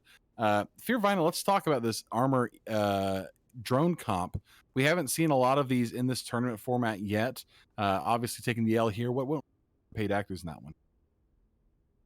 I think we're really what really went poorly for them is just that there were too many moving parts from the Spooky Action side, and they were able to get tackle on top of, and there was no screen, importantly, for the side that brought the drone comp, which is paid actors. So we saw some tackle initially go onto some of these Ishtars, and after they killed the Oneros, they made the smart decision. They abandoned their drones. They immediately went after the tackle. They killed the Eris. I think they killed some frigate as well, but I forgot exactly what it was.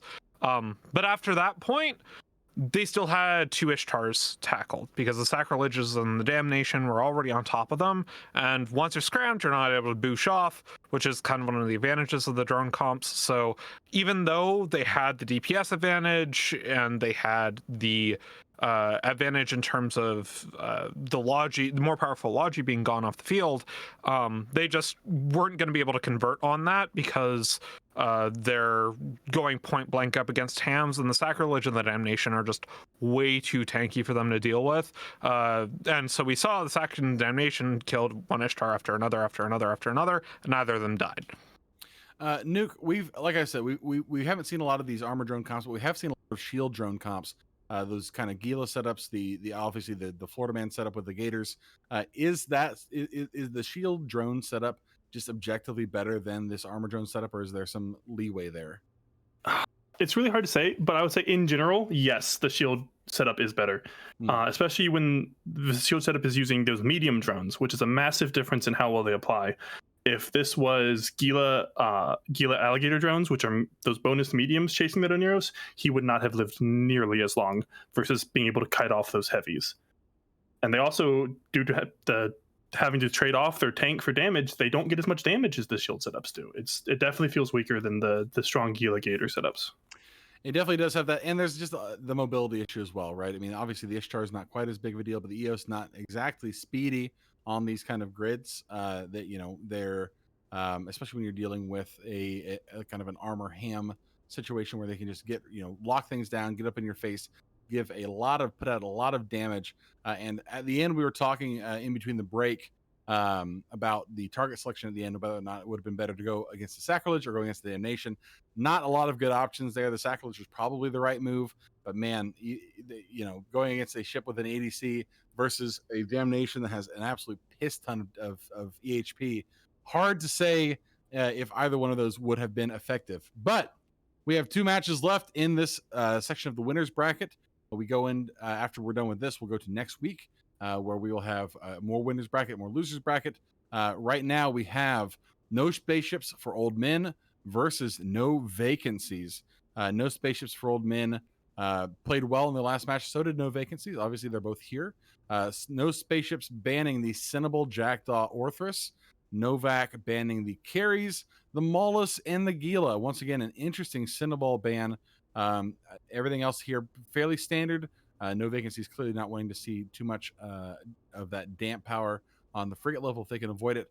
Fearvina, this Cinnaball, I mentioned earlier, we were talking a little bit about it. Do you see a reason why you would ban out the Cinnaball instead of something like the Kizrael?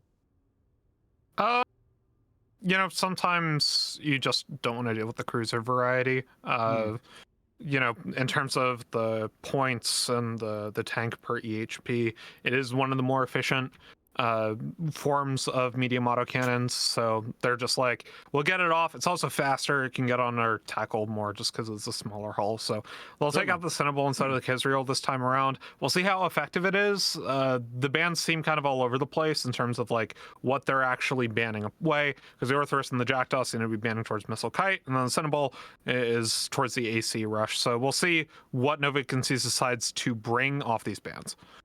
Very good. Nuke, Michael, Novak versus no spaceships. Who do you have on this one? Looking at bans, I think I'm going to go with Novak. They have a better plan with theirs. And you, Fear? I'm going to go with Darkside on this one. No spaceships for old men. No spaceships for old men. Impressed me last time. I'm going to go with them as well. We're going to go now down to the arena. We have once again no spaceships for old men versus Novak. We'll be back here at the desk in just a few minutes. Transitioning and go arena.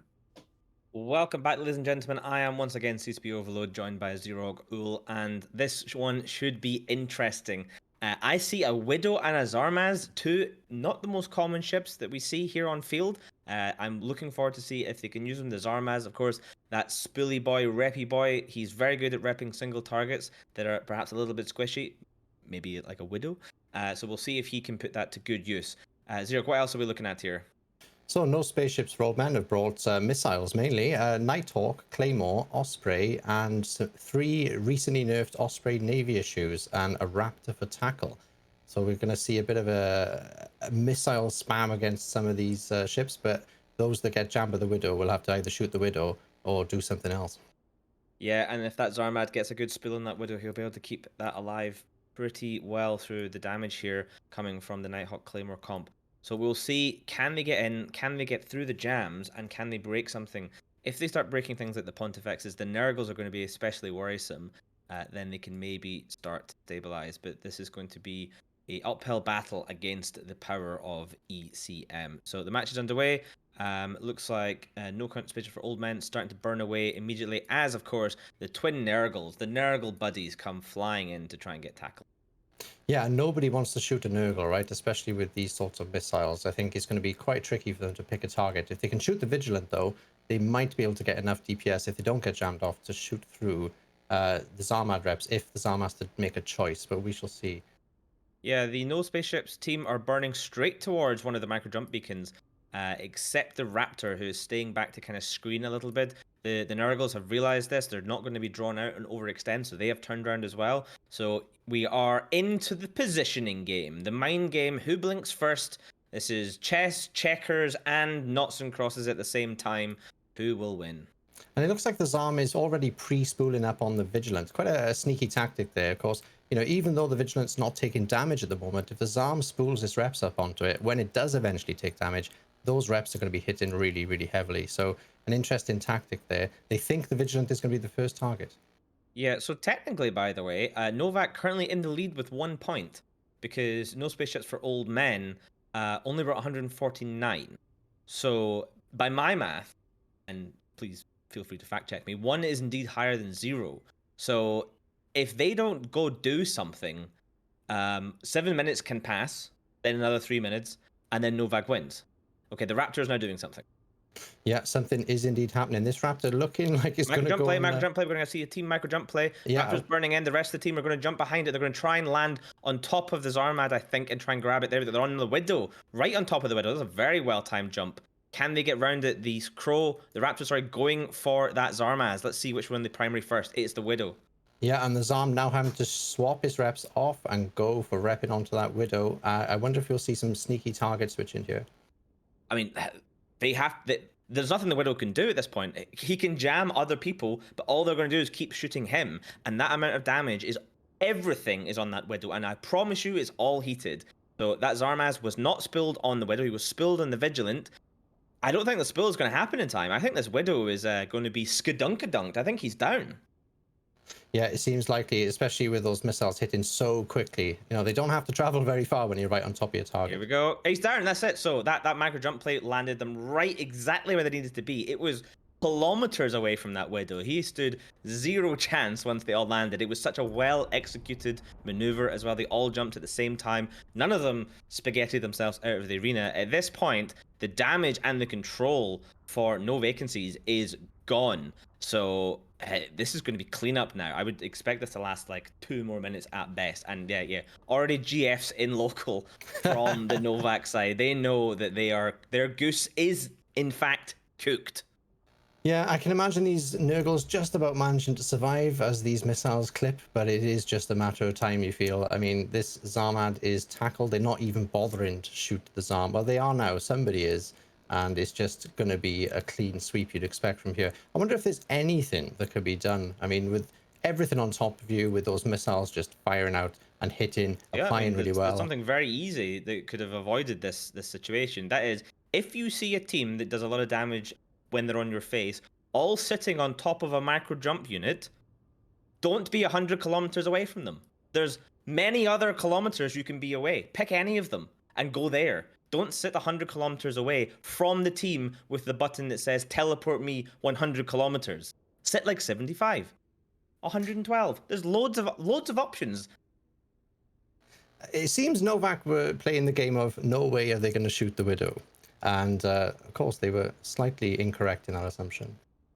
Yes, I mean, I don't know why they didn't pre-spill on that Widow as well. I mean, honestly, if I'm them and I see a bunch of heavy DPS ships sitting on a micro jump drive, almost exactly 100 kilometers away from my good friend in a Widow, I'm going to start spilling on my good friend because I'm pretty sure I'm going to see the future, and the future is a dead Widow, and that's exactly what's happened here. Like, kind of a misplay, honestly. Like, positioning wise, they ran in at first, they were smart, they pulled back, they realized that chasing in this rush team was going to be bad, but then I think they didn't really know what to do after that. They just kind of hovered around waiting, like, you know, just spinning their bananas around in the background waiting for something to happen, and unfortunately it just didn't go for them. Yeah, the Zarm definitely had at least, I think, say 15 seconds there to read the play and switch those reps, but sadly, even when the micro jumps went off and all those ships landed, those reps were still landing on that Vigilant. So I'm not sure it would have made all the difference without reading it sooner, but yeah, definitely didn't work out this time.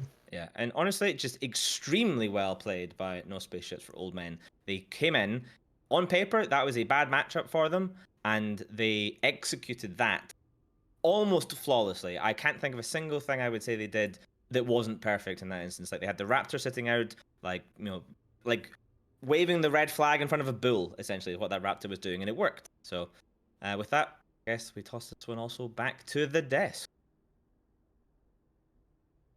And transition and go desk. Welcome back to the desk, folks. It's me, CCP Yoten, here alongside Fear Vina and Nuke Michael. A incredible MJD play by the No Spaceships for Old Men team to get on top of No Vacancies and absolutely swarm them, knocking down the Widow, knocking out all of their control and their attack.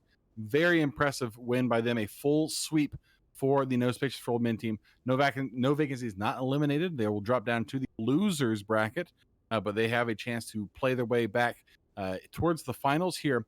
Fear Vina, let's talk for just a brief second about what this No Vacancies team was trying to do. We've seen this kind of Widow's Arm set up a couple times be successful, a couple times be not successful. What is sort of the strategy here with this Widow setup, and what didn't work out well for them?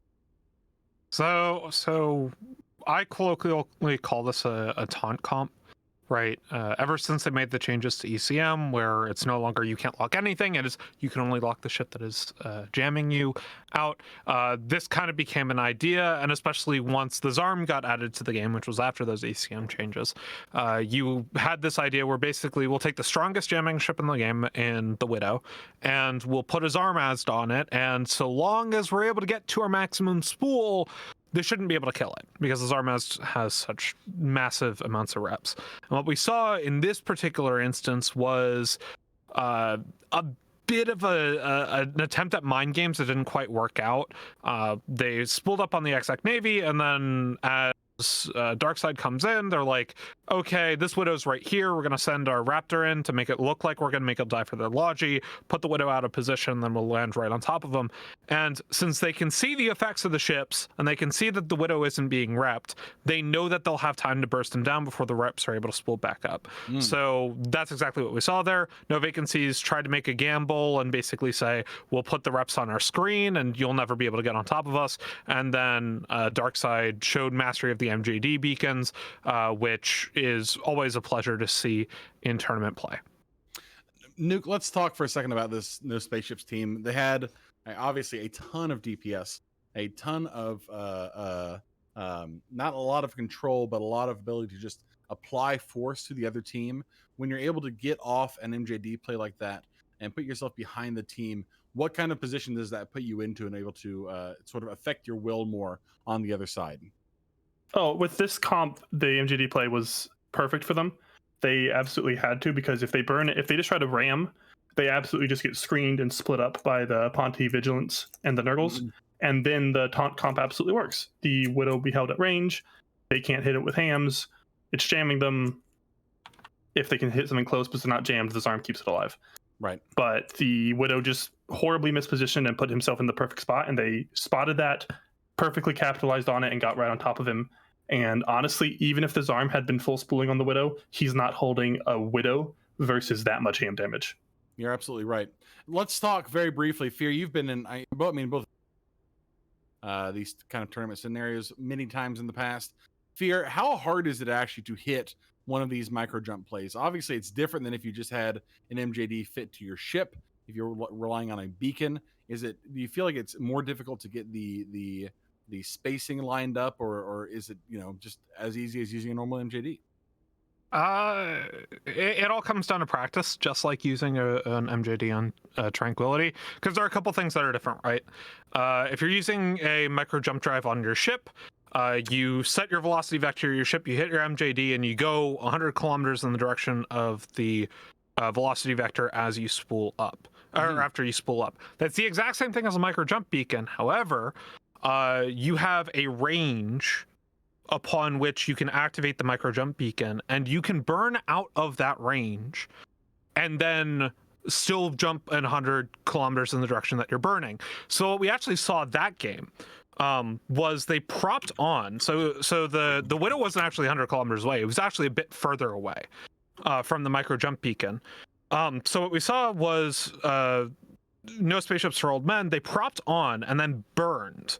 And as they burned, they then hit the micro jump beacon, and that's going to spool up, but they're going to continue to burn towards their target, which in this case was the Widow. And as they do that, with the prop on, they're able to close a lot more distance than just the 100 kilometers that you would normally get out of a micro jump beacon or a micro jump drive. So they did a very good job of not only jumping, but also determining how far they were going to go off of their MWDs as they were taking the micro jump beacon, and they played it very perfectly. Which is why when you're facing MJD comp, you want to be closer, like position yourself at 70, and they can't do that play. Yeah, exactly. You want to be closer. You don't want to be further away. In the words of CCP Overload, there are a lot of other kilometers you could be in instead of right at 100. Being at 100 is not where you want to be in that situation. Wise words from Scotland's own CCP Overload. We have about 2 minutes until this last match of the weekend begins. We have Burn My Prop versus Odin's Call. I hear some tapping. I'm sure that's probably... Oh, that's Fear, not CCP Overload, pinging me right now to say hurtful things. Anyway, we have Burn My Prop versus Odin's Call for this last match of the winner's bracket today. Burn My Prop banning out the Curse, the Scimitar, the Orthros, the Sleipnir. Odin's Call banning the Paladin, Vargur, Curse, Kizriel. A lot of projection being banned out by Odin's Call.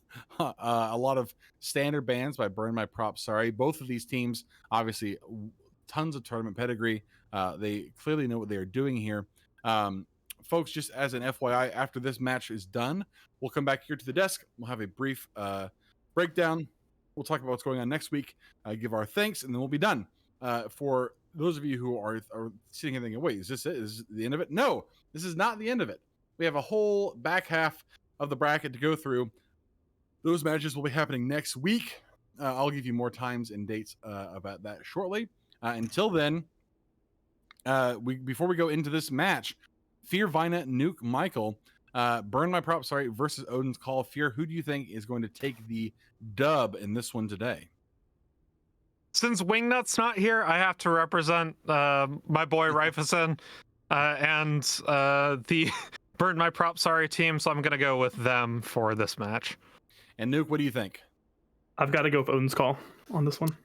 This is a tough one for me because I also love Rifeson, but Odin's Call has not let me down yet, except for all those times previously where they did let me down, including the last AT. But I am going to pick Odin's Call as well. I think this is a good one to end on.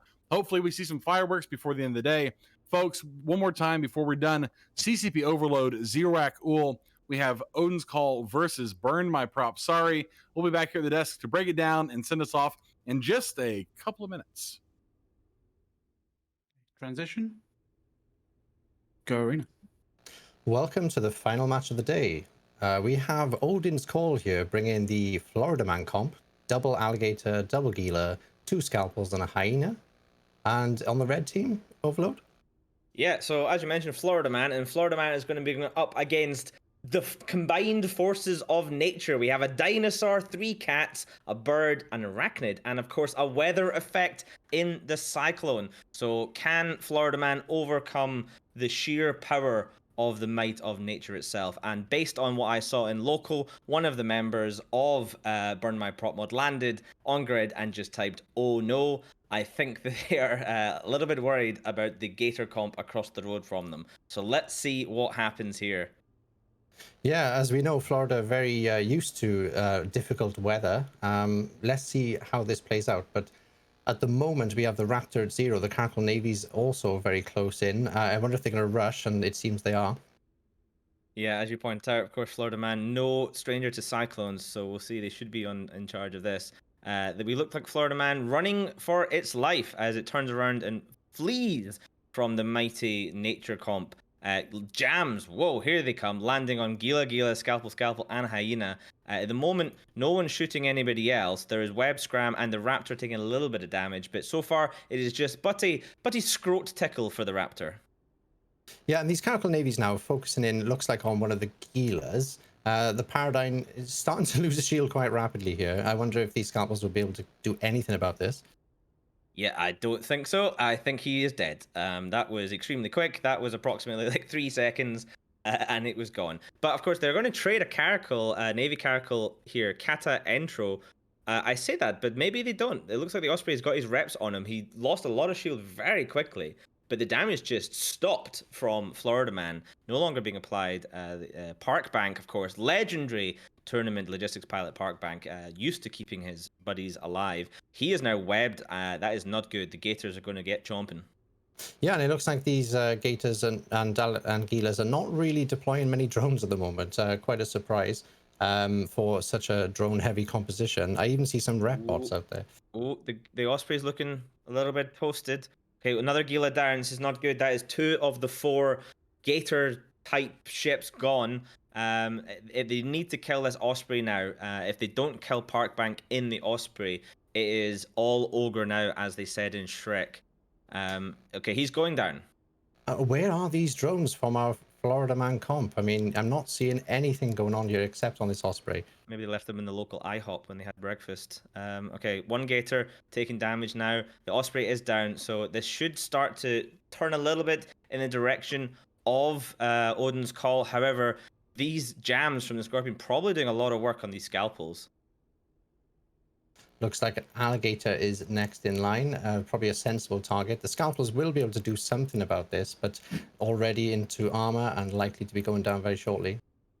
Yeah, another Gator getting chomped here. This is, I mean, Neil Irwin would not be enjoying this, to be honest, as another Gator is annihilated. And only an Osprey to show for it. So usually the other way around. Usually it is the birds getting eaten by the Gators. But here we are seeing just Gate Apocalypse as it looks like Yokan is the next on the chopping block. Yeah, Martin and the Hyena probably going to be targeted next. An easy target, probably not going to be able to do a lot anyway. I mean, one Navy Caracal's taking some damage again. Of course, now Parkbank is DED, so he cannot rep him anymore. Maybe they kill this Navy Caracal. I don't know why the damage has suddenly stopped again. Like, he got chunked pretty hard into low shield, and then nothing happened. I don't know if we're being trolled here. Indeed, and Hyena managing to kite away from a few drones, and while Yokan and the Alligator suffering the same fate as his buddy, doesn't look like he's going to be long for this world either. Yeah, the two Scalpels, I would imagine that they are having a very frustrating day. They're both webbed, one is scrammed, they're both jammed, so they probably weren't able to really do much, if anything, in that match. Just sit and watch their friends slowly get cut to pieces in front of them. The GFs are flowing into local now, as Odin's Call, of course, accepting defeat here. Florida Man defeated by weather and some animals. Who would have thunk it? What could they have done differently here? Well, I think critically it seems that perhaps the Scorpion managed to get enough jams off to stop those drones from being able to switch targets, and I think that is really what happened. If they'd managed to focus in on one target at the beginning and kept the drones on one target, perhaps it would have been a different outcome. Yeah, and it is just the Hyena of Martin Conrad left. And looks like I'm seeing some chatter in local. Burn My Prop, sorry, saying they have 4 Ladar and 3 Caldari jams.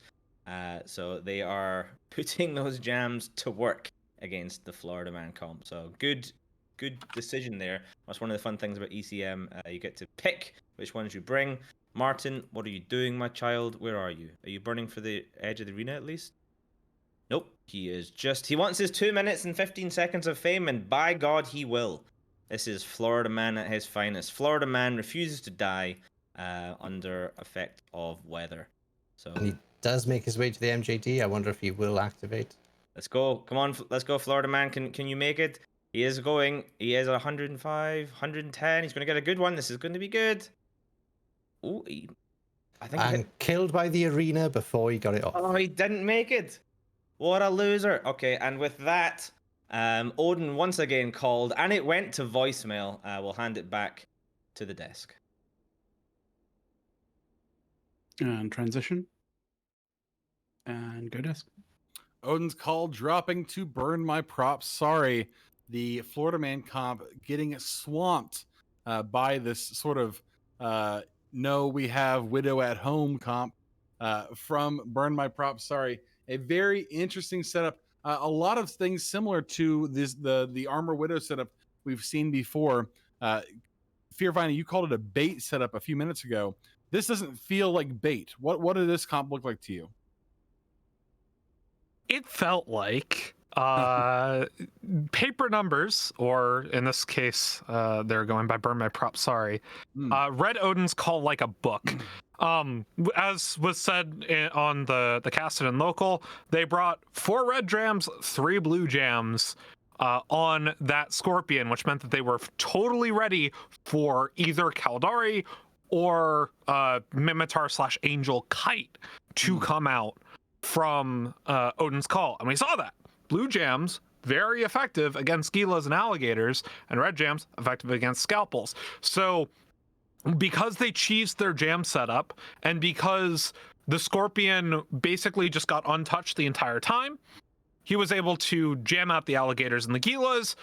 They weren't going to be able to swap targets, and he was able to jam out the Scalpels, so they weren't able to get any reps out. And just like that, the rest of your comp is a shield rush. They were able to rush back in. The Alligator and the Gila are relatively slow. They weren't going to be able to screen that, and then it was pretty much all over once those hams got on top of the first Gila. You're absolutely right. Nuke, let's very briefly talk about this Odin's Call comp, the dual Alligator, dual Gila. We've seen this comp again recently where they dropped the Logi for another Gila and then just had a handful of smaller tackle ships in the lows. Is this comp somehow gimped from the other kind of all-in setups that we've seen before because it had those Scalpels in the bottom? I mean, the Scalpels obviously were not doing much of anything. Granted, they did get clipboarded a little bit on this, but do you feel like this setup is in the inferior version of this Florida Man setup compared to the kind of all-in we've seen before? I don't know if I'd just call it the inferior version. In this matchup specifically, it is worse. But I would say it's a safer setup. The no Logi one is a lot more vulnerable to getting countercomped, I would say. But this one is a more all-round. Its better matchups aren't as amazing, but it won't have as many bad matchups. It still has them, as we just saw, but it's a kind of a safer call, I would say. Well, I think you are right about that as well. Gentlemen, thank you so much. Folks, I hope you have enjoyed this week, the fourth day of the Anger Games. We'll be back next weekend at I believe 1700 to start again for the final weekend, the final set of matches for the Anger Games. This is for all the money. Everybody who has gotten through so far is going to at least get back their buy-in fee, and there are big prizes available to the folks who managed to make it deeper into the tournament. Before we go, one more time, I want to thank everybody who has been involved in the production of the Anger Games this weekend, starting off at the very top, of course, with our executive team of Soth, Dirk, Aaron Thor, and of course CCB Zealous. They are kind of the people who they have hands in many different pots. They're like Octodads themselves. They have a lot of different arms on a lot of different keyboards, doing a lot of different things for this production. Also want to thank our stream production group, McLeod, Brett Thomas, CCB Convict, and all of our ISDs in Twitch chat as moderators. Thank you all so much for the work that you do. Our referees, Tyler, Sylvia, Quindon, and Bard Ghost. You guys are all great as well, keeping things moving down into the arenas. All of our casting, our desk commentators, and our arena casters, moderator, Wingnut Cross, CCP Overload, Jinton, Black Bart Pirate, Flandabite, Starfleet Commander, Kevin Grumman, Fear Vina, Nuke Michael, Murray Ruth Bardo, Ben Rush, Zeroak Ool, Chad Flame, Ali Aris, Neutronomatics, Wally Martz, and Dujek One Eye. Friends, I have been CCP Jotun. Looking forward to seeing you again next week. And until then, stay dangerous out there, New Eden. We'll see you next time.